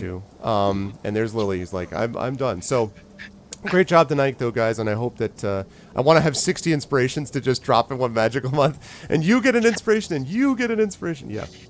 Yeah, I'll have to make a note of it. Lily always knows when the show's over. I know, it's right? her. Time It's just has every come. time she shows It's up. feeding time She for is- me. God, she is a gorgeous cat. Feeding time for me. She's so But great pretty. job tonight, guys. Very much. And I'm going to start over there with Rob, and then we'll work this way. I'll mention very quickly before you start, Rob, that schedule-wise, I will work on as we get to March. I'll figure out in a few days when we get to March. I'll figure out what the schedule is going to look like. So I'll hit up these guys and see if we yes. can't get something done. Maybe not this coming weekend, but maybe the weekend after that. Do 2 weekends in a row. But I'll talk to them and we'll see what we can do. So with that said, I'm sure I'll read your email eventually, Arv. I know. We got there. It worked out. So, what do you want to pimp out about your stuff, sir? I'm currently mesmerized by Sod's cat because she's a cutie. Yes. Anyway, hi everybody. Thanks again for watching. GC Darkside Rob here at the Game Crashers channel. Pleasure as always to do this D&D session with the Infinity Beyond crew and the incredibly talented DM Arvan Elleron. Oh, thank you. So it's always a fun time, even if sometimes I'm either feeding my face or I'm passing out in the chair. But that has absolutely nothing to do with the D&D session and entirely to do with my work schedule. But anyway, guys, if you want to see any more of my silly mug doing crazy stuff with either music and or video games, you can check me out at the Game Crashers channel, twitch.tv/Game Crashers. I'm going to be starting up Neo in the next day or two. I have some music casts coming up where I'm going to be working on music for my album that I am desperately trying to get out by my birthday in April. Before I go away, hopefully to Canada for the weekend. Canada. I would like to get that. I would like to really get that done before my birthday. So I will be probably doing more music casts than I normally would be doing, but they should be fun. I have a lot of different plugins and synthesizers and instruments and stuff that I would be excited to share with you guys. So I'll be doing that there on that there. GCTV channel, twitch.tv/Game Crashers. I hope to see you guys there. And that's basically me over the next couple of days and weeks. So till then, Ryuvi Dark Crashers signing out. In the proper accent, too. Good job. Yeah, I love it. Well done. I had it was 50-50 which accent was going to come out. It was either going to be this or it was going to be Torbjorn. That was I'm building a turret. that was cool stuff. That was that's cool, Hillness. All right, Lily, what is your master going to be doing next? What is it? I love how she's just sitting in profile. Yeah. Feeding me. I am the noble cat.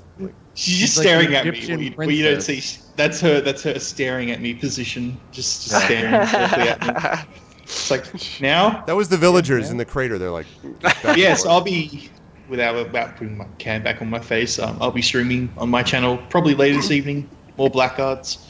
Trying to get through it. It's starting to be a bit of a struggle because the game. It's hard to kind of stay attached to it, but. Yeah, I had that okay. feeling You know- too, Sod, when I played it. that was one of the reasons I stopped because I was like, Oh, she's going up. She's smooching the webcam. Oh, good job. Oh, she was She pushing turned it back around. on. Realigned Good. I know, right? Then we just hear a now you're in the bzzz, dark. bzzz, and then silence. Things are It's back. Time to feed Now you have cat now. butt. Good job, cat butt for everyone. Yeah, so on my channel, twitch.tv/slot_, and yeah, that's it really. Like, it's more of me streaming. I've been really busy this week with traveling for work, so I didn't do much streaming except yesterday and tonight, I should say. But yeah, hope you guys see you next session. and all that lovely stuff. Good stuff And today, hopefully my Sod. internet didn't cut out. You just stopped the stream, didn't you? You hit the space bar. God damn it. Good stuff today, Sod, as always. All right, John, what's next up with you, sir, that people need to know about? Oh, but the orders. I was going to the Skype downstairs. Actually, I'm pleased to announce that for those if anyone's been hankering for new Shadowrun novels, that we're back in play. They will be coming out later this year. We hope to launch by Gen Con. So I know it's been a long delay, and we'll be bringing back out actually Mel's in print. Mel Odom's Deniable Assets will be in the bookstores, and hopefully with our backlist too. So if you missed one, you'll actually get the chance to get it at Barnes and Noble in the upcoming months. So pretty excited about that. It's taking up a lot of my time, but that's my big announcement. Is we're getting back on track with that. It kind of off track, and we're getting back. Talk to the Barnes and Noble guy. We're all good and moving forward. So that's very exciting. Awesome. That's really cool, man. Mm-hmm. Yep. So a lot of behind the scenes stuff. I'm not really out there, but I getting my anthologies and stuff, and just getting the line back in a presence on the bookstore shelves is what I'm really excited about. So that's my big thing for pretty much the month. Awesome. That's really cool. And then, of course, I'm going to be seeing John in person at Origins in Columbus. I actually just found out that I got an invitation to LunaCon in New York, which is a long-running convention that's about 20 minutes from my house. So this is my first actual local convention that I can go to and sleep in my own bed at night. Amazing. Oh, sweet. Well, enjoy. So that's going to be happening. Yeah, thank you. That's happening in April. But otherwise, I will be seeing, of course, John in Columbus. But I'll see him before that, of course. I was a little worried you were going to say, "Oh, it's in June, so I'm not going to Origins." Like, what? No. I will be. No, it's not in June. No, I would not skip Origins. All right, good. Good to hear. So good stuff. All right, man. That leads us to Series Runner, who, of course, gave us the epic fight that we just saw. Excellent with fight, tactical man. With tactical depth, which I hope I provided him. What Series? Anything we need to know? Any update on job search stuff for companies that people are like, this is where my work is coming out from? Go look at this place. Yeah, still putting in a lot, and there's a few that I feel good about, but nothing concrete that I want to get y'all's hopes up about. So, okay. Just continuing to work on my own stuff, and keeping the skill sharp and putting in applications. And there's so many cool things out there, man, and you just need to find one of them. So it'll be good, man. I'm looking forward to it when it shows up. Awesome. That's going to be cool. I'm looking to seeing more from the artistic skill of Series. It's going to be good stuff. Cool beans, man. I'm going to see you at the next D&D session, of course. That leads us to last but certainly not least, our good friend Trendane. And Tren, when are we going to see and hear from you next? Are you doing are you going to be mixing up accents on the cheating thing that you do on Sundays? I don't know, but just a couple of British accents for me with Balin. Just a couple, just to balance everything out, like the amazing tit for tat with your fight this evening. Yeah, Series. It really was pretty cool. just it was so wow. That was intense. It was really so great. It was really good. It was really good. Anyway, so I'll be doing D&D with the Exploding Dice group tomorrow. The party you cheat on us with. The party that I cheat on you guys with. Where I also, not only do I cheat on you guys, I steal Ryuvi's accent. And It's patented, man. You got to get the license from me, all right? I'm not going to let you do that any longer. He's like Trendane from the Game Smashers channel, and you're like, God damn it, man, stop. The Game Smashers. BG Lightside Trend here. With the,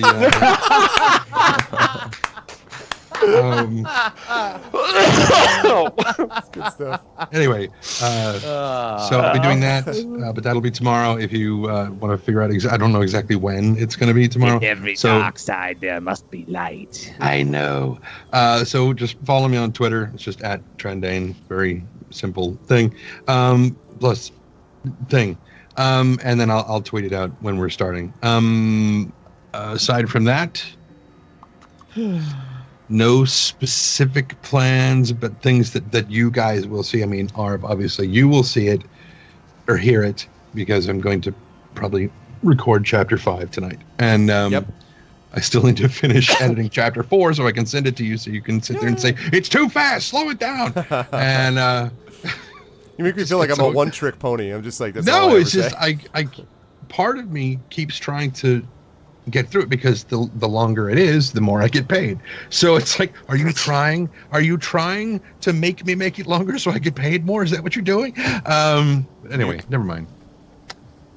He's referring to, and he's referring, of course, to the audiobook of Greyshade, which he's doing. I'm really excited about that because not only am I excited about just in general about the audiobook of Greyshade, but paperback coming out at the same time. I am working through, and I'm going to be doing a lot of creative streams over the next month and a half as I try to wrap up Renegade Book 2, which is going to be coming out later this year, and some stuff that I cannot talk about yet, but that is connected to Greyshade, that I'm very excited about, potentially, he said, with fingers crossed. But anyways, I'm very happy about a lot of things rotating around Greyshade. So, yes. But that's awesome, man. I'm really looking forward to hearing more of that. Me too. And by the way, anything bulkheads? Anything bulkheads? No, nothing? Okay. Sore subject. Right. Oh, yeah. All right. Okay. I'll just let that alone then. Well, listen, you know the drill here, and you guys can give all of these talented people, that's why I was talking about the inspiration to give them help, but I also want to just single out for a minute Tren and Rob, members of my spectacularly talented, our vocalist team that you'll see as well, because they really are awesome, and you're going to see more from them as the team continues to do work, not just in games, but hopefully in doing stuff like the work that we did on Icarus as an example. I hope to do more stuff like that going forward, so it's going to be awesome. Not hardcover, I'm looking hand. forward I can't, to not more hardcover Ace yet. Attorney too. Yes, Ace Attorney too. Yeah, not hardcover. Yes, Believe me, I wish, looking man. forward to They're it. working on something like that, but paperback, that is on the way any day. But no, I'm thinking of something even cooler if possible, but I can't talk about it. Anyway, I did not mean to take away half of Tren's outro while I did that. But anyway, so Tren Yeah, it's is pretty much done. I figured it was a perfect segue. Oh, okay. Well, then it works. It out. just melded over Just to yours. melded It's nicely. fine. It was the flow, Yeah. like, of the fight. But great job tonight, gentlemen. I will be in contact, and we'll talk about what's weekends we're going to do for next month. And yeah, but I will. Great job tonight, and we'll leave you guys on the middle of this unforgiving ice flow as you. When did we start prepare this for whole things. thing again? Oh, It's God. been a blur. 1961. This. Holy mackerel! Yeah. Wait, say again. What? That's been fun. And time flies, but just fucking man. You mean just this Oh, session, or sure. like overall? No. Just this whole campaign. It's like October 2015 or something Yeah, like I that. think so. Was October it really? 2015. Because it, we're That's getting through it. I mean, you wild. guys are, are already up to level 8 and all that, and you've gone, far ahead. But yeah, epic campaign was epic, man, for sure. Yeah, Has definitely. been. Always MVP. M- MVP right Thanks, there. Kat. Yeah, that was Yeah, good. absolutely. That's Round good. of That was good applause. stuff, man. It's a meal. All right, good For stuff, sure. guys, gentlemen. I'll talk to you soon. Chat, everyone, give some love to the IIB crew. Catch you guys soon. Yep. Thanks, Chad. See you guys later. Pleasure having you. Take care. Night. Alrighty, so that's going to do it for them. Let me quick pop out of there. Wait, don't leave yet. I'm not leaving quite yet. Not quite yet. We get some love for them. Where's my love at? Where's my love at? Where's my hearts? Where's my love for the IAB crew? Yes, so that was great, and you guys were great, as always. You guys were great too. So thank you all for hanging out with me. Oh, I just realized I had my... Don't let me switch my glasses back.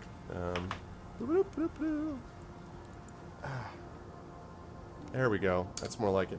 Now as my eyes are like, whoom, like that kind of thing. But thanks, everybody. That was great tonight. I want to thank everybody for having made this a wonderful experience. And I want to remind everybody how to support the stream. Following the chat will definitely help. Following the channel, I should say. Definitely helps, so please do that.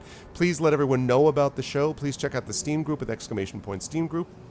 Check out the YouTube with ! ArvTube. Yeah, my non-gaming glasses, exactly. It's mostly my non-reading glasses, because the reading glasses I put on because I'm constantly looking at smaller text here and then back up here, so that's why I do that as well. But thank you guys so much. Yeah, exactly. I'm out of GM mode as I take my Carpe Diem shirt, one of my favorite shirts. But yeah, so please do that, and please support the Patreon. We're sitting at 458 right now. If we could get that number higher over the next few days, that would be super awesome. So please consider supporting the Patreon. Good stuff for the channel and good stuff for you as well. We are going to be doing a raid tonight, but I just want to mention that I'll be back for you guys Tuesday, about middle of the day. I'm going to be continuing with Dishonored 2. I have 2 levels left of that, so I want to kind of wrap that up in the next couple of weeks at the most, hopefully. And then I'm going to be doing Tyranny, and I'm close to a couple sessions left with that too over at Pen and Pixels. I will hopefully have at least 1, maybe 2 creative writing streams. As I say, I'm going to have more creative writing streams over the next few weeks as I ramp up my work on Renegade, so I will do that as well. Yeah, no technical issues, I know. It was great. Everything just worked kind of perfectly, so that was great as well. So thanks to everybody, and we are going to do a raid, and the way the raid works is like this. The Arvanauts have landed, followed by Twitch raid, lowercase Twitch, uppercase raid. The key is not to do this until you hear my audio outro. The audio outro, the music that you're going to hear, that's your cue to drop that stuff in there like a mighty stream. So please make sure that you wait and then do that, because that makes it awesome when everyone is working. When everyone is working together, it makes it just that much better. And I want to thank everybody who was part of this awesome stream. Thanks to my wonderful mods. Thank you to Demiser, to Dragon Spear, Series Runner, that guy, and to Thor. You guys are the best in the business. Thanks so much, guys. Thank you to my regulars, to Apples, Axemen, Black Belt. Thank you to Cerberus. Thank you to Divinorium, to Cairo, to ECAG, to FW. FW, I'm not sure if I've seen you here before. Oh, wait, you just followed, actually. Firesnake is hosting me. Oh, Firesnake, dude. Thank you so much for the host, but I'm actually just signing off, man. So I got to say thank you to Firesnake, who just came in to host me. Thanks, man. Thank you to the Firesnake people. I'm just leaving, so I'm going to redirect you to someone awesome. So stick around, and I'll redirect you guys in just a second. Yeah, I know I saw that, Jedi. I was thinking about that. Maybe I should. You guys can do that if you want. If you want to do Twitch RPG, which is just... That's not it. That's it. If you want to do that, which is just uppercase Twitch and then uppercase RPG. No, that's all right. I can redirect you, man. That's fine. Thank you for the host. I appreciate it, dude. And the raid. So Twitch RPG. If you just do that, that'll be the raid call. The Arvanauts have landed, followed by Twitch RPG. That would be fine if you want to do that. Yeah, thanks for pointing that out, Jedi. So thank you to ECAG, to Firesnake, to FW. Thank you to Game Crashers. Good job again today, Rob. Thank you to Ghost of Christmas Future. Thank you to Graydon. What's up, Graydon? I haven't seen you in a while. Thank you to Grim Sleepers. Thank you again for the follow. I appreciate it, Grim Sleepers. Welcome to the Arvanauts. Thank you to Hand of Code, to Heaven's Cloud. What's up, Heaven's Cloud? Thank you to Hillness. Hope everything goes okay with the lightning stuff, Hillness. Thank you to Izzy's. Hey, Izzy's. Thank you to Jagtris, to Jakku, to Jedi Knight, to John D, to Kavoth, to Lone Singer, Megaduce, Mythar, to Mercurius, Nonstop, PKD Fan, Rad Count, Radio Johnny Panda. Thanks, John. Good job tonight, as always. Thank you to Robin Hood East. Thank you to Sod. Great job tonight, as always, Sod. Thank you to the Dungeon Tom B. I don't know if you followed me tonight. I think I may have seen that name. If so, welcome. If not, I hope you'll consider following and supporting with the Patreon. Thank you to Trossum, to Trendane. Great job again tonight, Trend, as always. Of course, Uncle Elias and Vegs. Good to see all of you guys here. You guys did a great job, as always. And with that said, we're now going to do our raid. Again, don't do this till you hear my outro. We are going to go right here. Oh, Tomb, sorry. What did I say, Tom B? Did I say Tom B? I did say Tom B. I meant to say the Dungeon Tomb. It's late. I'm tired. Sorry, the Dungeon Doom. All right, with that said, we're going to go here. We're going to go raid Kilgore Trout. It is 1 year since Kilgore started streaming. That's hard to believe. He's been streaming for a year, and so this is his celebration stream. So let's go over there and give Kilgore, a fellow GOG streamer, some love. I will catch you over there in just a minute myself, but please don't go until you hear my audio outro. That's it for me. I'll catch you guys on Tuesday at the latest, but hopefully before that with a creative writing stream. Until then, thank you all so much. You guys are the best viewers on Twitch. Love you all, and everyone, until I talk to you next time, be good to each other. Have a good night.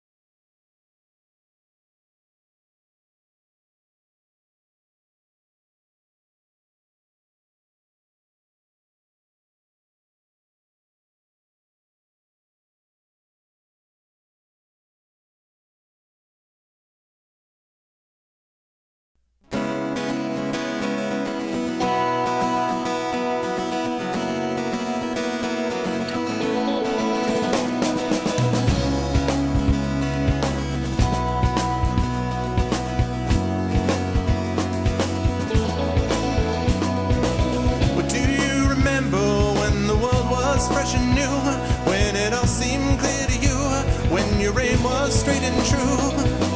Well, your mind untroubled by the questions in the dark, content to play your part, open pathways to your heart. Well, your life untainted by a host of broken dreams, when all your acts were queens, understood all that it means. Could you have understood the way your life was bound? Did you ever wonder how you got from there to now? Oh, yes, you're gonna fly away from here, where the sky grows more clear, and your problems disappear, drift away down below. Watch them go down to your friends, where the trouble never ends, and there's always just one more day left to go.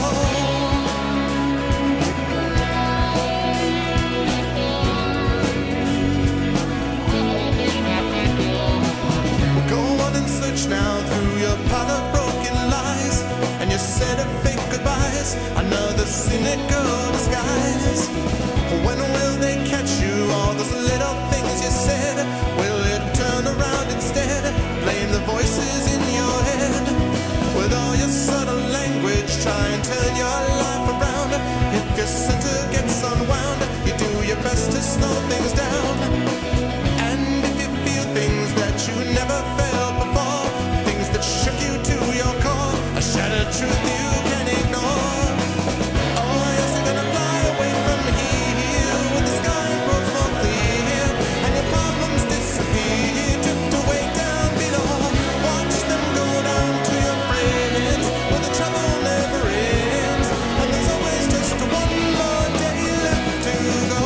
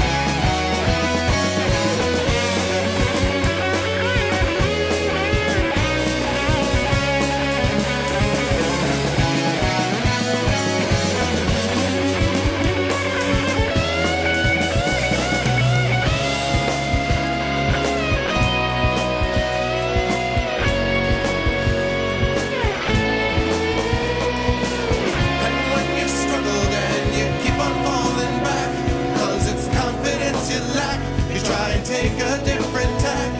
You can turn and face your demons, or you can give yourself a break. You can go a new direction, life is only what you make. When it comes to your own vision, when you got to see it through, you know you